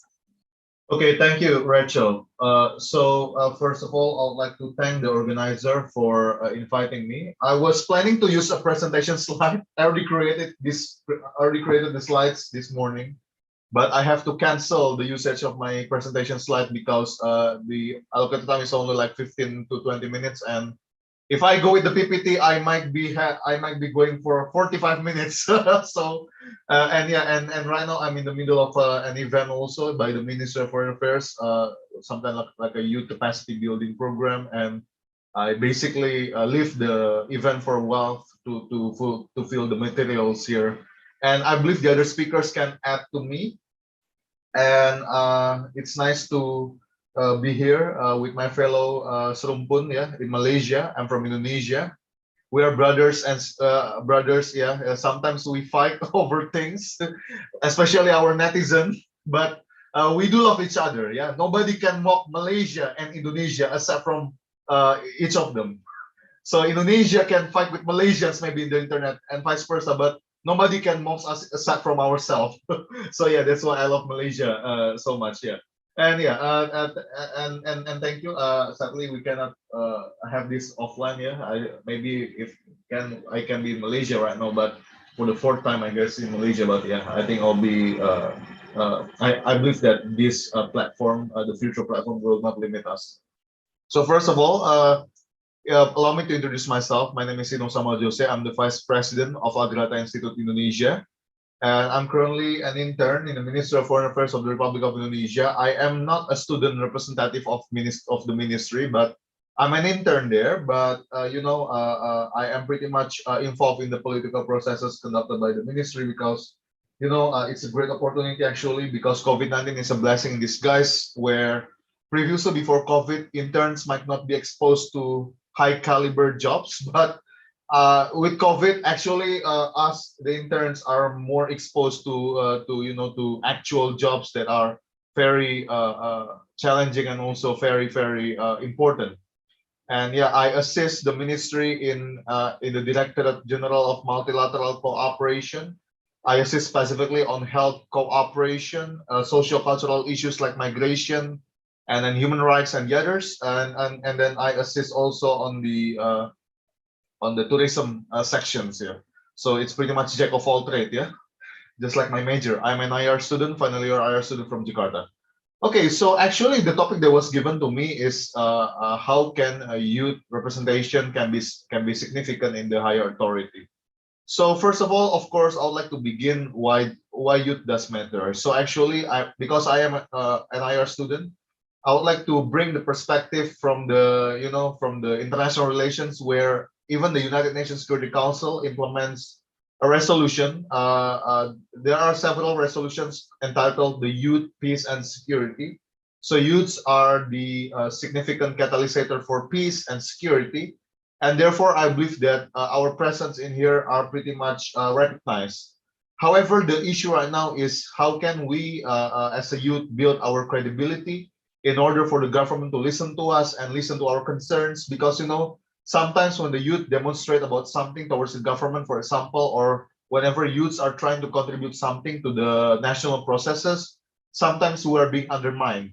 If you get what I mean. We are usually undermined because people will be thinking like, okay, what do you know? You are just like 18, 20, and 19 years old. What do you know about this? first of all, our main mission, of course, to eradicate that kind of stigma. Yeah, where we need to be more progressive and sounding this to our society. And I believe, why does youth matter? So I have 4 points upon that. First, the future generation and the next gen of policymakers are the youth. And we are also the incoming succeeding stakeholders in our government, because me, myself, in the next 20 years, maybe I will become the, the leaders, I don't know, in the ministry, for example, because Rachel mentioned it, I want to be a diplomat. That's why I am focusing myself on the Ministry of Foreign Affairs. Yeah. I've been there for 9 months already in the Ministry of Foreign Affairs in 2 different directorates. So I am pretty much willing to deepen myself, to engage further in foreign policy, so I can be the succeeding incoming stakeholders that are agile, resilient, innovative, and can think outside of the box. Because eventually these kind of traditional norms and values that we have in our government that are still existing from 1990s or the 80s, I believe, will eventually be replaced by our kind of idealism, let's say in 5 or 10 years. Yeah, and also youths are the important generations who are critical to changes. Why we are critical? Because we are open-minded. For example, let me go a bit specific, yeah, onto certain sensitive issue here. For example, the issue of LGBT. Indonesia and Malaysia, I believe we have our government have this similar stance where there's no legalization upon that. But when it comes to LGBT, youths are some part of the youths are much more progressive and very critical upon that issue.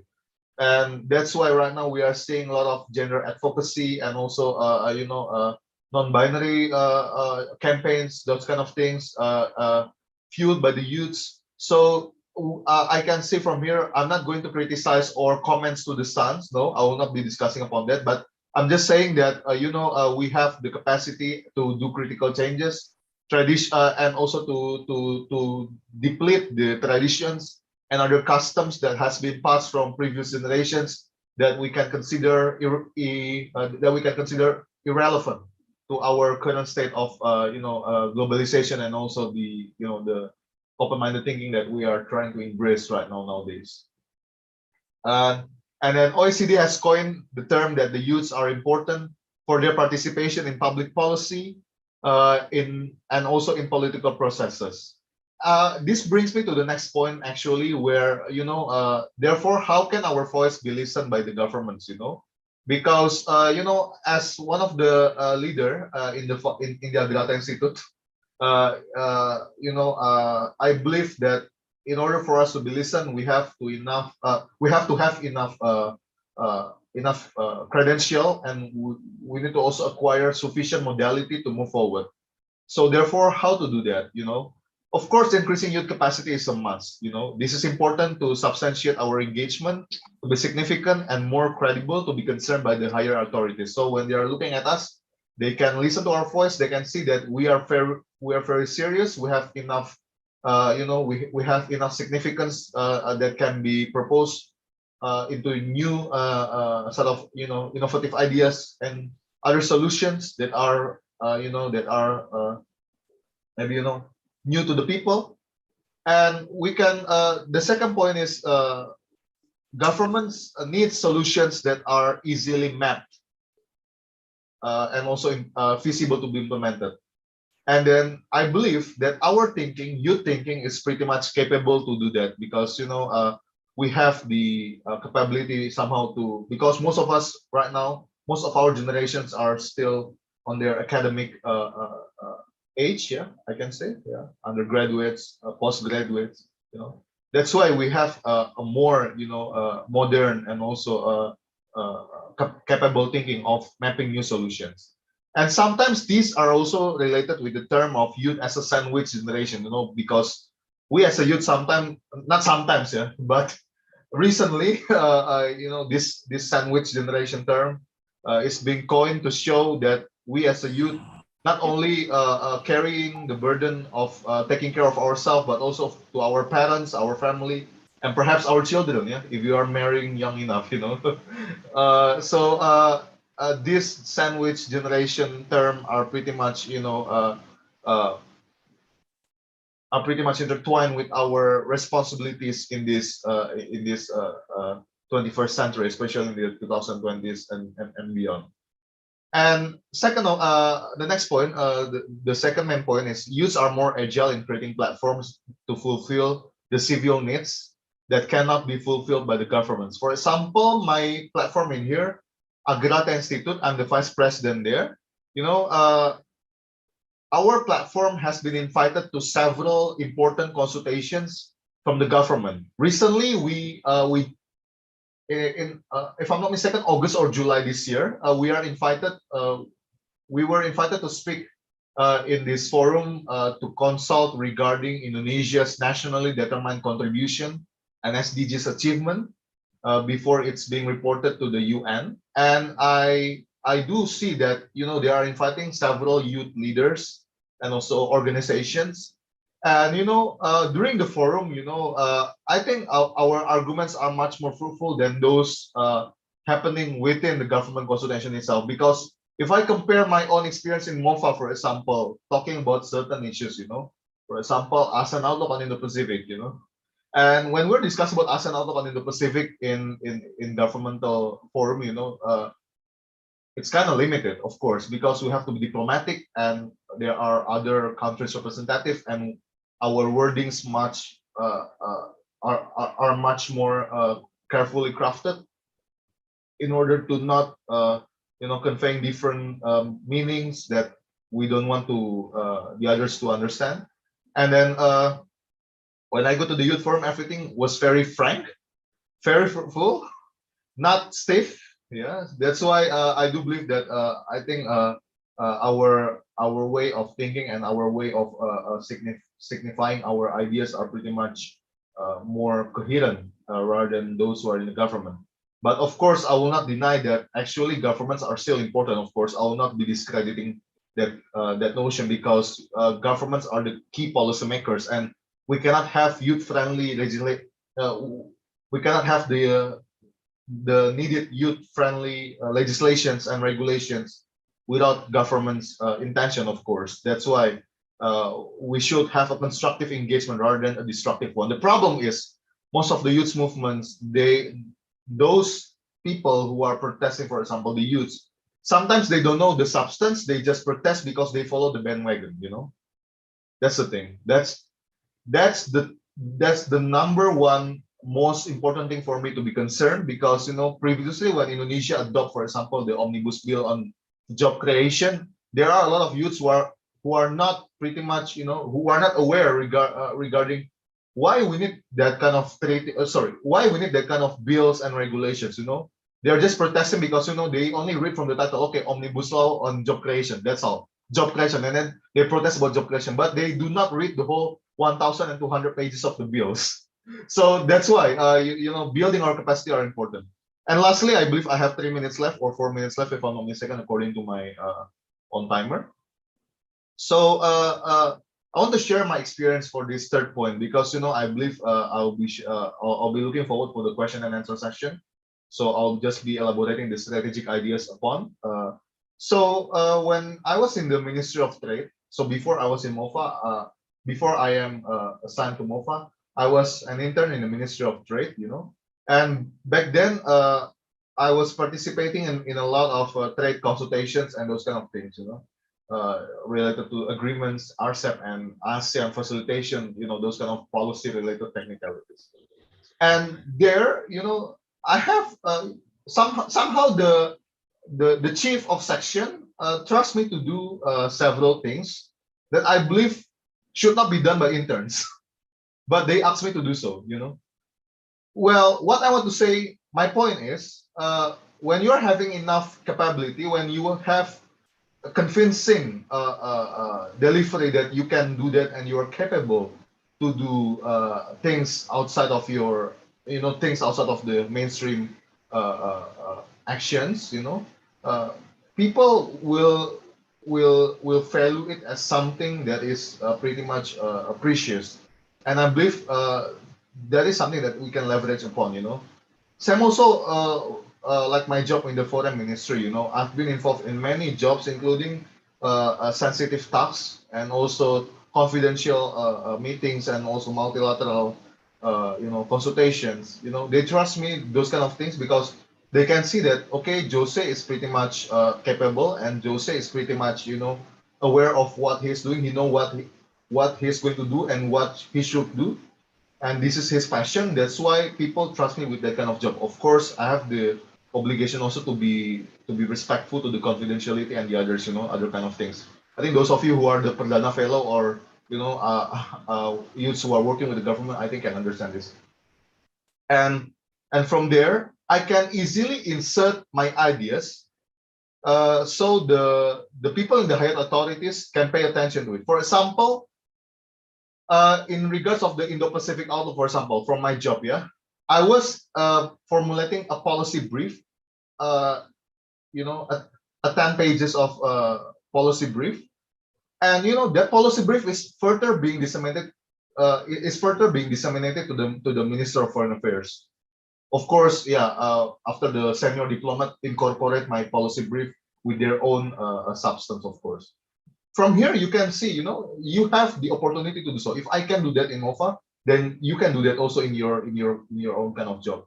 And that's why also, aside from that, you need to also establish your own platform, because creating platforms are much more easier for you to convey your own idealism and what do you want to do for the youth and for the people itself. And it can easily support the civil rights movement that you have in your country. I do not know detail about Malaysia, but of course in Indonesia there are a lot of youth platforms, and those youth platforms are pretty much busy enough in especially after the COVID-19 hit. They have created a lot of online movements, online webinars, and also public-private consultations with government stakeholders that are somehow impossible before the pandemic. Because they can leverage from the pandemic, they can do it right now. So I think those are my points. And to close my remarks, I believe one thing for sure: in order to be the needed voice in the higher representative, of course, you need to also remember your commitment, your principles, and you cannot betray your own country. Of course, still remember what you are fighting. You need to remember what you are fighting for. Do it for your country. And if you are willing to, some quote unquote religious enough, do it for God and country. For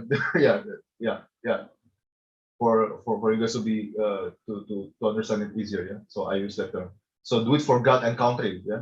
And you have to know that when you are working towards the progress, you have to understand that obstacles will be there, but at least if you have enough modality, you can do little things. After you do those little things, people will see it. You do little things, a lot of things, people will see it as a significant contribution, and then people will support you eventually, and your platforms will grow. I think that's all. And looking forward for the discussion. Thank you. Well, thank you so much, Jose, for the explanation. Well, as what he said on the possibilities and opportunity for us as a student to contribute more on the policy making and stuff, I'd like to know what is your opinion in general? Can actually student, without having intern at the Ministry of Foreign Affairs, having a chance like raising issues up into the ministry or government, perhaps through the demonstration or the petition? I mean, how does are those petition and the demonstration really matters, and they see it, they consider it as a thing that they need to raise it up to consider it, or what? It does matter if you understand your proposition, and your stance. If you are consistent on your stance. Sometimes, there are several civil rights movements in here conducted by the youth, when they're protesting against the government, for example, against a certain regulation, they have this kind of stance, let's say stance A, But after more academic research is being done, and then suddenly new insights and new findings are being found, they suddenly change it to stance B, because they want to quote unquote remedy their stance. Those are those are good adjustment, but at the same time, it also conveys that you are not doing enough research upon it. That's what research. To be honest, I'm not involved in the protest against the omnibus bill in Indonesia because I am pretty much in favor of the bills. You know, my stance is pretty much anti-mainstream towards the students who are now, who are back then, who were backlashing the governments via the social media and then like criticizing them with profanity and those kind of things. Those are not constructive. And right now the omnibus bill recently was ruled as what was it called in English? In Indonesia we call it cacat formil, but in English it's the Constitutional Court ruled that the omnibus bill, after the judicial review, as procedurally incorrect. I think that's the correct language for that. Yeah. So after the Constitutional Court ruled it as procedurally incorrect for the bills itself, when we're seeing through the process, one of the initiator who are proposing the judicial review was a legal student from one of the top university in Indonesia.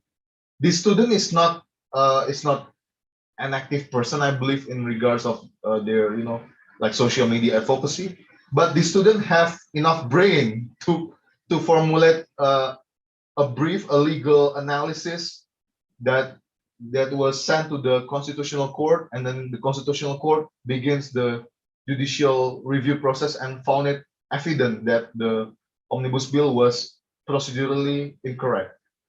So if you have the brain, then I think you have the capacity. You do not okay. Let me use a boomer term. Yeah, you do not have to be edgy. You do not have to be edgy in voicing your ideas to the government. Yeah, in criticizing your government.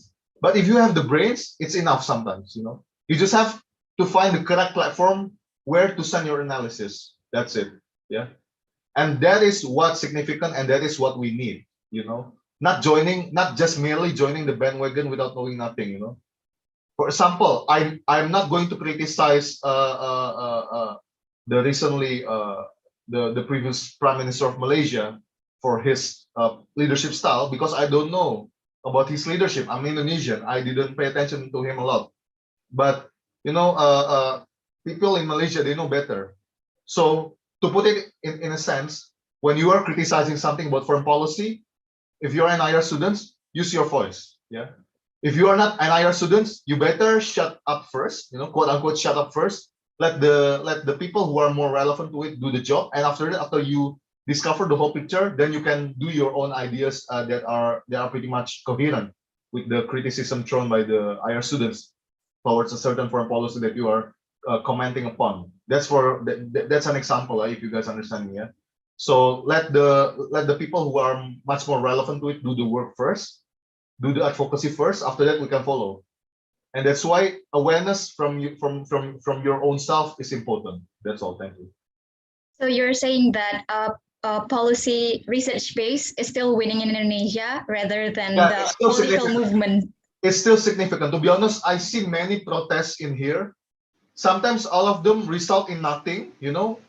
When previously, before omnibus bill was adopted, like several months before it was adopted, people are protesting like heck a lot of protests here. It's still adopted, it's still adopted. It's not failed. But after youths and several other legal experts filed their own judicial review to the Constitutional Court, then they somehow the omnibus bill are ruled as procedurally incorrect. So that's why I think from the evidence I can see that research-based advocacy are more significant rather than mere movements in the streets. But of course, movements in the streets are important because it's the tangible way for you to signify that something is wrong or something needs to be scrutinized upon from the government. One last question, which you haven't answered it yet, about the petition. Do you believe in petition, Jose? Okay, depends. Yeah, if the petition is channeled through a correct platform, I believe it will be significant. But if sometimes people will just be like, okay, yeah, we need to save Palestine, for example. They just comment and then criticize Israeli governments in the social media. Do you think they read it? do some concrete action. For example, donating, or let's say you guys are connecting with the youth platforms there in Palestine. You connect with them, ask them what do they need, and then like you can channel your own support directly to them. You know, it's just a matter of how we channel our ways. Yeah, petitions are important. Petitions are not solution. Yeah, again, petitions are not solution, but petitions are the way for you to convey, like, okay, something is wrong. This is wrong. Something needs to be concerned. This is the thing that needs to be concerned. But that's not part of the solution. That's the thing. Petition is not solution. It's just for you to signify and also to give a signal to the government, like, okay, like something is happening in here. That's all. Well, thank you so much. Quite interesting, because we all finally knew that, however, the one that we need is the network, not only Yeah, the power I used to be a bit edgy to the government, especially when I was like still young in the high school. You know, I was just criticizing, like, what the hell our government's doing? Like, you know, are they, you know, just doing corruption? But after I work in the trade ministry and the foreign ministry, you know, and the embassy, I see that, oh my God, our government is really working hard. People sometimes are criticizing that they criticizing things that they are not seeing behind the scene. You know, behind the scene, there are people working hard also in the government to ensure that the public still accept it, and how can this be beneficial for our country. That's all. Sometimes you need to understand both perspectives, you know, both sides, in order for you to have a clear and also accountable judgment. Is it an objective view or an impact of a dilemma of idealism after you're having your position as the Minister of now you're Affairs? Okay, I can say that this is an objective view, yeah, if you are using the correct parameters to perceive it. But you know, sometimes I have also a dilemma. I will not be denying the fact that I have dilemma. Of course, I have dilemma sometimes. You know, like, oh my God, yeah, I'm working behind the government right now, but you know, my friends there are protesting. You know, I'm from the office watching. But you know, sometimes those dilemmas shows up because we just, you know, feel the sense like, okay, like, these are youths, these are my fellow youths, I need to join them. But at the same time, like, are they doing the correct thing? That's why I always research first to find out, are they protesting for the correct proposition or ideas or not?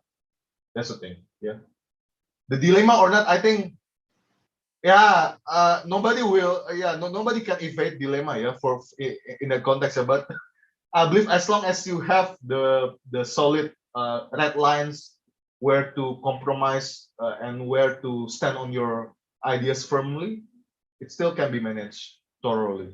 That's all. Okay, thank you so much, Jose. I think we have like around 30 minutes discussion. Really, you and live in the discussion actually, even if without any poster. Yes, sorry. And, thank you very much for the opportunities, and I have to leave actually, but I hope that Miss Idayu and Mr. Omid, yeah, if I spell it wrong, I'm sorry. Yeah, can elaborate better. You know, this is my Indonesia perspective. You know, and I hope that this at least could open your thoughts, and other speakers can add more ideas towards it and add their own views. And you know, looking forward to be in Malaysia again. I miss the nasi lemak and, you know, those mama cooking, you know, but sadly the quarantines are still killing us because it's damn expensive. I cannot fly with the quarantines, you know. Yeah, I hope the vaccinated travel lane between Indonesia and Malaysia is going to be there. Thank you. Well, thank you so much, Jose, for very interesting and entertaining discussion. So we have perspective. We got this perspective from those who are who's having this internship at the Ministry of Foreign Affairs, and now we're gonna be moving to one, which the perspective will be coming from an activist who's coming from the grassroots, if I can say, a co-founder of Student Union International University of Malaysia, Sister Idayu Mumtaz. She's here with me right now. And again, participant, if you like to ask question, you may put it on the chat box and we will answer it later on and at the Q&A session. So now, as the time has come, Sister Idayu, time is yours. Thank you very much, Rachel. I would like to share my screen And also let me know if my voice is breaking or anything. So You're audible and clear. great. Okay, so hold on.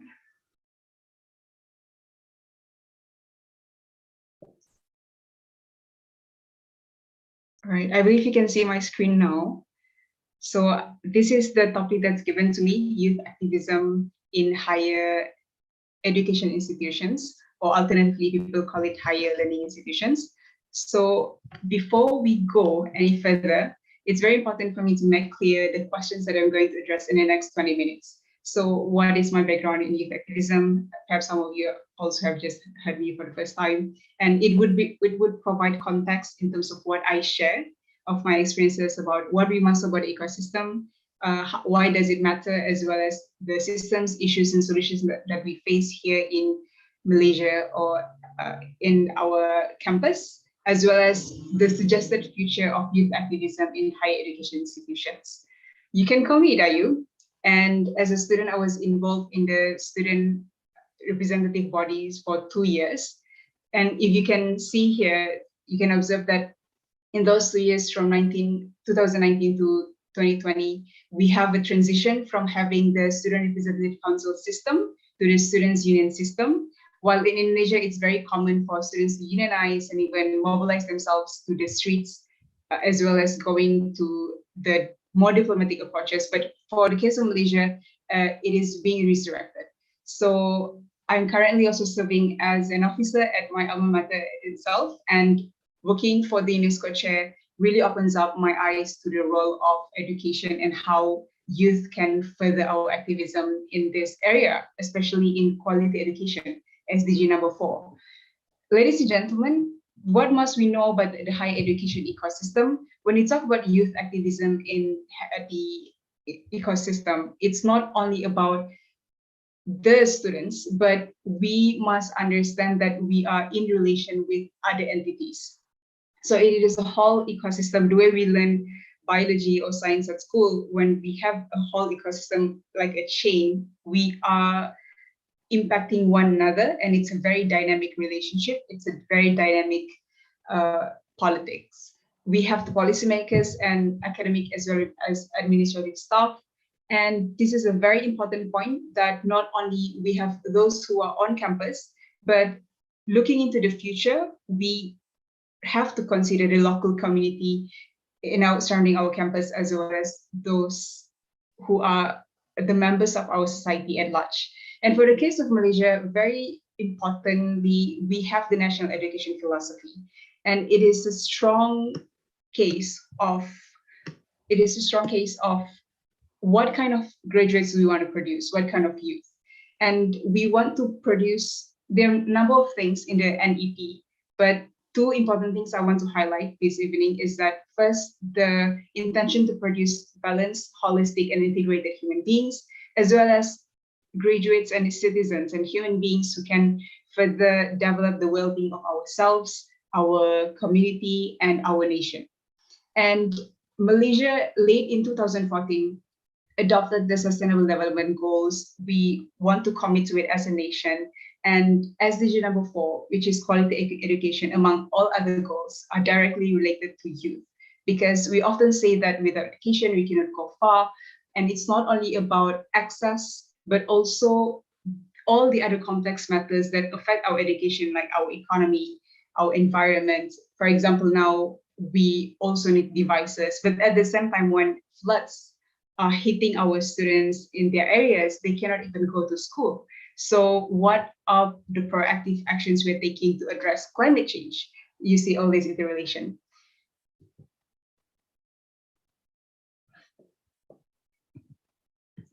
So recently, in the past year, when COVID-19 hit our country, we see a spectrum of issues that are affecting one identity that we all share. We are youth, as well as most youth are students. We see the issue of digital divide all the way to workload and mental health affecting students to a point of witnessing a few deaths of our very own students in Malaysia, as well as one very outspoken activist in our country, Ain Husniza, about sexual harassment. And we see this spectrum of issues, but it is not enough that only these few figures come out and speak about the issues that are affecting us, because behind them are numbers and thousands of students who also face it. So it is all the more reason that the very way to solve this is to have the voice of the youth in the policy making. So the question goes, what is the avenue to make sure that the student voice and the youth voice are being involved in the policy making? Just like how Samuel mentioned just now, we can go to the streets, but also at the end of the day, it's also being part of the policy making.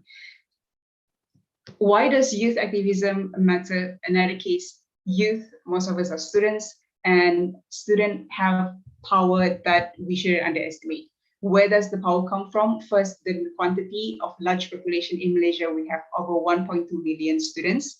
And then this community or this large population have shared interests in terms of quality education, tuition fees, internship allowance, etc., among other things, no matter our political inclination. This is only in terms of education. Even larger interests like our economic interests in the country, standards of living, that's another whole conversation. And importantly as well, we make up the intellectual community, supposedly driven by idealism and vigor for better change, especially when most students are full-time students. We are in this mindset and environment where we learn what is ideal and try to be part of the change for a better nation. So what are the systems and issues and solutions? When I mentioned about my background just now, in 2018, we were in this new narrative of student empowerment at systemic level.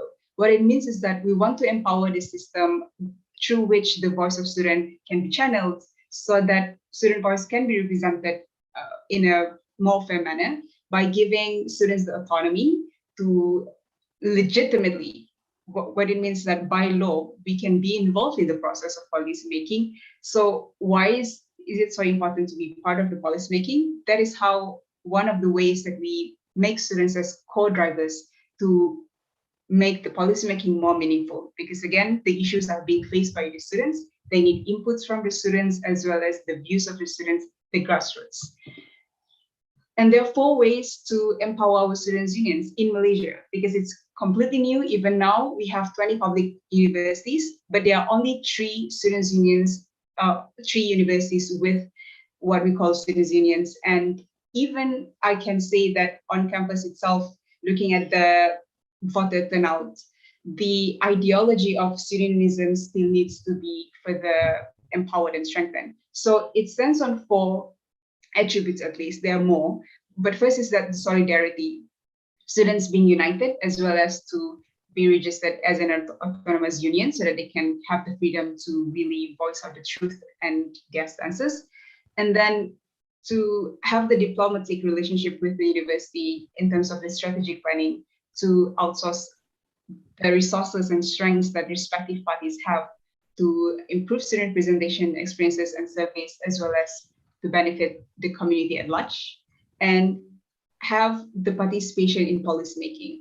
If in Europe, they have the Bologna process, where this is also a very strong part of it. And I'm mentioning it not because it's part of the European practice, but the research and data shows that when students, not only the youth, but even the younger children, when they're being involved democratically in the policymaking of schools, they actually witness better performance of those schools. I can share the article later, we can talk about it later.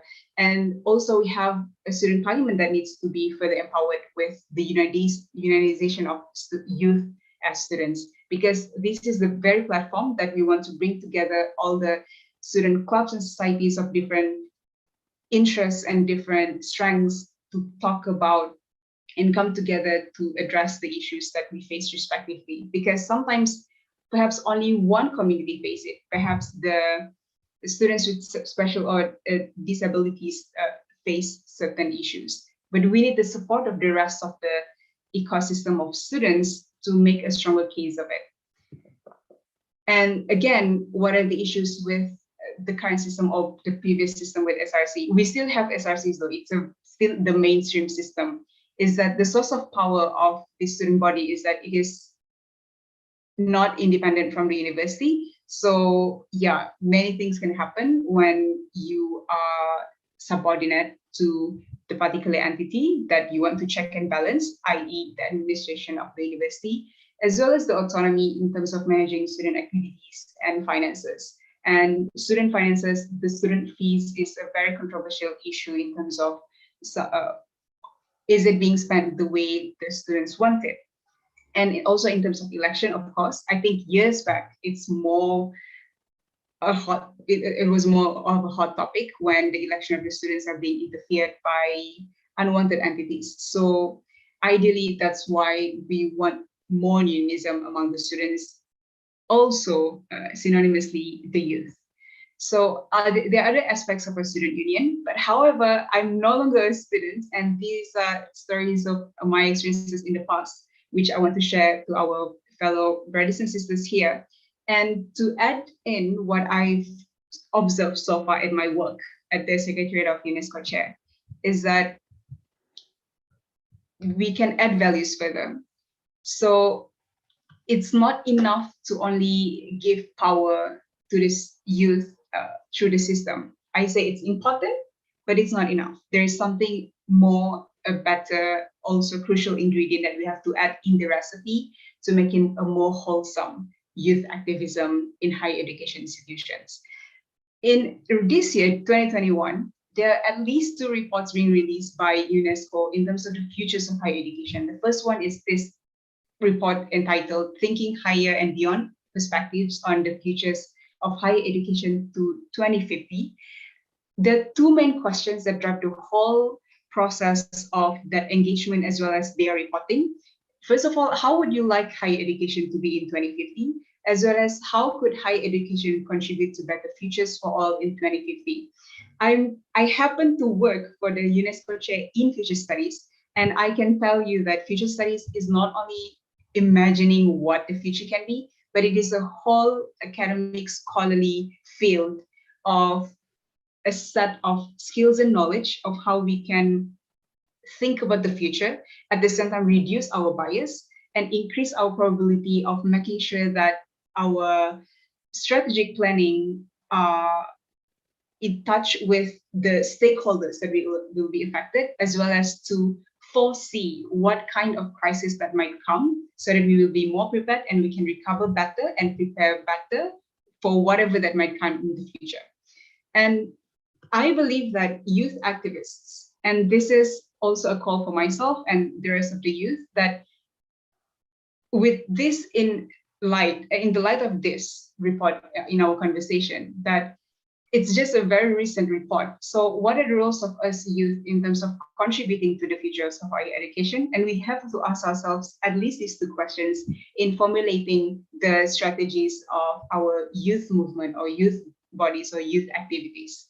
We have so many student clubs as well as youth bodies on campus as well as in Malaysia who are doing fantastic work in empowering our youth, empowering our community. And at the same time, moving forward, the very question that we have to address, it's not only important that we have activities, but it's also very important that we ask ourselves, is it sustainable? Why is it important to be sustainable? Because when we talk about envisioning this future of higher education in 2050, it's not something that we can just do one-off for like 1 month or 1 year or 10 years. It has to have a sense of continuity. And there are at least like 4 statements of that vision for the future of higher education. So we have to ask ourselves, which one of at least the values of any of this listed here that we are looking at and working for as an organization or as a group of youth. And a lot of times, even I myself, when I was a student, a lot of times the conversation revolves around, we want student rights, we want this as students, we want that as students, which are valid, and I totally understand. However, when we ask for more power as well as more involvement in policy making, in return, there has to be something that we give back to this society. And it's not only giving back, but it's a matter of our actual responsibility to humanity. So with these unions that we have, what exactly is the long-term impacts we want to give to the community, humanity, in promoting well-being and sustainability, etc. And a second report that UNESCO also released was this report called Pathways to 2050 and Beyond. It is a public consultation with diverse stakeholders of the higher education around the world, and they have fantastic findings on it. And these are the key themes that they shared in terms of imagining higher education in 2050 in terms of being more connected at multi-level, how do we achieve more inclusive higher education, as well as the quality of organization of knowledge and having a student-centered kind of ecosystem of the higher education. And again, we asked, where would the student union comes in here, and where would the youth bodies and youth organization can contribute to this? Because when I look at the report, it's a fantastic report, and the question comes that we are the one who would receive the education as youth, for example. And how can we make sure that our inputs and our energy and our activism actually contribute to this one? So whatever we are doing now, we just need to reformulate it to relate to these things, because what kind of futures that we truly want to achieve? Again, the question. So as a conclusion, there are actually two sides of it that I touched today. One is that my experiences in the past 2 years of we were trying to reform the system, and I'm very grateful to be part of it under the leadership of Dr. Zulkifli, our very own Deputy Director. And the system must empower youth with solidarity, autonomy, and the space for action and managing the finances in the system of the higher education ecosystem itself. But yet that is not enough. We need a greater environment, an environment which reinforces values, proactiveness, and sustainability. So here in the system, we can say that, oh, it's the ministry or it's policymakers, etc., that have to give that space. Now, once we might not have a perfect space now, but whatever space that we have now, what kind of values and proactiveness and a sense of responsible sustainability that we're bringing in as a student union, a youth organization, etc. So we have to re-seek the values that we are bringing. And I believe Samuel also mentioned just now that we have to equip ourselves with knowledge through research and proactiveness in terms of collaborating with more entities. Because stop thinking about youth activism is just about youth doing what we want, but to be more responsible in terms of how we move forward. And again, sustainability should be a central theme for youth today, because we are at a crisis that's unprecedented. And the fact that we are trying to reduce our carbon footprint, if not otherwise for the next few years, we wouldn't survive as a planet, that should shake us up. And what we are doing to actually ensure that we are living in a way that's saving our people, our planet, and make it a central fight or cause that we do. Because I hope that for the case of Malaysia and for the case of IOM, it shouldn't be the case that we only change our system and the name to a union, but then what is the central fight that we have and the kind of narratives that we want to bring in terms of the futures of higher education. I believe that would be all. These are some writings that I have been part of, if you want to check it out. But I believe my next venture would be how to bring in youth power as well as sustainability issues, and to make sure that our youth are moving towards that direction.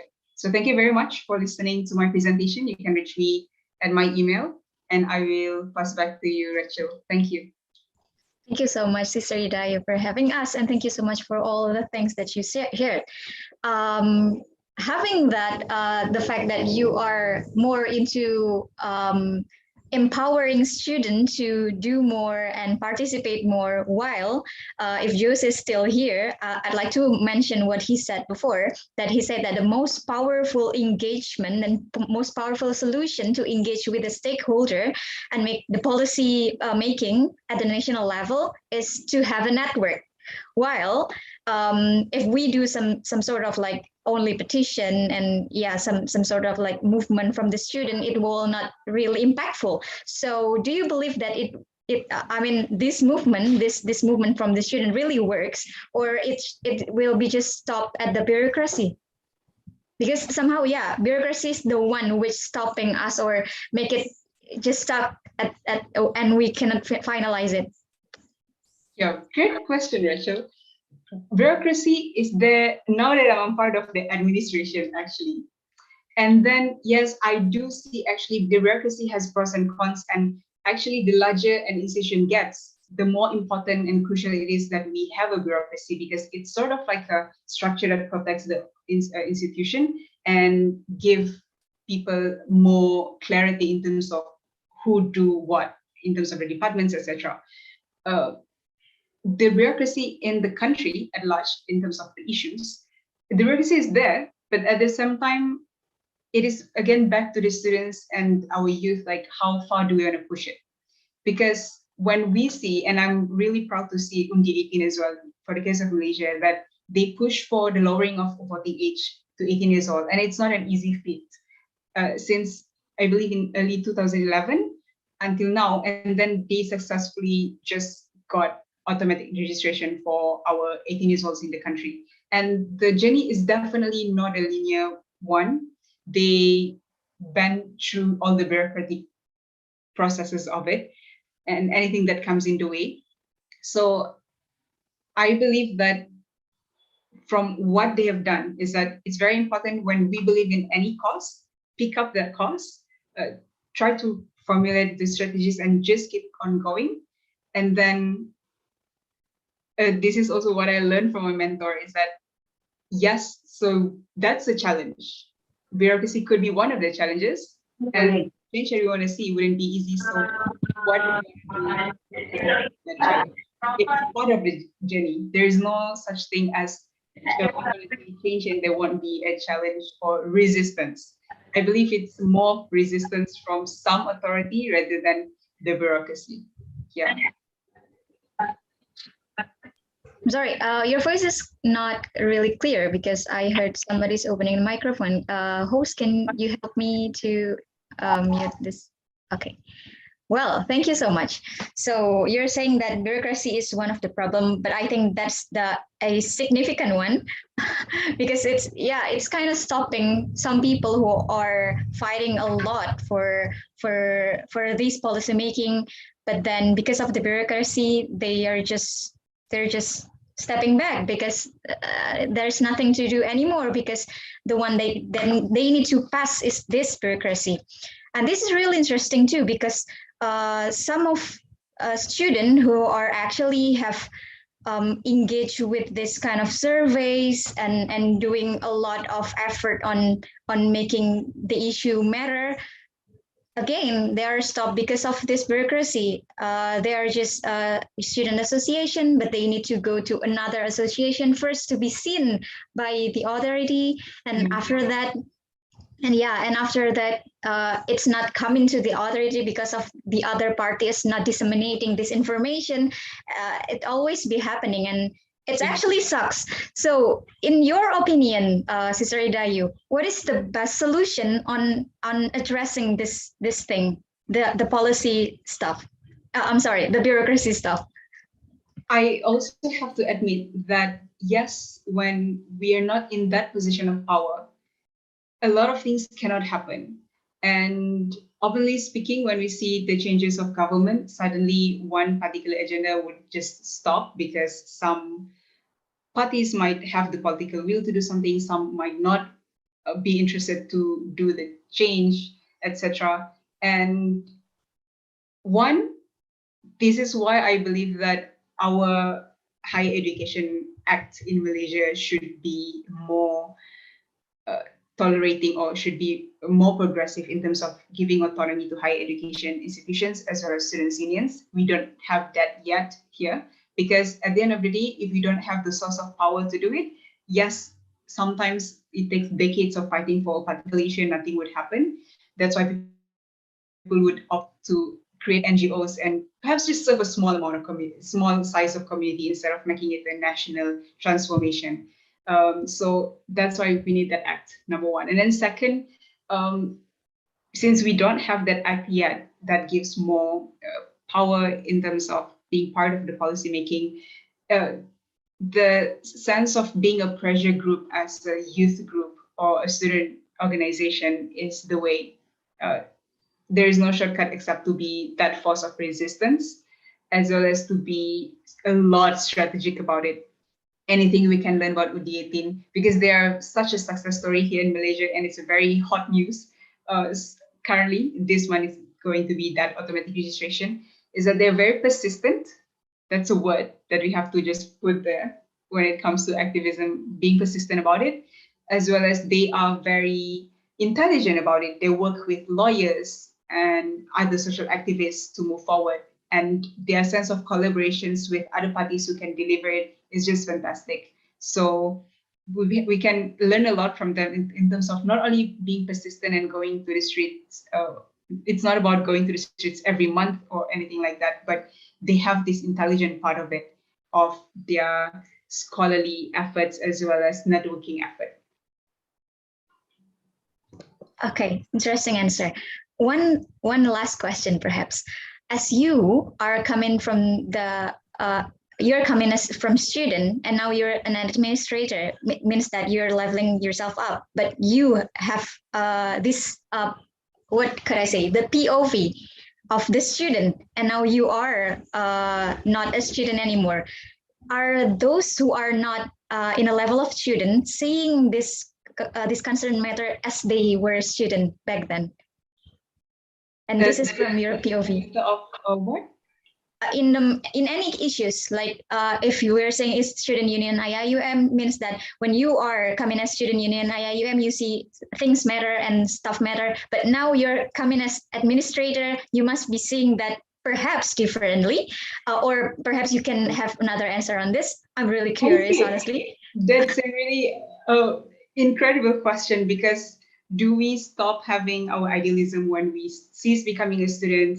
Or let's say, I know I'm a youth and then I get older. What I see is that when I get to this work, is that the work requires me to explore into a different kind of arena of knowledge. So now I'm venturing into the politics as well as the subject matter of future studies and UNESCO and all that. But at the same time, going back to student unionism in Malaysia, for example, I'm still passionate about it. Maybe I don't have as much time and energy to focus on it, but I generally believe that it's the way forward for our future generations, because I have younger sisters. And based on my readings before this, my younger sisters and the future generations, they will be also facing issues that we face as students.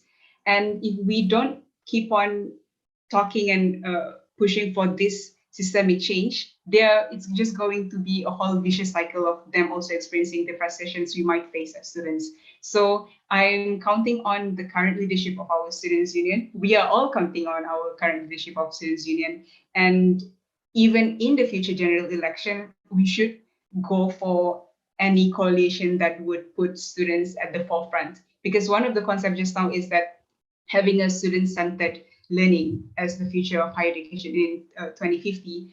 And even I myself, why I joined to be part of an administration is because I'm very passionate about the education issues, and I want to really know the system. So now we hope that the current leadership as well as the current students have that idealism to proceed with it. And they are, when our students elect them as the leaders, they are in the position, the power, the time.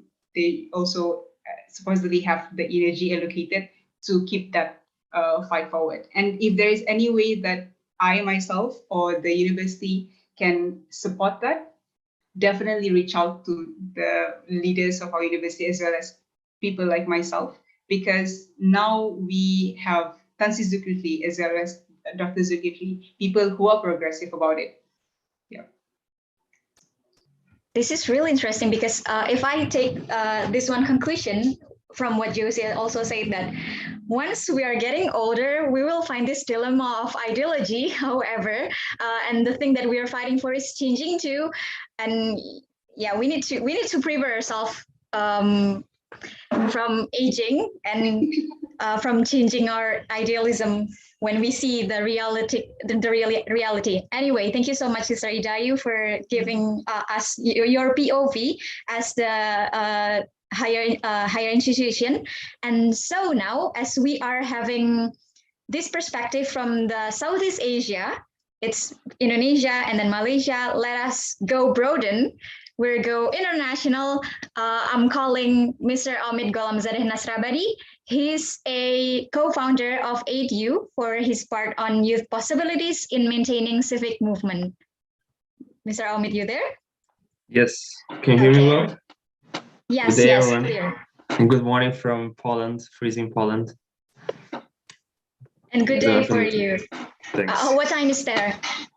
Well, it's 8 a.m. So pretty Okay. fresh. Okay, thank you so much for having us. And you may share your slides if you want. Sure. So thanks for inviting. Thanks for having me. I hope you can hear me well. Tell me at any point if there are some problems. We have a mixed structure. I like to be practical and at the same time have discussion face to face. So let's see how it's going on. I would love firstly to reflect with all of us. We're all here for a purpose, a specific meaning. And the fact that we are all in the same, we are 51 people in the same network, in the same page, in the same internet connection. It's already powerful, and that's, I think, the most powerful thing when it comes to social change. Bringing people together for a purpose. So whatever purpose you have, it can be different. It can be grouped in different sections, but at the same time, there will be some convergence between some groups or within everyone on the ultimate goal. So that's very important. That's already the first reason for starting to network and knowing new people, building teams. So my perspective when I talk to you in this session, 20 minutes, it's mostly from the side of social innovation, startups, and the social impact in education or healthcare. That's my background and my experience. I would love to share my experience with that. So firstly, take a moment. I would love you all to imagine a young person sitting at the bottom of a classroom and trying to raise hands.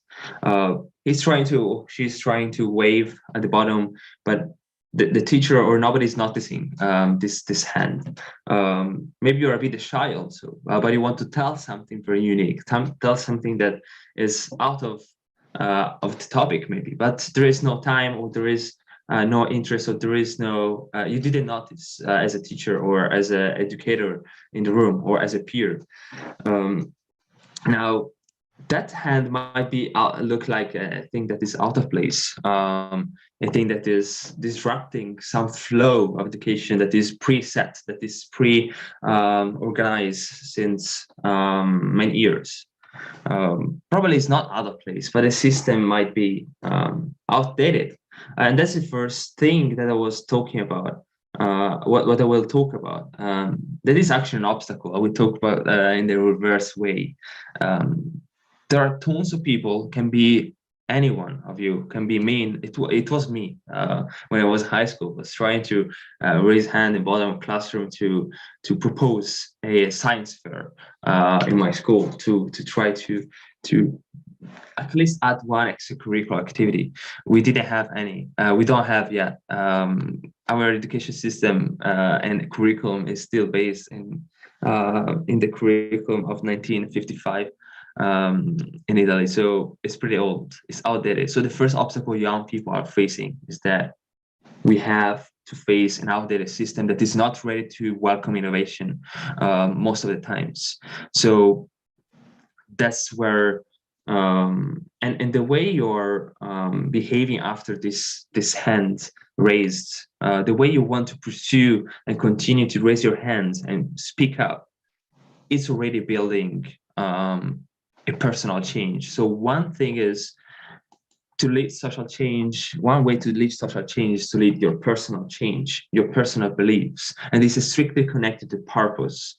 If you have a specific purpose to make a change your community, you see something, you raise questions, you're already trying to go towards that movement that we are talking about in topic, macro topic of civic movement. What does it mean? It means that civic engagement simply means somebody that is raising their voice, raising their interest, focusing on some issues, and participating actively in resolving those issues, or even listening. So that this includes listening, active listening, developing models, talking to people, networking. So that's why I urge you, here we are all having a similar purpose. Let's get connected, or anything related to that. Can be offline, can be anywhere. So let me share the screen first. Can you see everything? It's clear. We can see it. I can see it. Perfect. So I will not go in a lot of formalities. Who I am? Well, I'm based in Poland right now, but I'm from Italy. It's a pleasure to have a sort of colleague, because I also joined the UNESCO ICSDHE for Youth network basically last month. So we are we're having similar missions. We love to connect, and I mostly work in startups in the healthcare field. EDU is a community-based organization based in Italy and Uganda that works in raising awareness of heart-related diseases and creating trainings on heart failure knowledge, and at the same time CPR, so basic life support. And I also lead New Hope Here, that is an international platform that works in creating distributed brainstorming on SDGs issues, and create teams developed like somehow a facilitation of flows of brainstorming, at the same time providing access to opportunities. So talking about SDGs, they're very broad. We all agree that the SDGs are the ones that are established by the United Nations, are very broad. And of course, there are tons of countries that are connecting it to their own needs. And I mean, it's also required. There are recommendations for all countries to have specific targets and benchmarks according to their own culture and needs. But I think if we go back in the purpose thing, you are the one that you are customizing the SDGs. Yeah, you have the SDGs that are over there. They're developed. There are recommendations, case studies, and there are also governments that are specifying those things, targeting specific action plans, etc. But the most powerful thing that also tells why young people are important is that we are capable, we are flexible enough, we are creative enough, we are powerful enough to create such a change by connecting purpose of what you see on a scale from 0 to 10. How much does it matter to you on a daily basis? What is the most recurring problem that you're seeing every single day that you want to address? So that's a purpose that you want to activate, that you want to ask why this is happening. And go to build this problem tree, to build your motivation base even on data. So where is you in this injustice? Why do you care about that? And this is already an important thing to create a personal movement. You're personally moving your knowledge, your energy, your beliefs to solve these social issues that it was general before, but now it is personal, and you want to share it with everyone. You want to what you want to achieve a sort of distribution of purpose, and at the same time creates people come together. And I will stress after a few minutes how it's important to build teams that are based on purpose. And the first thing that comes here is that why young people are important. Decentralization in decision making is important. We have seen in the European Union, we have the Youth Sounding Board. It's born last year. It's a sounding board where young people come to consult, to talk, to recommend, to give perspectives around education, around policies in the European Union, but at the same time connected to other countries. So there are multiple countries, not people around Europe only. And this is very important because I'm not gonna tell why young people are important, because I find it extremely obvious after this this session. So the first thing is decentralization is very important, and as government or policymakers want to decentralize as much as possible, young people want to agglomerate as much as possible around this purpose. And I think the convergence of these two is on the community. So you're building your community, and the community, and you're the best one to know your community, your city, your university. It can be anything, your family, it can be anything from where you start, and then expand it and make it relatable. That's a very important thing. I will not focus on this. These are a few soft skills, but I will not focus on this because it's not necessary right now. I would love to stress that participation comes with purpose. So if you give a reason for a based reason for participation, most of the times comes from a purpose. So understanding and learning and building, developing and telling stories are 5 steps that are super important to create and maintain a civic movement. And I was asked actually to tell more about this. And according to my experience, understanding injustices and learning about perspectives is the steps to build purpose, either from micro and micro and micro aspects. And building teams in that point 3 is super important. And that's how you build teams. You build on purpose. You can build teams in this room right now. So tell me in this chat, if you want, what is participation for you, and why? What's your ultimate goal in joining this conference? You're here for an amazing purpose. And the 4th and 5th are super important. Developing and telling your story is creating this mass acceptance, this mass knowledge, this mass awareness that you want to create an awareness and a movement. So millions of people, I have this quote by Baruch, that millions of people saw the apple fall, but only knew to ask why. Many people are actually seeing the same problems every single day, but the ones that stand up, the ones that ask why, the ones that want to develop a problem tree around that, are the ones that are willing, that are gonna do something, or question something, or build some solutions, or spread awareness. Of course, not everyone has different backgrounds, but this is much about purpose. I will close.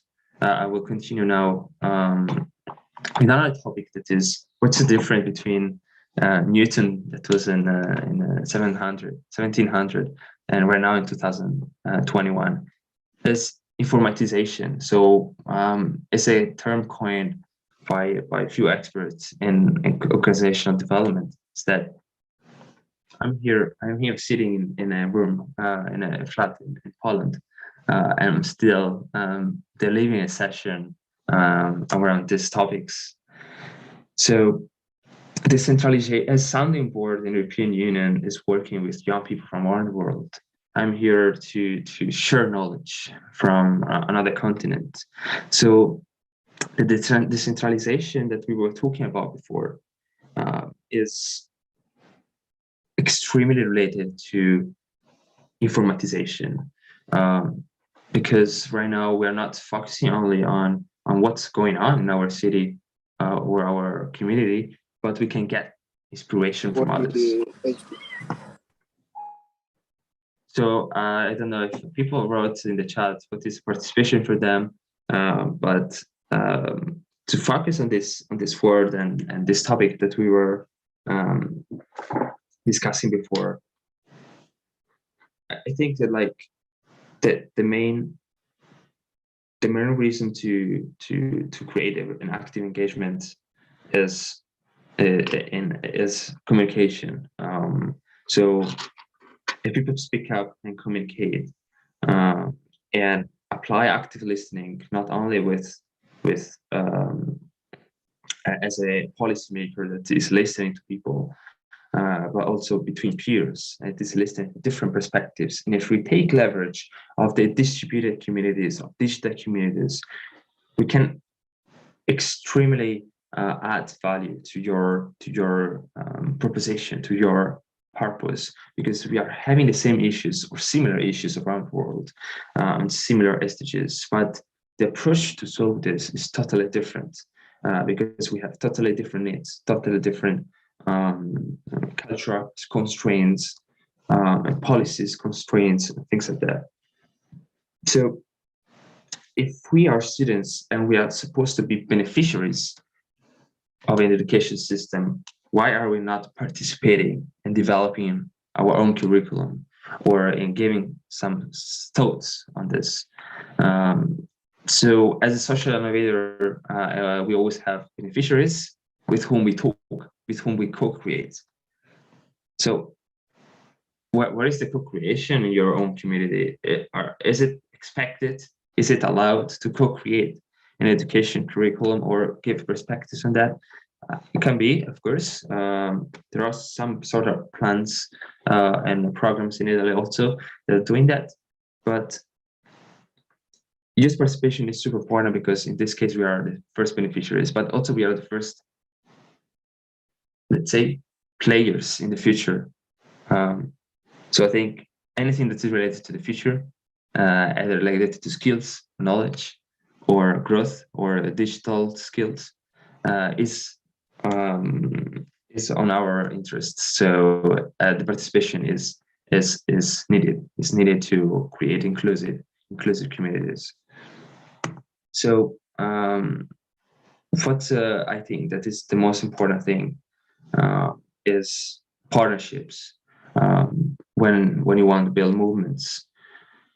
But partnerships in the way I'm telling that is basically learning from people and connecting basically emotions to your information, your data that you have, and making sense of what's going on underneath the data. So I think it's the most interesting part, and it's the most questioning part for you when you listen to people and you will question your thing that you planned before, or your thoughts, but it was not planned before. So it breaks a lot of misconceptions, but it's the most effective thing. So learning from people should be the first action connected to decentralization, for example, for organizations, companies, or as policymakers. We need to learn from people to create inclusivity, and learn from experts is also valuable. But the third and fourth point are most important, I think, in this slide, is that immersing yourself related to the purpose also, and investing in team building is the most important thing. Everyone can have the same idea, you can have similar approaches, but the way you execute it, the way you feel comfortable with people that are in the same team, people that are co-creating your purpose, it's super important. So investing in team building is like creating an engine that puts together different values, at the same time creates momentum. So the momentum is the most interesting thing, because it helps to create mass effect impact. If there is a momentum in either a topic or either in the specific issue, and there is extremely need to solve this issue, you'll be surprised how many people are gonna raise their hands and say, how can I help? How can I contribute? How can I join? Make it easy to people to join. It can be either through surveys, or it can be either through volunteering. So accessibility is the last point of how to create and maintain civic movements. That's how we built New Hope U, that is an organization that basically welcomes everyone in the co-creation of a community, of a platform, of the knowledge creation. EDU instead, I will have a few 3-4 minutes probably. I will close very soon. Talking briefly about EDU, you will understand why I'm talking a lot about digital communities. Is because EDU born and raised as a remote team. We were, I was that guy that was raising the hands. There was no science fair in my school. And I wanted to apply to Google Science Fair. And was trying to understand what's going on and how can I find teammates. I was looking around and people were super busy and getting their best marks or not interested in critically think about society. And that's how I co-founded this organization with the first co-founder in Uganda. So we're basically one guy sitting in Italy and one guy sitting in Uganda, and we built an organization. We didn't. And people would say, "Where is the trust? Well, why would you trust someone never met?" The answer was basically purpose. We were there, and we were not going to lose anything. We were like there to solve the similar issues about heart-related diseases. We had similar stories. We had similar purpose, and everything important when a friend of a family member died because of heart failure, and there was tons of questioning around that. Why is this happening? And why is it relatable? So I made it relatable, and that's how we imported the first co-founder from Uganda, and that's how we went through 5 countries and 3 continents to build awareness campaigns and joint events and digital opportunities. So this is one purpose-driven project that is super interesting to see how a purpose and a mission that you had, your own city, is relatable to another person around another continent, and you build movements on that. So I will not skip this. You can take a screenshot of photo of this, how what are our attributes: build mission-driven teams, different action plans, network. You can meet anyone. Opportunities are life-changing and community is changing. So networking is the most valuable thing when you are maintaining a social movement. Human beings are love to speak about themselves, and they love to join and contribute according to their own knowledge. So make it easy to people to join you in your mission. Make it clear. And where to network? Anywhere. Your network forums, media exposure, and also online. I came basically in this conference thanks to online networking. I never came to Southeast Asia, and that's already an interesting fact. I will go on the close now. So we have time for questions. I think that the last obstacle of everyone as a young person is credibility. And I think it was touched in different speakers. How can you build credibility when you are 20 or 16 or 25 years old person that is bringing something new, something that is for the system is out of place or hard to accept. And this is the first and the biggest actually problem that we face, either for raising funds, either to enter the market in the sense of community, or getting support. But after 100 no's and people saying no, I think you need only one yes to go on and be super effective in your own community. But you don't need actually that yes to start, because you have already purpose that is making you work daily for that purpose. But don't wait, don't stop on the first in the first no. Go on and wait for a few yes. People are loving to join. Some people are not joining because they don't understand what you're doing. Make it easier, make it interesting, but most important, start somewhere. Start small, build something that is relatable, easy to understand. At the same time, make it prove it through your actions. That can be either an online awareness, social media, projects, or anything, or an event at your school. So you're welcome to have questions about these things. It's very wide, so questions come from any side. I'm sorry for going over 4 minutes, but here are. Thanks for having me again.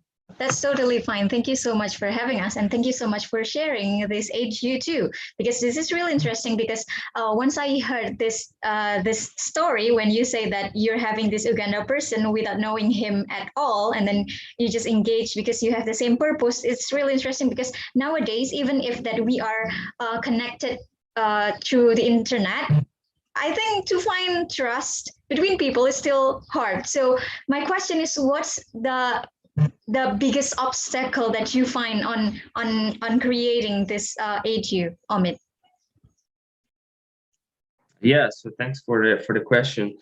You know, it depends on what is on stake, and what are the alternatives. So if the alternatives was to not start a project because you couldn't find teammates in your school, that was a bad alternative, and we didn't have anything to lose. So when you're a young person, you have a lot of flexibility most of the times, and you have, if you want, you have tons of time to invest in something new, and you're not necessarily, you know, in that case, in these two factors, you're not necessarily stopping in front of the trust issue when you are extremely related in a purpose, and the main connector is knowledge sharing, is creation of digital platforms, creation of planning. This requires human creativity that is beyond the trust if purpose is inside. Of course, the biggest trouble is that you need to get even higher credibility when you're talking that, oh, I have a project and our collaborator and co-founder is in Uganda. And those guys that are trying to listen to your project in Italy, for example, say, what's going on? What's happening here? So why you have a project? You split it and you never met this co-founder. And actually, we also didn't mention, for example, sometimes we started to not mention that we don't know each other, so we could build better relationships with the stakeholders. But I think the biggest issue was credibility, especially when you have a cross-continent project. And at the same time, motivation on a long run. So of course, in the short run, you have the purpose and the motivation to go super fast on projects. But at the same time, in hard moments of the projects, when it was either I don't know, failing in some parts or things like that, having a physical team with meetings or things like that, I think it's very important to have. It wasn't the biggest obstacle.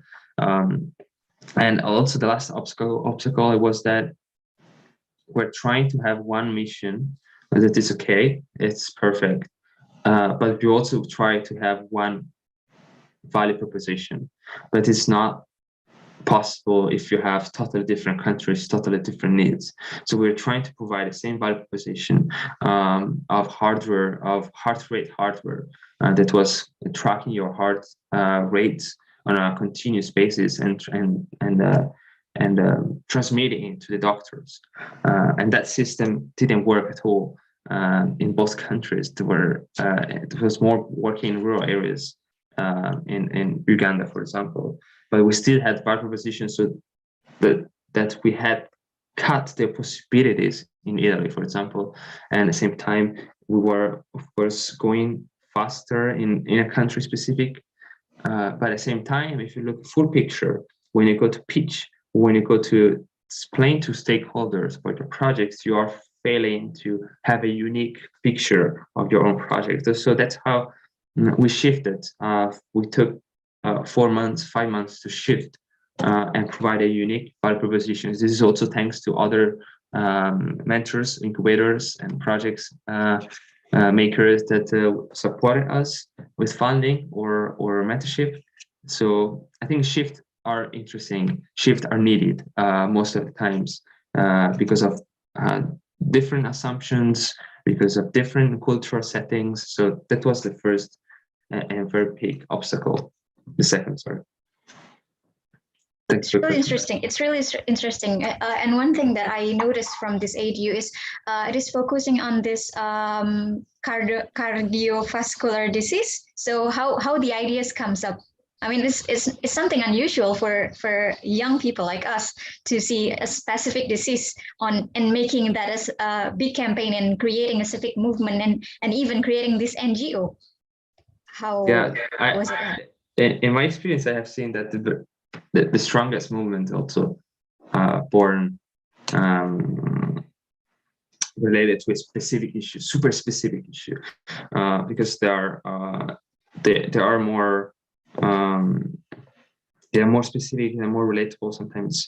But yeah, thanks for the question, because I didn't go through this, so we have time now through 2 minutes.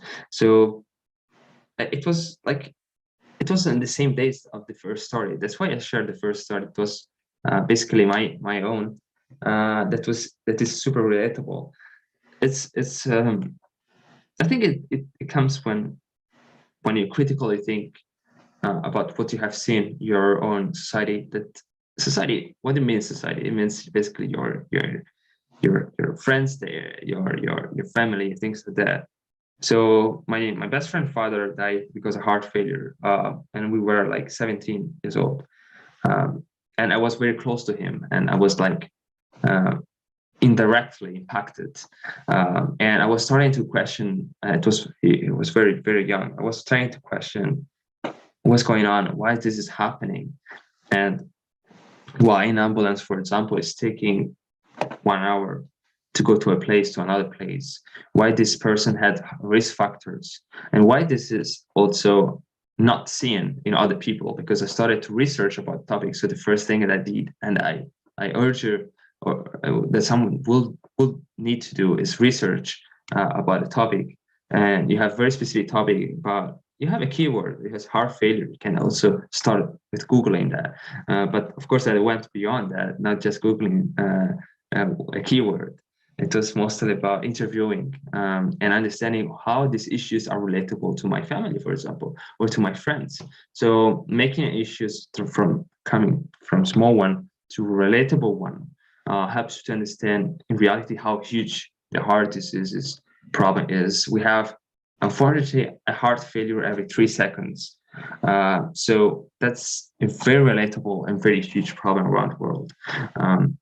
So it started as a personal move. It started as a personal touch points that made me realize how even though we are called first world country, it's exactly the same problem, exactly the same severe rate of other developing countries around the world. We have 1.5% severe rate after heart failure, mostly related because of lack of knowledge of trainings, of long distance, and third, long wait times for ambulances. You need 10 minutes to save a life. Every 1 minute is 10% less severe rate. So it's very important to act within 5 minutes. So how do we educate people? Why is it that important to educate people on CPR and basic life support? Why is that those easy to understand and do procedures are not easy to access?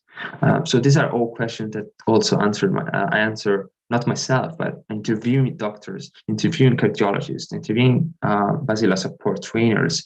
So it all went and make sense in my own community. In that sense, in that process of learning of that issue, that is the first part I think that you should do, and then make it relatable. So knowing this Uganda co-founder, I knew different perspectives. So that's why connected communities is very important to understand different sides of the same problem.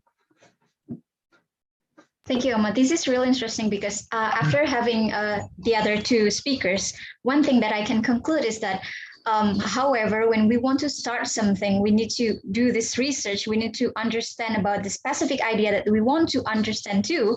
And afterward, we are engaging people, we're calling people, and by then we can start this movement. And even with one movement, we can go further to the policy making, go to the stakeholder, and so on and so on.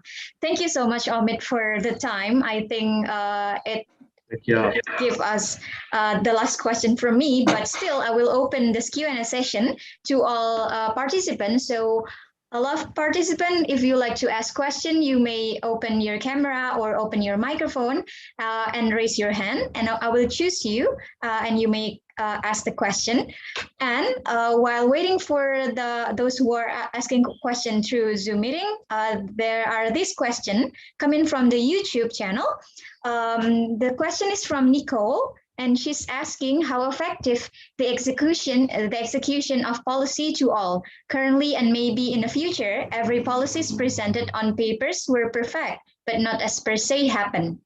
So perhaps, Omid, would you like to answer the question? Sure. Can you please repeat the question, the first part, please? Okay. And the question is come to Sister Idayu too. Actually, I want to ask this to Jose too, but he's not here. Anyway, the question is how effective the execution of policy to all. And currently and maybe in the future, every policy is presented on paper were perfect, but not as per se happen. So what is your opinion on that? Yeah, How effective is the execution of policy? So firstly, I think definitely I am in a different area of development, but I think that there's a big gap between execution and policy making. Sometimes everything depends on accountability of the policy agents or the government itself. I got the opportunity to speak and contribute to a World Government Summit in Dubai, where there were governments and United Nations, World Bank, anyone that was basically building policies. And one issue was exactly that people were not accountable when they were speaking, and they were just not creating small benchmarks about their own policies. So I think it's true that it can happen because it's also hard. It's also hard because you're trying to have a countrywide or nationwide or a community-wide action plan. But at the same time, I think the way to deal with that is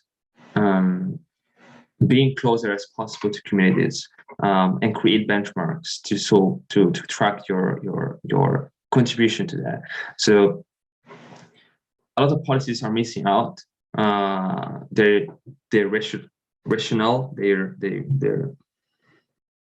topics, their propositions, because they're not close enough or decentralized enough to make things happen efficiently. I think policies should work as basically decentralized organizations, and as such, they should be super reactive to innovations, super reactive to inputs.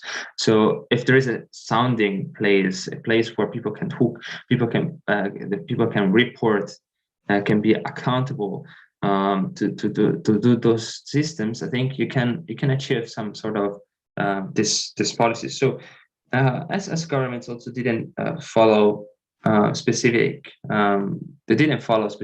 guidelines in, for example, in climate change things. It's mostly because there were not specific processes to make government accountable legally or anything like that. But we don't need necessity to come to legal stuff. I think if we have this sort of decentralization attribute, it can be way more interesting to see how these policies are actionable and not just high level studies or high level recommendations. What about you, Sister Idayu? How do you think, how effective is the execution of policy to all? Is Sister Idayu there? So in my experience, if the case of the Students' Union in comparison previously when it's just the SRC is that when we have been recognized by the law, the regulations to be part of the policy making, we already have that space. And secondly, I'm not sure, I tried to turn on my video, but it cannot. So, all right, I'll just keep talking. So, and then secondly, in terms of the way that when there's any policy upcoming, we'll make some sort of a survey and really get to as many students as possible to answer it. And from there, we have a really good data and bring it to the policy making table. So it's quite effective. And at the same time, even not only waiting for future policies, but from making this continuous engagement with the students to know their realities, we know what are they facing and then what we need to do to move forward and who we should reach out to make the change they want to see and help to solve their problems. So far, it's been very effective. And also, it's also important that Students' Union not only make the surveys in terms of youth, but also making statements. As much as it seems simple to have our words on a piece of paper and publish it to the public, it's very important to speak out, continuously to speak out, as well as be aware of the issues, especially what we're facing here in the state, in the country. And when they garner attention from some parties, it's actually a good mark. Well, sometimes we're facing that in a policy there are some sort of it's kind of beneficial for citizen, but it's not beneficial for the government or for the state, even for the state. What do you think about that, Omid and Idayu, on facing that? Which one is more important for you both on seeing this? When the youth preference are not beneficial to the government? Yes. I believe that youth, especially students, there is a special position. Students and youth becomes we are being put in a special position when we are students because, like I said previously, we have this different kind of moral responsibility towards society. So we are in the position of speaking up about the truth. So that's why, as the intellectual community, we should speak up, at least speaking up. We have not even talked about taking action, but just speaking up first thing, and also taking action definitely. And when the governments are not in favor of some things, it depends on what the case is. We're not saying that the youth are always right, but when it comes to social resistance, definitely the people in power wouldn't be comfortable about it. And that is an inevitable part of the process. So it is just simply within the whole idea of resistance, trying to fight for a hopefully fair and just world.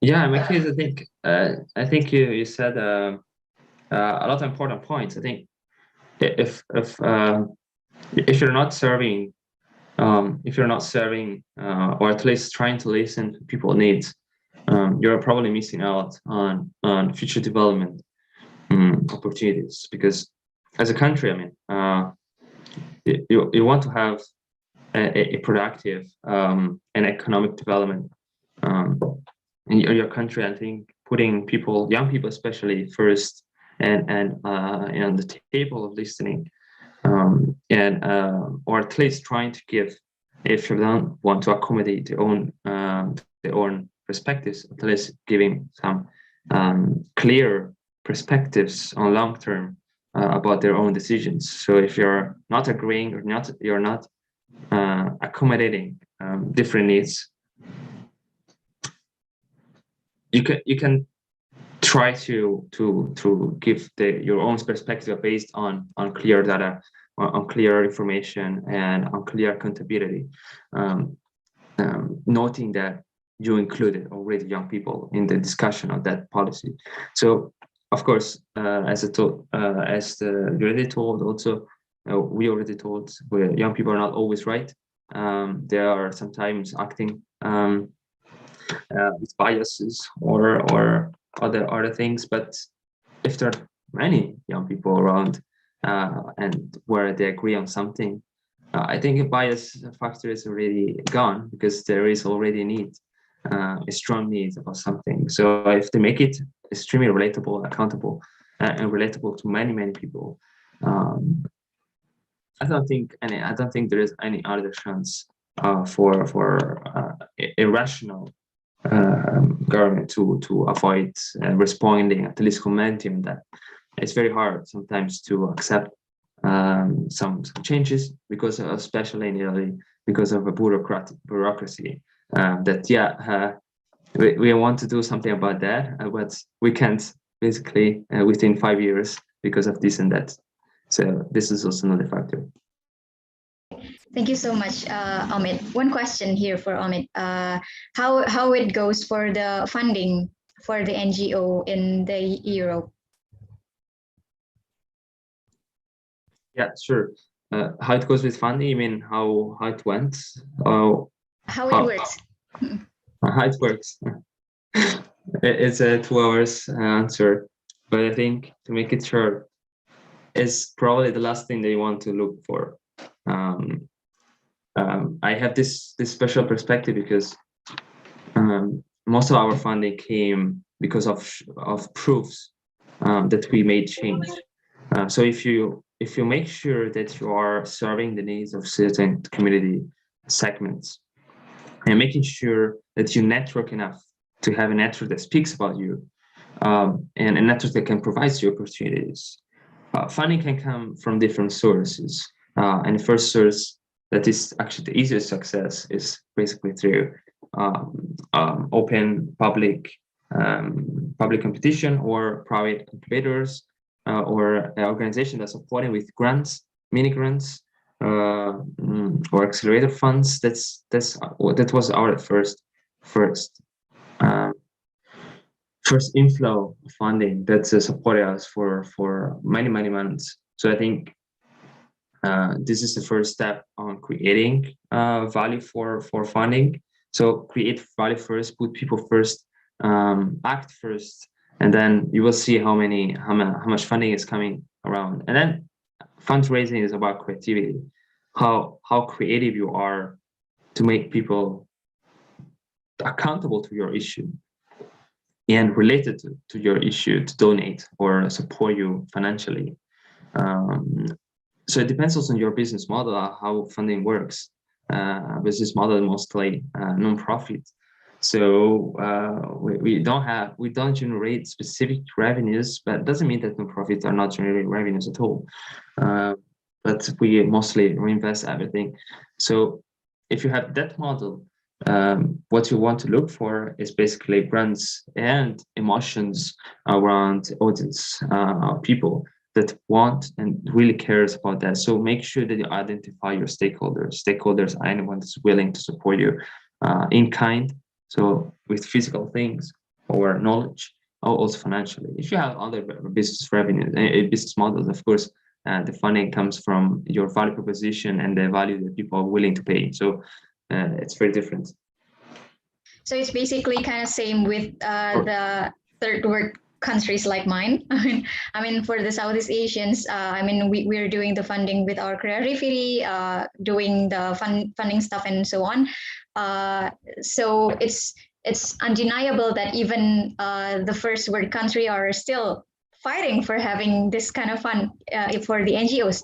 Anyway, there is no other question, or I'd like to open again to the floor. Any question come from the participants? Yes, I have a question. Okay. This question is, am I audible first? Yes, you are. Okay, cool. This question I'd actually like to direct to both Omid and Idayu. because Omid had actually mentioned that, there is a necessity for having a really good foundation in soft skills such as understanding and communication. And these are debatably timeless soft skills that we'll need in any point in time in our life. So I'd like to ask, how has the application of these soft skills changed for both of you personally as you grew older and entered bigger spaces, such as like from being a student to being a researcher or administrator? Either of you can answer first.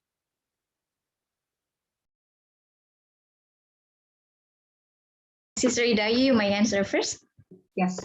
Thank you, Alisa, for the question. That's a very important question, actually, because the soft skills, how I see it, is that one, we always have courses in classrooms, and then they say, oh, this is to develop our soft skills. And then there are soft skills that we develop because we are being involved in student organizations, for example. And what I see is that in terms of interacting with different stakeholders, for example, when we were doing town halls as well as connecting with the different levels of policymakers, I realized and I learned that it takes different kind of approaches. And those approaches cannot just be learned from textbooks. We have to go through the process as well as perceive the wisdom of how to communicate something. For example, for some people, it has to be more diplomatic instead of as being more straightforward. That is in terms of communicating across our message and trying to get what we want in the negotiation.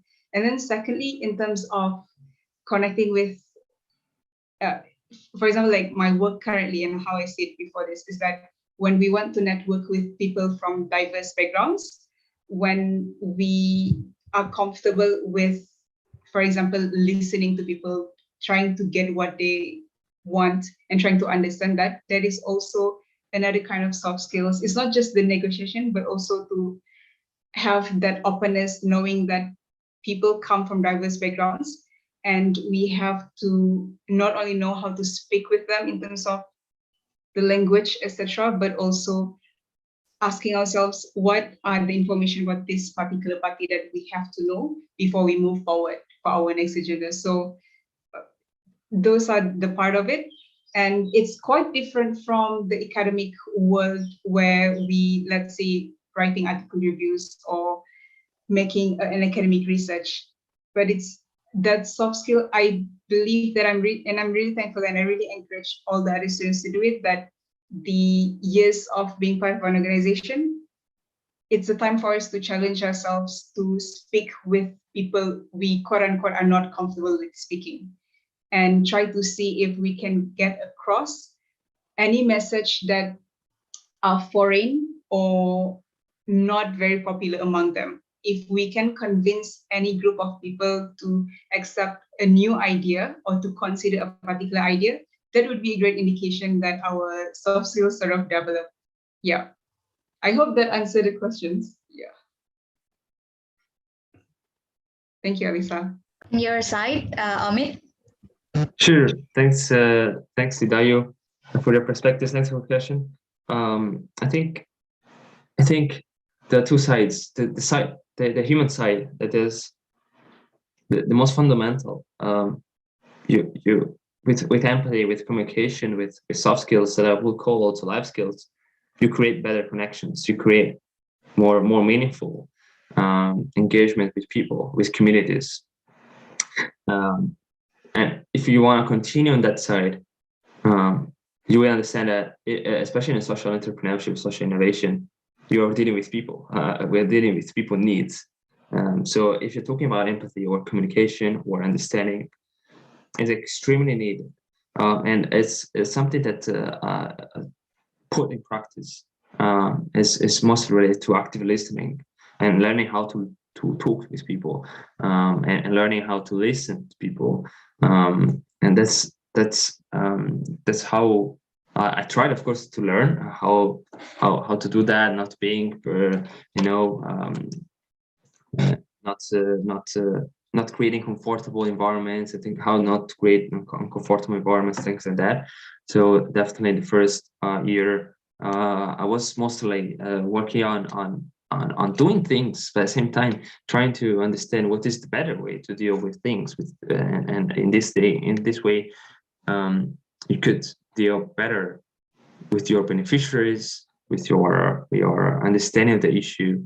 And I think if you're driven by purpose and things like that, you are trying to connect to different levels about an issue. You're not talking about an issue that you want to just technically solve and that's it, but you want to solve this thing that because you're related to that emotionally, you're related to that socially. So those skills are super important to understand and to deal with social entrepreneurship. And from a technical side, you need to be able to tell your story. So you need to pitch your idea to someone. You need to explain what you're doing in the easiest way, or even the hardest or a more interesting way to some people that are more technical and needs more details. So understanding how you juggle between different styles of communication, of pitches, of talent stories is super important. So it's not about only how to start and how to develop your understanding, but how you sustain and maintain your civic movement with your organization through negotiating, through pitching, through teamwork. You're also dealing with human beings that are and a lot of people. Also, times you're going through hard times, you need to understand empathetically what's going on and how we can support each other. So it's super important, and that's how we apply that in these three areas: teamwork, pitching, and understanding empathy of the beneficiaries. Thanks for the question. Thank you so much, Elisa, for the question, and thank you for Idayu and Amit for answering the question. Last question, I need you both to answer this really quick because we're running out of the time. Student must go beyond activism towards movement. What is your view on this notion? Idayu, please. That is a broad question, and I think that some aspects to it that we have to consider. One is that when it comes to student activisms, the activism would cover different aspects, and there are issues that needs to be localized as well as be allowed to be addressed according to the community and the needs of that particular community. And it cannot just come from the top, for example, or it cannot just be a broad policy, a blanket policy, for example. It has to be addressed according to the needs and different dynamics of the community that face the issue. And then on the other hand, there has to be yet on the national level and general level that there has to be a movement of a spirit of greater involvement of the young people, that we believe we should be part of the conversations of nation building agenda, for example. So I think that youth activism should be empowered. At the same time, the movement is another aspect that needs to be empowered in terms of how do we see ourselves in our position to nation building. For example, we have the national budget, and then we have whatever plans that the government come up with. And just the idea that currently when the voting age would be automatically registered for 18 years old, etc., is our narrative empowering the youth more on, okay, this is how we should know more about politics. We can have young MPs, etc. Or do we say, some people will say, but the youth right now, they don't know politics, so we shouldn't have this thing. That's a regressive kind of doing it. So there should be a movement of, yes, it is a time that we can have mature and wise young people to be part of nation building. So those are the two sides of it, how I see it. And Amit? Sure. How do you see this? I'll be very quick. It's a very interesting question, and probably it's very interrelated with one another.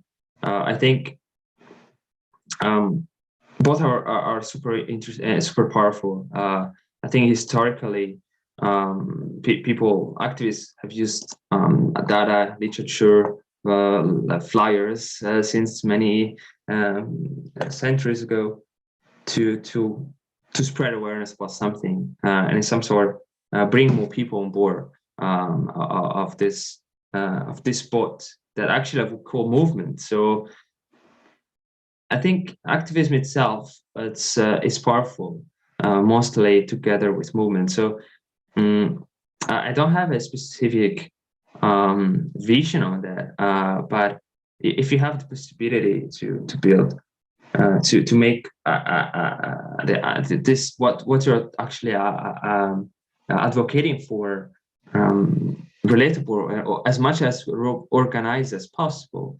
you can evaluate definitely movement building, and that's, I think, bringing people together, and that's, I think, the nature of activism. So they're super interrelated, and movement, I think, in my opinion, are stronger and well seen, but they need activism hard for being them.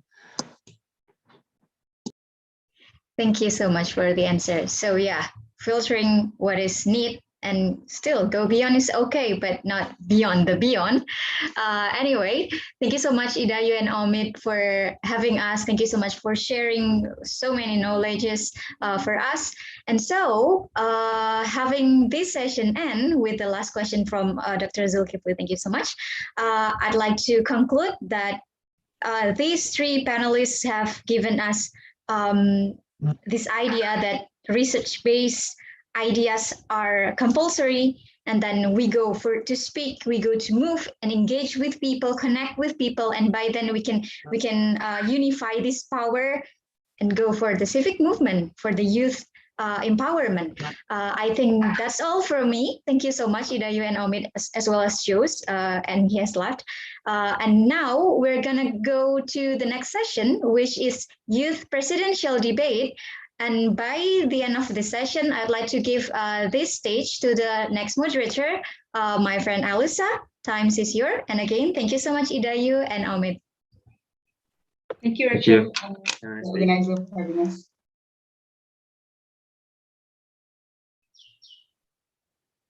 I'd like to thank the panelists again for taking the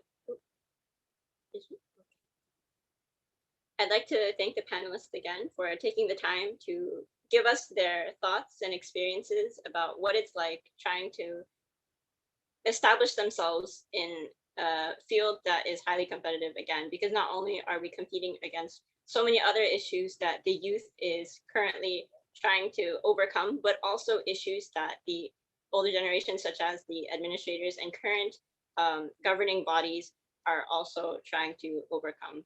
Now, with that, I'd like to thank Rachel for passing the mic to me, because as she had mentioned, we are now going to be starting our first presidential debate. Assalamualaikum warahmatullahi wabarakatuh, and good evening, ladies and gentlemen. Welcome to the first presidential debate of the 2021 International Conference on Student Development in Higher Education. Along with my fellow timekeeper, Ayman, I am back from moderating, but now chairing for this discussion on the motion, this House believes that the government of Malaysia should heavily subsidize and encourage the admission to STEM courses at the expense of art programs. STEM courses basically meaning science, technology, engineering, and math. Now, a couple of House rules that I would like to note are that, one, this format of debate is going to be similar to an American-style Lincoln-Douglas debate, but not entirely like an American-style Lincoln-Douglas debate. Basically, we will have two speakers on the affirmative and negative benches, and not like four speakers like in British parliamentary, or three speakers like Asian parliamentary. And each speaker will only be able to speak for about 7 minutes each. And so there will be two bells ringing. The first bell is going to ring at the 6th minute to denote that the speaker has 1 minute left before they have to finish their speech. And the second bell will ring at the 7th minute to denote that the speaker's time is up. So there will be no POIs made during their speeches, as there will be a 10-minute discussion period allocated at the end of their speeches to rebut each other's cases. Hence the reason why it's not entirely like a Lincoln-Douglas debate, because there's no cross-examination going on in the middle of the debate. The second thing I would like to note is that we ask all members of the audience to please leave your mics on mute so that the speakers are audible to everyone throughout the debate. There is a 20-minute Q&A session that will commence after the speaker's discussion period. So basically, it's going to be their speeches, and then a 10-minute discussion period for the speakers to rebut each other's cases, and then a 20-minute period for the Q&A session, just for the flow. So we will open the floor to any questions from the audience about the debate and the cases presented by both the affirmative and negative benches. And so during this period, questions will be taken from both the Zoom chat and the YouTube live stream. Hence, feel free to type up any questions you have throughout the debate on either of these platforms. And my committee members will be directing them to me, so that way I may be able to direct them to the speakers. However, when you are going to be typing up your questions, please remember to include which speaker you'd like to address, whether it be the first, second, third, or fourth speaker, so that way we can avoid any confusion in the discussion. If you don't want to really direct your question to a specific speaker, please direct it to a bench. So it could be, you could tell us that you want to ask your question to the affirmative bench, you would like to ask your question to the negative bench, and so on and so forth.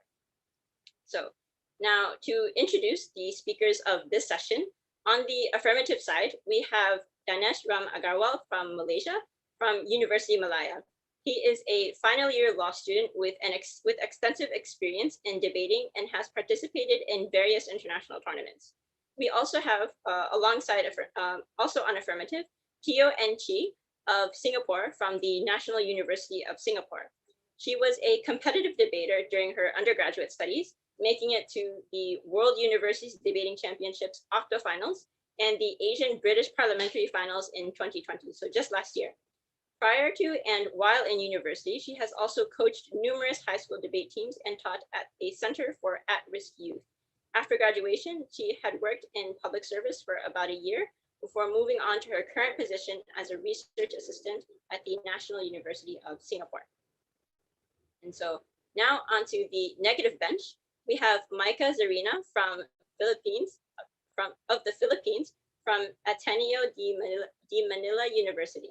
She is a senior debater from the Ateneo Debate Society with notable achievements such as reaching the Open Octofinals of WUDC 2021, the World Universities Debating Championship, being a two-time second best speaker of Asia, reaching the Open Grand Finals in the Asian British Parliamentary Debating Championship, and reaching semifinals in UADC, the University Asian Debating Competition, if I'm not mistaken.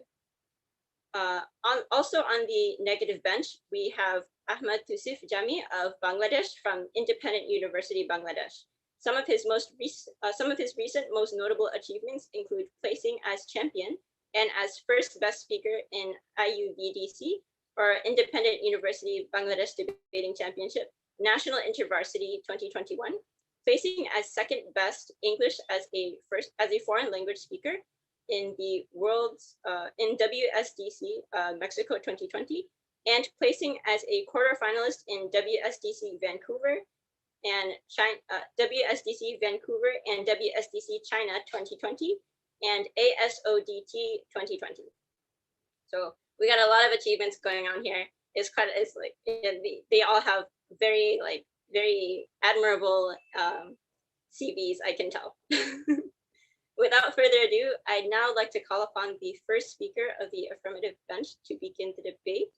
Are you here? Hi, sorry, just checking that you can hear me. Yes, we can hear you. Okay, cool. Before we begin, is Ayman here? Ayman, are you audible? Because he's going to be the timekeeper, so we need to make sure that he has the bell ready.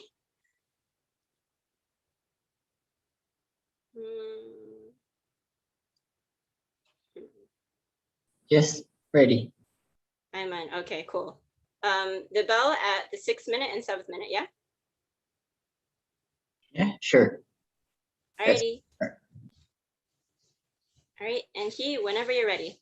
Okay, I'm gonna start my speech in 3, 2, One, the stance coming from affirmative is that the government of Malaysia needs to optimize its use of resources in first, maximizing the returns on each taxpayer's dollar spent, and second, equalizing the playing field in education so socioeconomic inequality is reduced. What do we think are appropriate metrics for how governments should make decisions with relation or in relation to policymaking in education? First, I think governments need to do it in order to maximize economic growth, and that's important in terms of giving citizens the best standard of life that can be afforded to them. But second, it's also about furnishing opportunities to each student so that they can best actualize their ability to lead a good life, and that's very often predicated on first their basic needs being met for themselves. We think the best way to do this, and we're going to prove to you that the best way to do this is to encourage STEM education instead of the arts by directing funding towards STEM instead of the arts. First, I think a few clarifications on what we think falls within the scope of the debate. I think this obviously occurs in higher education, where such specialization tends to occur, where you actually select a course and you choose for yourself whether you want to study STEM or you want to study a course that's in the arts. So we think basic literacy skills are not part of the debate. We're not talking about not teaching English or Malay in schools in order to teach more math. In principle, however, we're okay with this trade-off at other stages in education as well. So if we want to spend, or if we are forced to support spending more curricular time on math and science than art, design, literature, and publicly funded schools, we are okay with taking on that burden. Moving on to my first argument then, let's talk about economic development and what subsidies in education are meant to achieve. I'm going to start this argument on a simple fact that STEM education tends to be less costly than art education. And the reason for this is because infrastructure is readily available. And in Malaysia in particular, there's a strong foundation in technical education since the 80s. Therefore, we think there's not as much investment that's necessary in order for us to build up our STEM education and widen access to as many students as possible. In addition to this, in developing economies, you do tend to see a focus on technical education. And the reason for this is because art education often requires residencies. You often require very highly specialized equipment versus STEM education, where you can learn to code on any computer that's available to you. That STEM tends to also have more open source software, more open source equipment, whereas in art, there's no incentive globally to widen access. So the most important resources to you as an artist in terms of the equipment that you use, the best skills and tools that you can use are still things that are likely to be extremely expensive relative to STEM education. What this means is that each taxpayer's dollar in STEM education actually leads to a higher quality of education and more students educated versus if we devoted the amount of spending to art education. With that established, we're going to prove to you further why STEM is better in improving the economy, because it's a necessary second part of the argumentation. So we're going to prove this on several levels. The first being that global competition is more intense in art relative to STEM, that there's more need for STEM knowledge and technical skills locally in terms of developing the economy, in terms of editing software or editing code so as to tailor it to the specific needs of the organization relative to design, which you can purchase online very accessibly from anywhere in the world.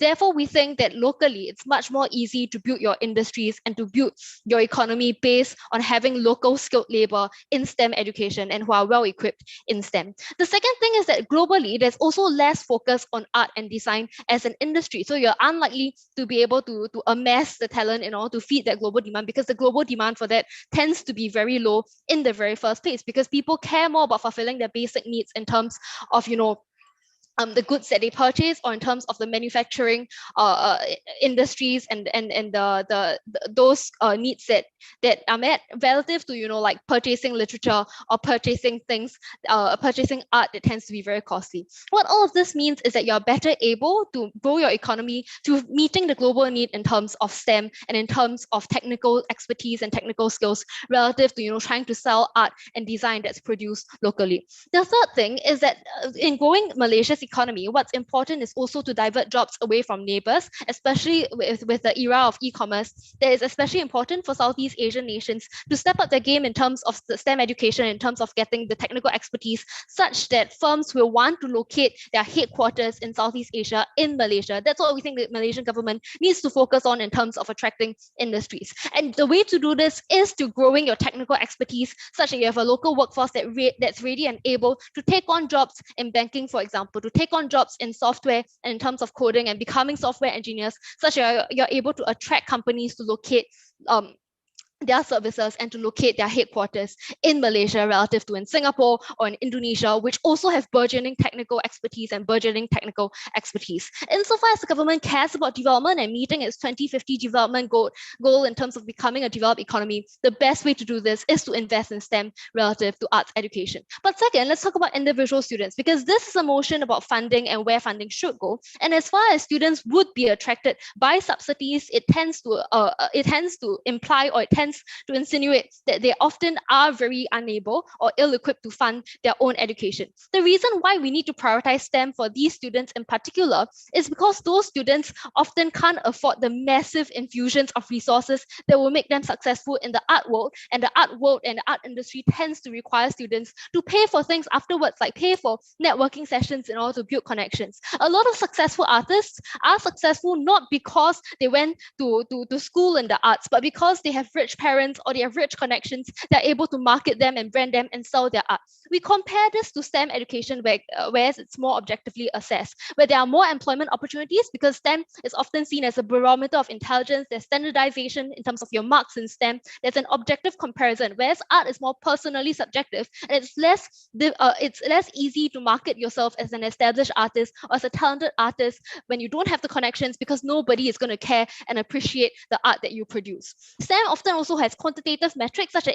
individual students who perform well find it far easier to transition into high-paying jobs and high-paying careers that set them up for the rest of their lives. So the first thing we want to note is that if you're able to pursue a STEM education and you're able to set yourself up with a well-established career, if you want to pursue art as a hobby afterwards, that's something that's within your realm to do so. But you can't do that if you don't have money, which are the students that we're talking about who rely on government subsidies in order to achieve good education. The second thing is that Asian art programs in general are not well recognized. So even if the government invests, it's unclear what the benefit would be, because art is often assessed by Western metrics. Fashion, for example, is assessed by whether you participate in the Paris Fashion Week or whether you are invited. And therefore, even massive investments in art are unlikely to pay off and reap returns. Therefore, we think you have to care for individual well-being and employment prospects. And the way to do this is to prioritize STEM education.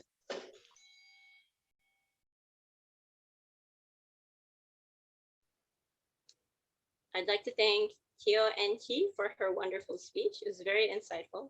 I have a lot of questions, but I can't hold you guys back. Now I'd like to call upon the second speaker, or basically the first speaker of the negative bench, to respond to NT and her speech. Thank you. Hello, testing if I'm clear and audible. Yes, you are audible. Ayman, is the bell okay? Okay. Did you guys manage to hear the bell? The bell is okay. Okay. Alright. Just in case there's problems with timing and stuff like that. But yeah, go ahead, Micah. Okay, starting my speech in 3, 2, 1. It is a sad reality when we always live with the tyranny of the majority and when traditionalist notions of development guide the way we govern as a state. Art, even if it is subjective, offers a benefit that the state cannot pronounce as less valuable and therefore should not be forgone, or else it falls into elite capture and is worse for the most vulnerable citizens of Malaysia. The stance of opposition is very simple. Heavily subsidizing STEM courses at the expense of art programs will simply do more harm than good. But before the two rebuttals, the other rebuttals will be integrated. The first on opportunities and making sure that basic needs are being met first. This sounds like a really good benefit from the previous speaker, but they're using a purely utilitarian principle. But they don't prove why the state should always follow utilitarian metrics. We give welfare to the poor, for example, even if it's not always util. We always create redistribution policies, for example, even if it's not for the greater good. At this point in my speech, their principle, which is the main premise of their case that lies under the utilitarian metric, is simply unclear and untrue. The second rebuttal I want to launch is that notice that a lot of their harms, like art programs being dominated by the elites, how it's expensive, how Asian artists are underpaid, etc., exist on government bench because they're over prioritizing STEM. At the point in which we also give funding to the arts, all of these things can be solved on our side, or at least to an extent better. So at this point in the debate, government bench was correct in pointing out problems, but they don't offer solutions as well. 3 arguments for you today. The first is why STEM courses do not need heavy subsidies. There is no urgency or added benefit, but there are active harms in doing their policy. But secondly, what is the converse? Why are art programs a good investment? And this is where I co-op a lot of the benefits from the previous speaker as well. First, therefore, why STEM courses do not need heavy subsidies.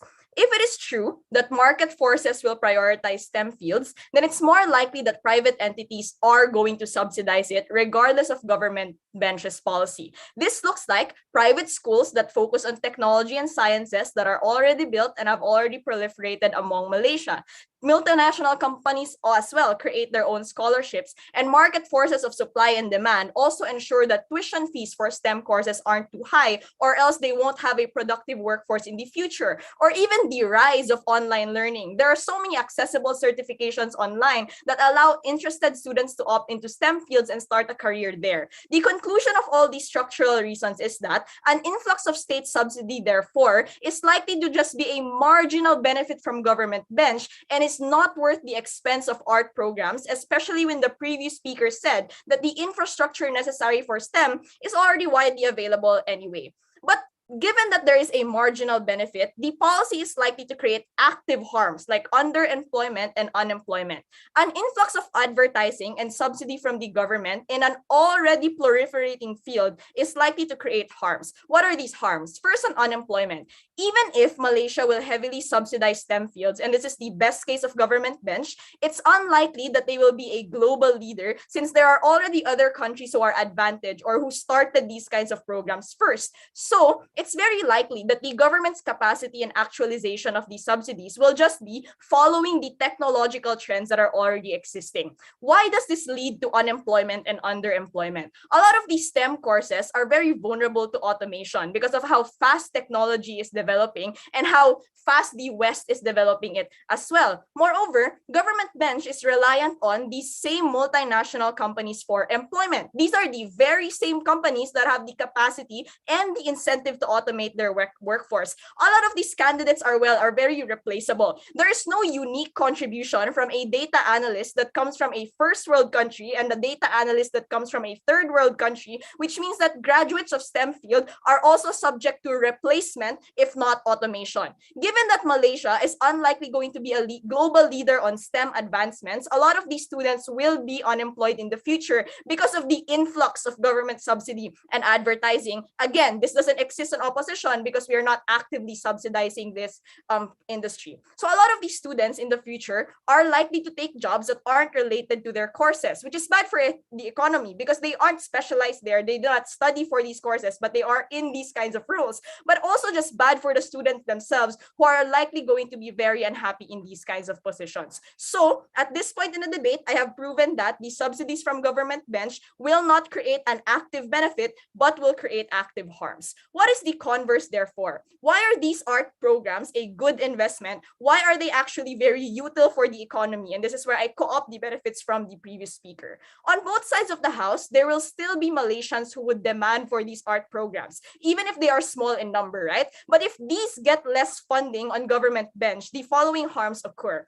First, only the elites get to go to these art programs because they're the ones who can realistically afford to do so, as what the previous speaker mentioned, which is bad for art because art is often a representation of reality and culture. If the creators of these are predominantly detached from the masses, our understanding of our shared Malaysian identity is likely to be misconstrued as well. The average Malaysian or the poor Malaysians, for example, who would want to opt into the art programs have to take on large amount of debt, have to take on double jobs, etc., just so they could afford these art programs, which is bad for their physical needs. This also creates a false dichotomy between choosing your passion for art and choosing a livelihood, because realistically, we can get both on opposition if only the state funds it, but government bench cannot get that.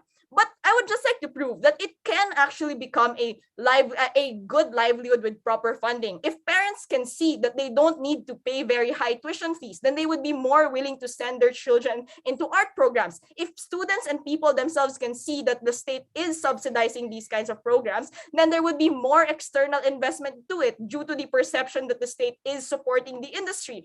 Art offers a unique value as well. Only you can produce the art that you create, therefore you can't be easily replaceable, unlike the policy of government bench. So even if the previous speaker says that the art scene is globally competitive, that doesn't matter because each art produced is unique to the artist, so you will always have a competitive advantage to follow. But lastly, this is actually very useful for the state. The state funding it can be used for soft power among nations to increase the influence of Malaysia elsewhere. This was the strategy of South Korea when they heavily funded their multimedia industry and created Hallyu, or the Korean wave. Look at their global influence today and how this contributed to their economy. Look at the United States. Look at Bollywood. Look at the rise of NFTs, for example. It is simply untrue that art has no utility. But for the citizens themselves, they need this counter narrative because for far too long we believe that art is not util. We can realistically get both of these benefits in opposition bench.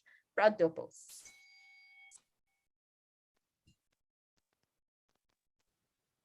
Thank you, Micah, for your insightful speech. Hold on just a moment. Thank you, Micah, for your insightful speech. I'd now like to call upon the second speaker of the affirmative bench to finish the case of the affirmative bench and respond to the negative bench. Here. Thank you. Just double checking if I can be heard and can be seen. Yes, you are audible and visible. Thank you. Okay. I think I can agree with negative stance that art provides certain and specific value to individuals, particularly those that do not feel represented. However, I think this ignores a large chunk of what Eunchi already talked about in her Prime Minister's speech about what we are seeking to value in the times of the economy of Malaysia.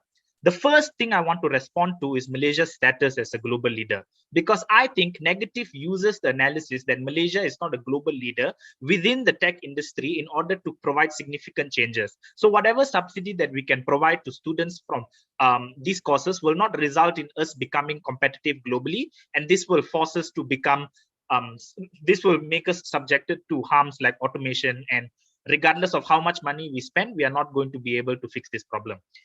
Before I move on into comparative rebuttal, I think firstly, if this premise is accepted, I think this must also be applied to the art industry, because the examples of South Korea, United States, and their ability to utilize multimedia in order to create enormous influence only happened once they became giants and titans of the tech industry. South Koreans were first particularly famous for semiconductors and became largely the world's #1 phone service providers, and America has been leading the line for technology for years and years to come.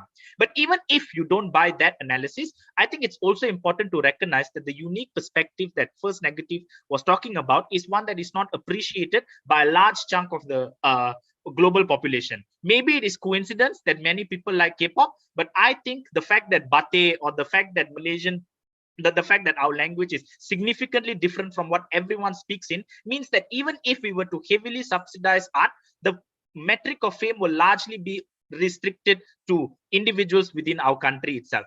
This goes to show that the impact that the subsidy that we can provide towards art is going to be marginal at best. But secondly, and more importantly, I think they overvalue or overestimate the burden that government has to take. We are not claiming to become a competitive country within the world in the next 5 to 10 years. We are saying that in order to meet sustainable goals of development from the very beginning, it's important for us to make this stance. Why? Because firstly, the goal to be a regional competitor to compete with countries like Singapore, Vietnam, who are also focusing on these types of things, means that we cannot lose space to these countries.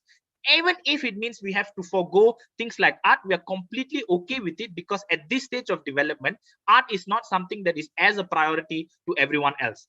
Secondly, then they tell you that why is a utilitarian approach something that is okay? And they give you examples like welfare. I think firstly, welfare is utilitarian because the amount of welfare that we provide to every specific individual is limited to the amount of economy that we are growing. That is why people don't get money to do everything that they want. People get money to meet basic fundamental requirements. I think it is on the burden of negative to show us why studying art is on that same placement, right? You need food, you need healthcare, you need water, you need shelter. The fact that you need to study art in university in order to become more expressive of your reality is completely different and is a problem that many privileged individuals face. So even if in the status quo, we have to bite the bullet that art is something that is captured by the elite, we are fine, because eventually the elites are the ones that find happiness in these types of things in comparison to those that are less fortunate. And in the worst case, they can still access and express themselves. It's not as if we're going to go door to door and say, no watching of art for you. You cannot do any sewing. You cannot do any drawing. We're just saying that we won't provide resources for technical capacity of you to make this into a life skill. Secondly, I think it's also important to clash with this idea of automation. I think this misses a lot of Eunchi's argument when she argues that this is about technical expertise.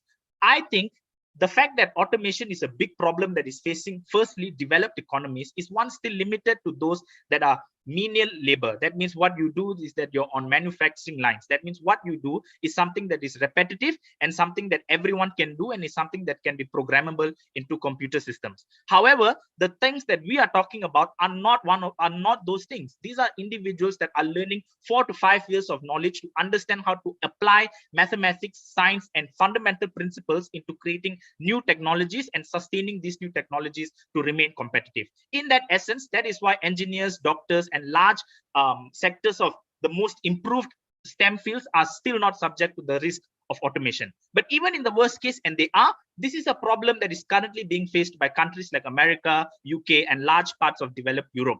The fact that Malaysia is still a relatively developing economy means that we have no risk of automation ever happening to us in the immediate future. And in the immediate future, the priority is to improve our economy and become a regional superpower. And I think the best way in order to do that is to prioritize STEM. The final thing is on this idea about state subsidy is marginal.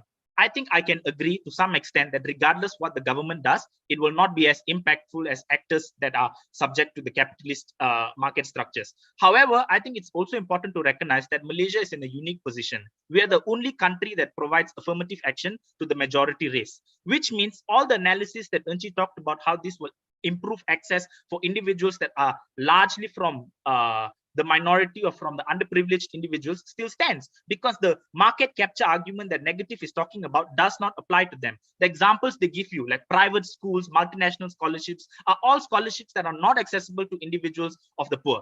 But state subsidy is. That's why University Malaya, UTM, and UKM sees large chunk of individuals that come from the bottom 40 and accessing courses like engineering, architecture, and medicine, because of the fact that these things are heavily subsidized. Now, moving on into one final part of positive contribution, I think it's also important to recognize that it's about creating a complementary ecosystem, because the fact that we want to improve and incentivize more money in not only into courses but also into jobs and also into the market economy. How are we going to incentivize the government to continue to prioritize these things? Is if we have a continuous influx of students that are there, readily available and ready to provide technical knowledge and available. This means it will result in likely one of into two things. The first is on a state scale, state is more likely to invest into industries that prioritize STEM. That is why we have MACC. That is why we have large economic goals that focus on absorbing the large number of influx of students that we have that have graduated from STEM. But lastly, this will also result in better external investment to come in and develop industries here, because they know that individuals who have technical knowledge are here and are looking for the opportunities to access jobs. In conclusion, government stance is simple. We can acknowledge that art is important and fundamental to representation, but if it comes at the cost of developing the economy at this stage in Malaysia's time, we tell you that that trade-off is not worth it. For those reasons, proud to propose. Thank you. Thank you, Dinesh, for your wonderful speech. I'd now like to call upon the final speaker of today's debate, the second speaker of the negative bench, to respond to the affirmative case. Hear, hear. Hi, am I clearly audible? Yes, you are audible. All right, unfortunately, the green background is not working on my device, so I'll kind of have to continue with that video that I have on right now. So assuming I'm audible, starting in 10 seconds.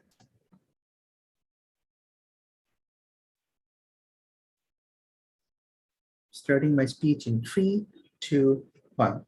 Before I jump into major fallacies in their speech, 5 pieces of important rebuttals that I think are very crucial in this debate. The first is on essentially like the claims that they have. The first claim being that Malaysia won't be a global leader because, well, Malaysia, because they won't be a global leader in art, it essentially means that it's a wash. So we shouldn't be prioritizing one over the other. But the problem here is that our benefits that we claim does not lie in Malaysia being a global leader in art in the first place. We say that our benefit lies in the art in itself, because each and every single production that we make in this sphere is unique to itself, which essentially means it has a competitive advantage within the unique sphere it has to offer. So clearly, I don't think the claim from the second speaker of affirmative is relevant. Second piece, their claim is that we don't need to be a global leader because in STEM, if we follow our regional partners, we can garner adequate amount of economic benefit. I don't think that's true, because the point in time you undersell yourself as a country and you start following regional leaders, 2 things happen. 1, you miss out on being on top of the chain and having more benefit. For example, being the main producer of products, or for example, being the controller of the existing market. But secondly, I think essentially you also significantly suffer from a trickle down of the rate of development, because essentially you will be comparatively slower when you give in to the superiority of other countries and when you start following them instead, because that's exactly what side affirmative gives you or suggests you to continue over. But thirdly, I think they are also fear that essentially people will still consume art, so in their world the harm is minimal. I don't think that is true at all. First of all, as you all explained to you, because it will be very unique to or very much limited towards the elite. But more importantly, I think even if like some people beyond them were to have the scope to consume art, I think those people would still although they would be consuming at the best case, I don't think essentially they would be able to relate or find meaning in that art, because not only essentially like the mass doesn't have a direct correlation to that, but also because you have significantly taught the mass to focus on the STEM instead. But fourthly, I think Gov is also like affirmative is very in a significant denial that essentially automation is unlikely. We think that's not factually true, simply because of the significant amount of automation influx we have seen over like around the globe. Whether it's a mass production of technological things like chips that, for example, Intel makes or that AMD makes, or for example, mobile chips that let's say Qualcomm makes, essentially, literally all of these things are done through automation. A single individual does not have the scope, for example, to have their own degree of work in these like specific factories or the technical like significant degree of accuracy it requires. The STEM field in particular has a lot to do with accuracy and automation. And so I think that's like a big farm. But I think there's a more direct comparison here, because you cannot essentially create this art through an AI, because each and every single art has to be unique. The thing with AI or STEM that has to offer is that it will follow certain trends. So for example, I don't think AI can make things that has essentially been created before, but things that are entirely new, things that are very unique, or things that has human touch.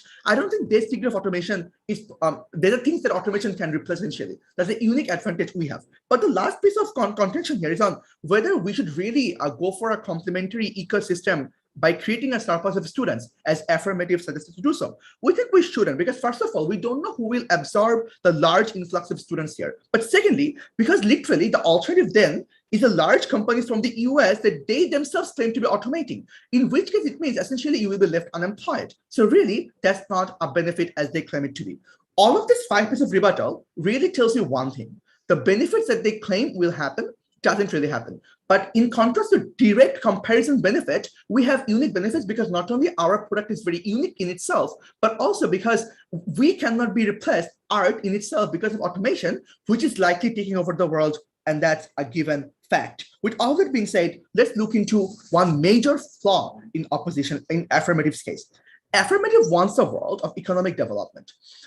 While I agree that a government should prioritize economic development, I think affirmative had to put on the weighing to say why this development is something that is important enough for you to take away the right of poor people, or let's say middle-class individuals who wants to pursue art or who feels passionate towards pursuing art, or for example, art teachers who exist right now are current graduates of art who then would not have enough scope of getting their own job. I think this bit of weight is essential from affirmative, which is absent so far in this debate. I will tell you why it's really harmful. First of all, because the point in time you heavily subsidize STEM, that automatically means the scope of art comes low. So in order for someone to continue doing that, it has to be more expensive, which essentially in trickle-down effect means that poor people and middle-class people will not have access to art. Now, I think a lot of individuals from their childhood as human beings or as children might as well be passionate towards pursuing a career in art. The point in time you start subsidizing STEM, these people or these students will no longer have that scope, simply because now they do not have like the money to go into the school anymore. This is bad because not only these people now are pushed into a coerced situation where they have to pursue a degree of STEM that they do not want to, which also trickle-down effect means because they are not passionate about the studying that they are doing right now, they will be worse off in their contribution in STEM field because obviously it's not something that they love doing because, well, they're not passionate for it. But I think even in the best case of scenario, if I were to say that, let's say they do somehow get adjusted to it and start enjoying it to a certain extent, that's the best case of side affirmative. I think even in that case, because you are not allowed to pursue, what you initially wanted to, you will always have a certain feeling of hollowness and emptiness within you. We think that's bad. Even when you are successful in the STEM field, if initially you're someone who was more passionate in arts, you will never be content to yourself. I think as a state, Malaysian government has an active duty to ensure that all citizens essentially also feels good, because economic development in itself is meaningless if people in trickle-down effect aren't happy about it. So I think that's an active harm that their side has to offer. But lastly, I think the most important harm from their side of the world, or the major lack of their case, is that they're unable to mechanize exactly how the economy of Malaysia will benefit, because they do not tell you how exactly investing in STEM means you have more industry, means you have more success, more funding coming in, more trades coming in. Because as we told you, the global market is very competitive and presumably you are just nomad regional leaders. For all of that reasons, I think clearly vote side negative. Thank you. Thank you, Ahmed, for your wonderful speech. With that, I'd now like to open the 10-minute discussion period for the affirmative and negative to challenge each other's cases. Affirmative, you may ask questions to negative bench.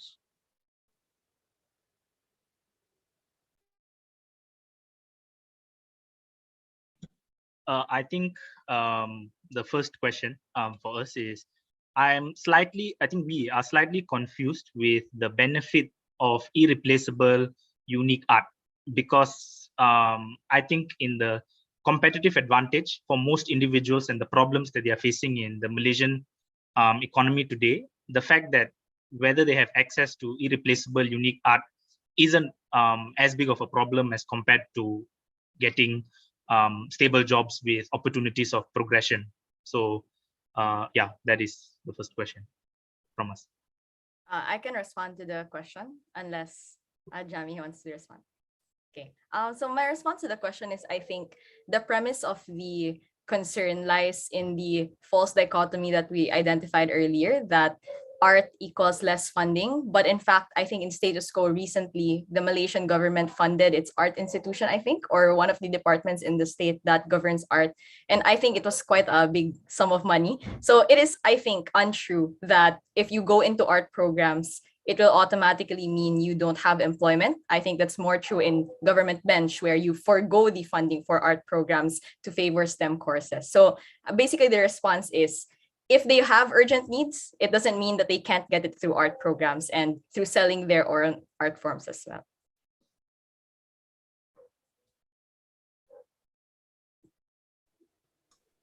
Thank you, negative, for asking questions. No, thank you, affirmative, for asking questions to the negative side. Negative side, you may now ask questions to the affirmative side.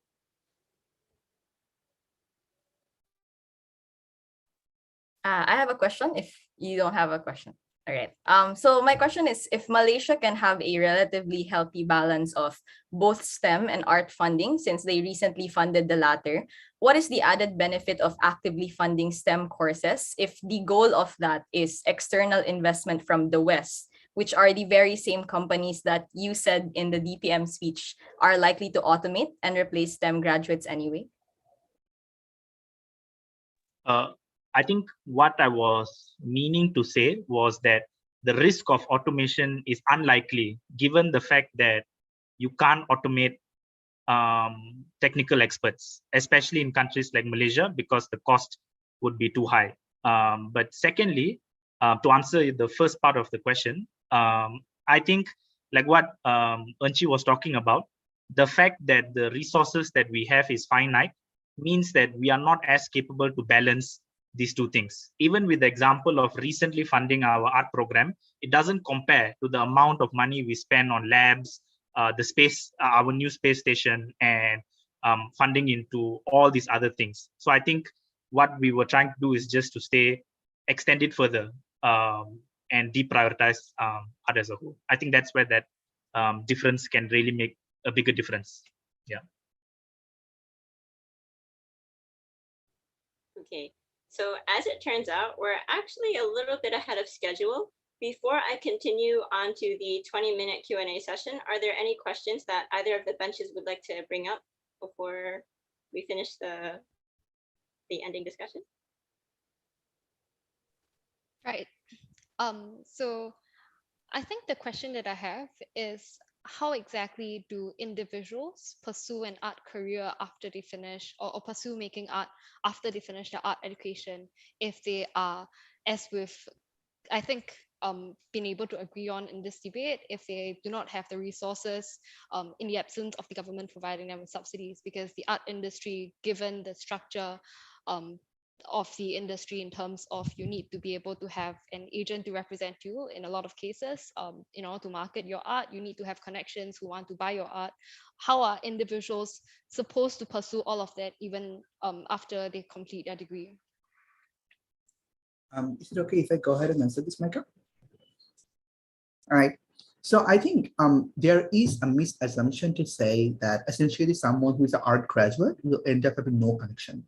With a point in time, you're an art school graduate, you not only have connection to your own school's art community, your own alumni, and so on and so forth, also because as an art student, you'll be taking part in various art activities throughout your student year, which essentially means you'll be taking part in exhibitions, competitions, so on and so forth, where through your quality of art and your productions, things that you draw, you can also get certain degree of focus or connections built up as well. But more importantly, I think independent donors and funders of art still does exist. There are literally programs that, for example, I think maybe if I'm not wrong, UNESCO themselves have cultural art enhancement programs where they fund certain degrees of individuals who are artists and so on and so forth. So essentially, I think what I mean is not only they will, so the assumption that they will have no connection to continue their career is not true. But I think on more of a realistic end where they do have certain degrees of struggles, I think the way they can tackle it is through pursuing direct careers, for example, to be a professional artist where you take part in in events and certain celebrations and so on and so forth, or becoming, let's say, someone who is an, let's say, illustrator in a lot of cases, or oftentimes a lot of art graduates tend to focus on a photographic career, but they continue and go on that end and so on and so forth. So I think art in a sphere has a lot of unique career to offer as well, which I think are something that you can excel in only uniquely through an art degree, which is not exactly transferable. So I think employment options do exist, and also certain degrees of connections do exist. So I think that's a mitigation to what you were asking, if that makes sense. Thank you. Thank you, Ahmed, for your response. Negative bench, before I continue to the Q&A session, are there any questions you'd like to ask the affirmative? No? Okay, cool. In that case, thank you to both benches for your wonderful speeches, as well as all your insightful arguments. I'd now like to open the floor to any of the questions from the audience regarding the debate. Again, do remember to include which speaker you'd like to address your question to in order to avoid any confusion in the discussion. If you don't have any specific speaker that you'd like to address, do try to at least decide which bench you would like to ask. I'm going to take a minute to check for any questions, yeah?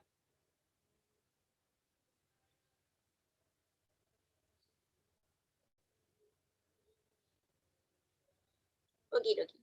So the first question that we have, this sounds like a very general question, but it is being directed to the affirmative bench. So basically going for STEM, right? So considering that a lot of jobs nowadays are kind of gearing towards like the STEM field, and it appears that art doesn't necessarily make much it doesn't necessarily make much money unless of course you're like you have the money to fund yourself to create that art in the first place. How do you think we as individuals can change the narrative of art being less useful?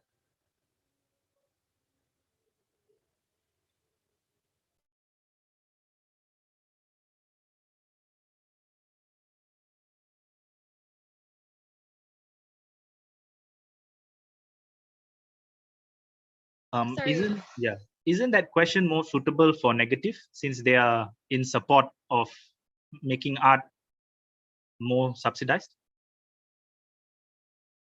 Wait, did I say affirmative? Just oh my god, Yeah, I'm so negative. I'm so sorry. Sorry, negative, please. So the question is how we change the narrative, right, into art being less profitable, all right?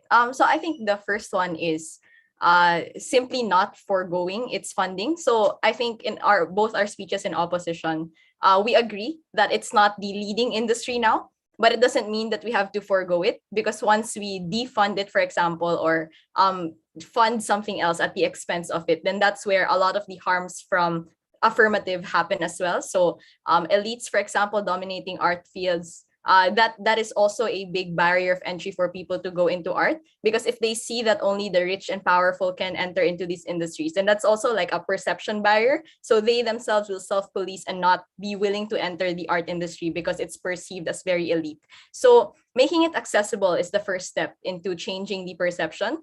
Aside from making it accessible in terms of perception, making it physically accessible as well, like funding subsidies, funding scholarships, etc., is also another way to change the narrative that art is not profitable. Thank you, Micah, for your response. The second question that I have is also to the negative bench. Basically, how do you think art can be integrated with STEM in order to simultaneously bring out the best of both worlds? Considering that many of your arguments were also trying to make, I guess, suggest a all-rounded sort of education system within a country? So I guess this applies if the scope of the debate isn't just art programs, but also art in terms of humanity programs, for example. So there's a very similar debate to this before. Oh, Ahmad, you can also answer, by the way. I'm sorry I didn't ask you. So there's a very similar motion actually about whether or not humanities should be also forgone in university, for example. And if art programs extend to humanity programs, for example, debating or philosophy, etc., then I think that is a very good integration with STEM programs, because apart from operating machines, we also need to make sure that these machines are ethical, or the direction of technological advancement is grounded on human needs, for example, empathy, and the philosophy of why we make all of these creations in favor of human like progression, for example, and development. So if the motion extends art programs to those types of subjects, and I think it's more applicable. But if it's just art programs, like producing art and integrating it into STEM fields, and I think the direction of things like NFTs are trying to gear towards that integration.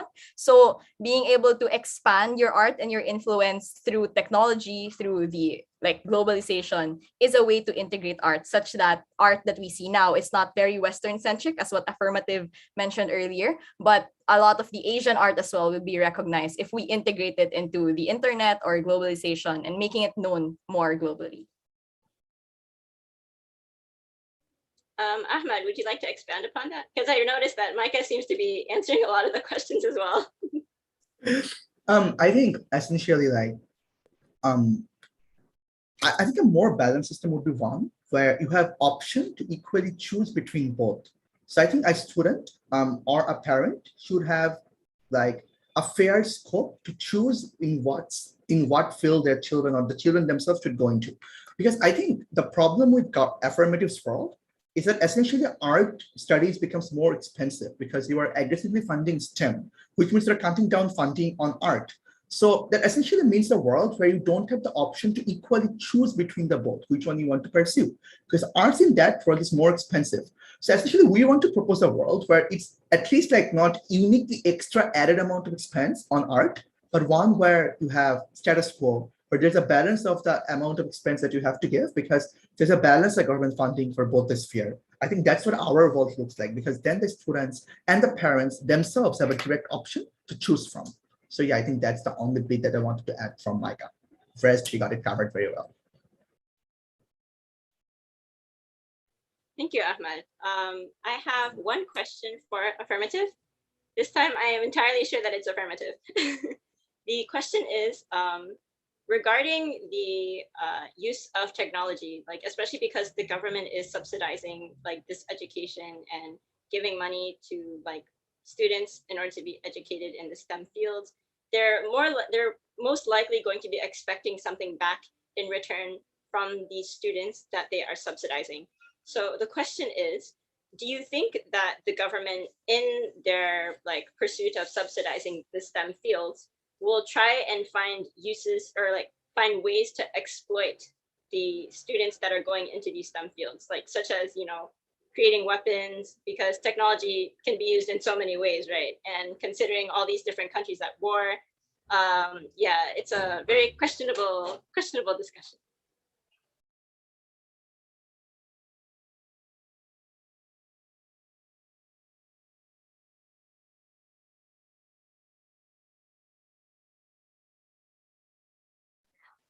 So I guess if the premise of the question is that the government often will want to demand something back in exchange of the resources it injects into subsidies, that will be something that's equally applied to both sides of the house, and that the government would also be likely to demand a return on its investment in art.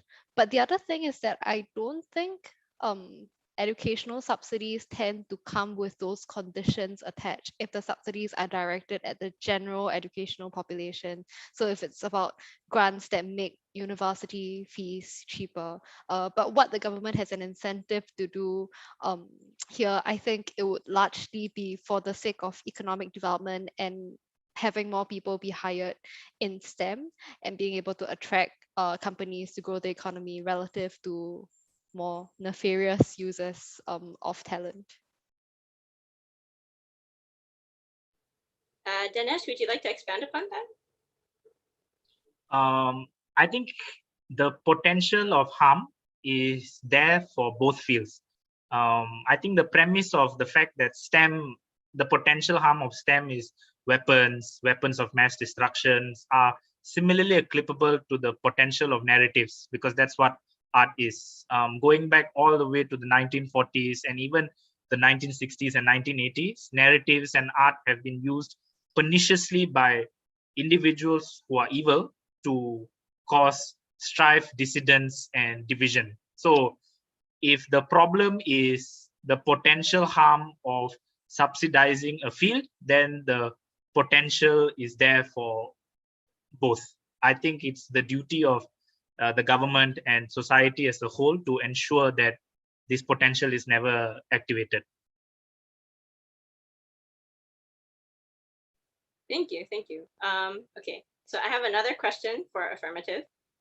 Basically, the affirmative has mentioned that they will not ban art, but they will not fund it as a life skill.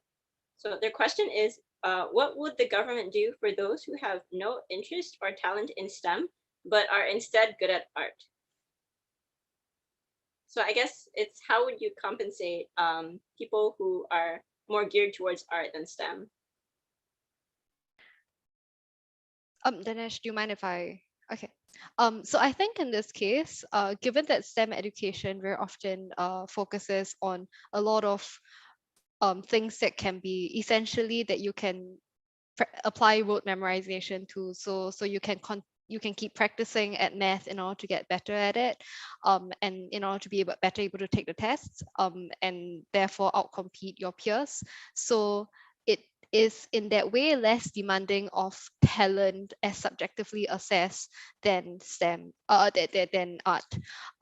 So in this case, for those individuals, if they can't afford a university education without government subsidies, then it's often going to be less likely that they are able to pursue art as a career, because even if they are better able to build connections while in art school, the fact remains that a lot of the time they need to be able to attend these events, or they need to be able to have the cultural capital in order to converse with the networks that often exist, and the elites that often exist in the art world, to have them appreciate their art.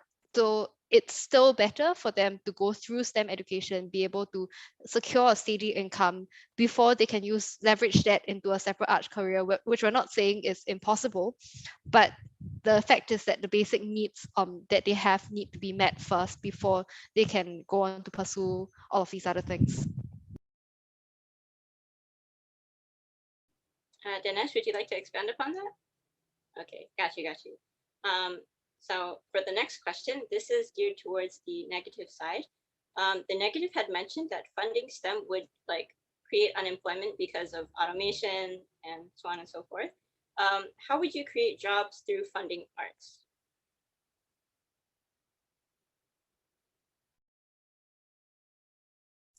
Do you want me to go ahead and answer, Mika? All right, sure. So I think, first of all, this is a comparative debate. So we don't essentially have the burden to prove that we create a lot more jobs on art.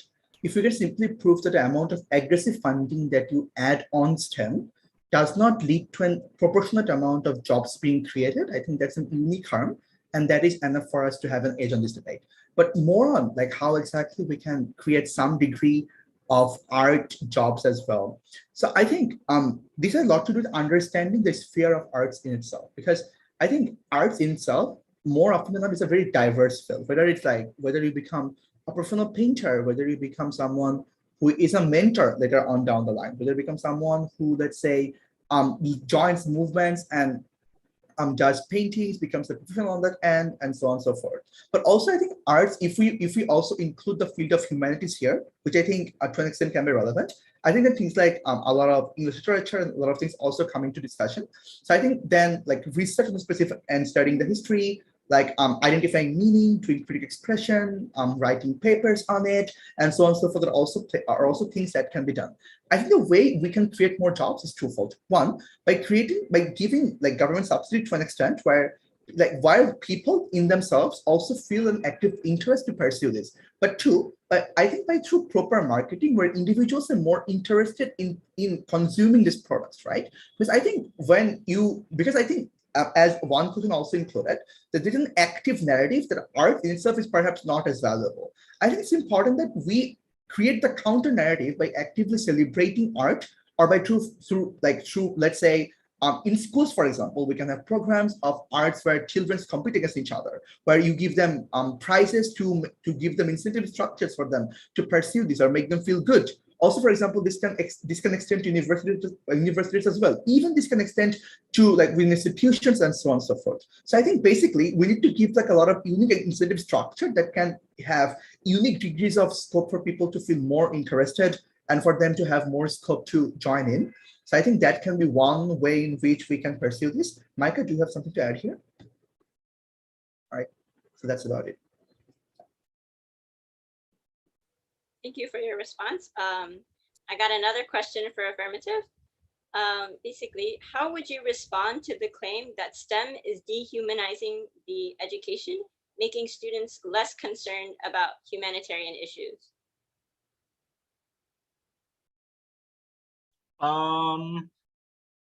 I think, again, that's a dichotomy that just because it's a false dichotomy that STEM is inhumane and art is humane. I think there have been many initiatives, especially from the Malaysian government itself, to portray STEM studies as an opportunity to improve individuals' life, particularly in the fields of medicine, developing accessible technologies for multiple individuals. And that's why a lot of our industries are geared towards utilizing these students to do just that. But secondly, and more importantly, I think just because we don't fund art programs doesn't mean people don't have access to art. I think the assumption is that the Malaysian art scene is one that is very deep and reflective of the problems that we go through when it's not.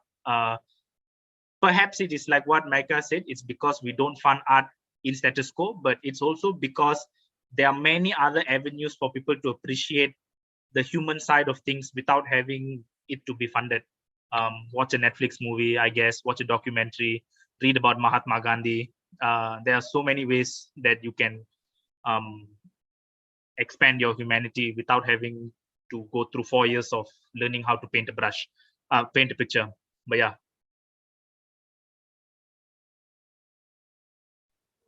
Angie, would you like to expand upon that?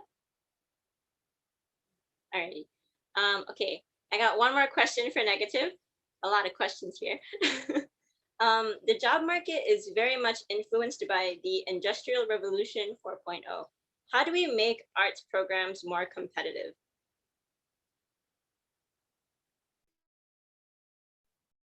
I can answer this if it's okay. I think it's tied to the question earlier of integrating art into the direction of where market forces are leading us to. So for example, art can also take into the form of digital art, digital marketing, for example, or digital branding. All of these are very essential, like how Facebook is rebranding into Meta, for example, and all of those companies also gearing towards that direction. So again, I agree with Dinesh earlier when they said that it's funding equally, or at least not forgoing one thing over the other, that allows the integration to happen. So it can become profitable if art will also follow the direction of where technological advancement and market forces will lead us. Of course, there are very multiple industries as well that can cater to art programs, like what I said earlier, digital art, for example, and marketing and branding.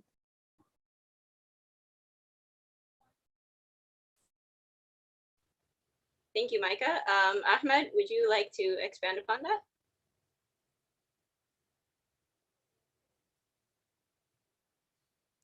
No, but I think Micah got it covered for this question.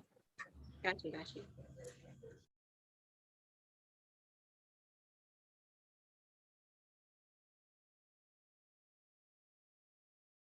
Okay, I got one more question for affirmative. One more question for affirmative. How would the government compete for the technology world, like the meta world, without heavily funding art? Because, you know, even though it is still STEM, everything essentially requires some level of design. And because it's design, there is in some sense, a level of art. Therefore, yeah, how would the technology world compete in a world that still requires art?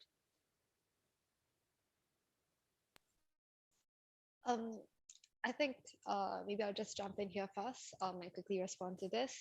In that, I think a lot of people, when they say that they want good design or they want good aesthetics or whatever, it's not necessarily that they want an artist or a well-trained designer to produce a piece of work for them.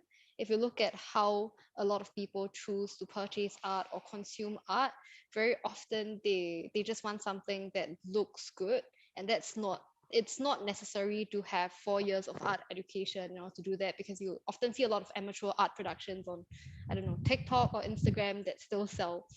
So in that case, even if there's no real, even if we're not funding art programs, it's unlikely to be the case that good design can't be applied in the way that people often interpret good design, and in the most mass market appeal kind of sense for good design. In addition to that, I think that the contention in the debate is not whether art schools would exist or not, but rather to what extent they would exist and who would be attending these art schools. So there would still be people who are trained in design if their skills are required in the workforce.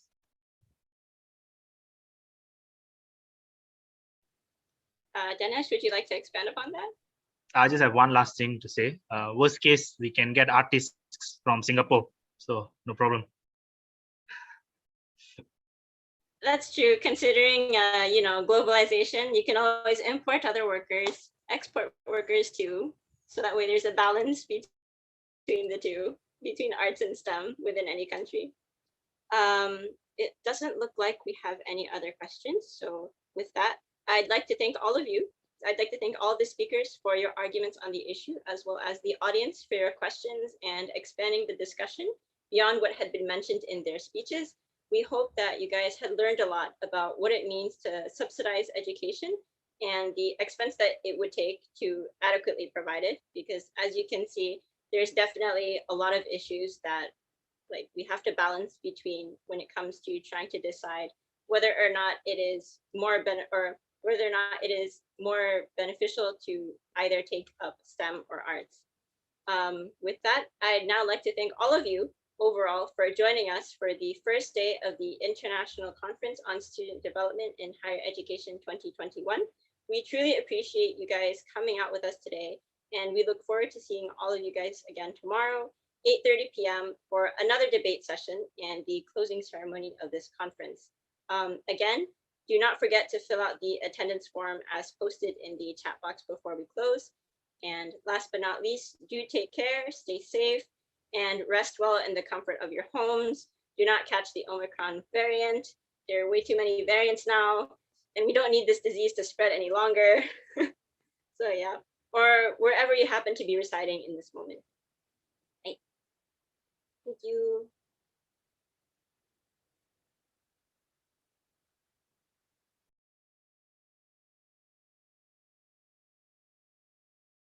Thank you. Thank you. Thank you. Thank you, Thank you speakers, all for for coming. joining. Thanks, everyone. Also, thank you to the audience for coming as well. This is so nice. It's been Thank you, ages since Elisa. Good job. Thank you all. Thank you. All the best in your future endeavors.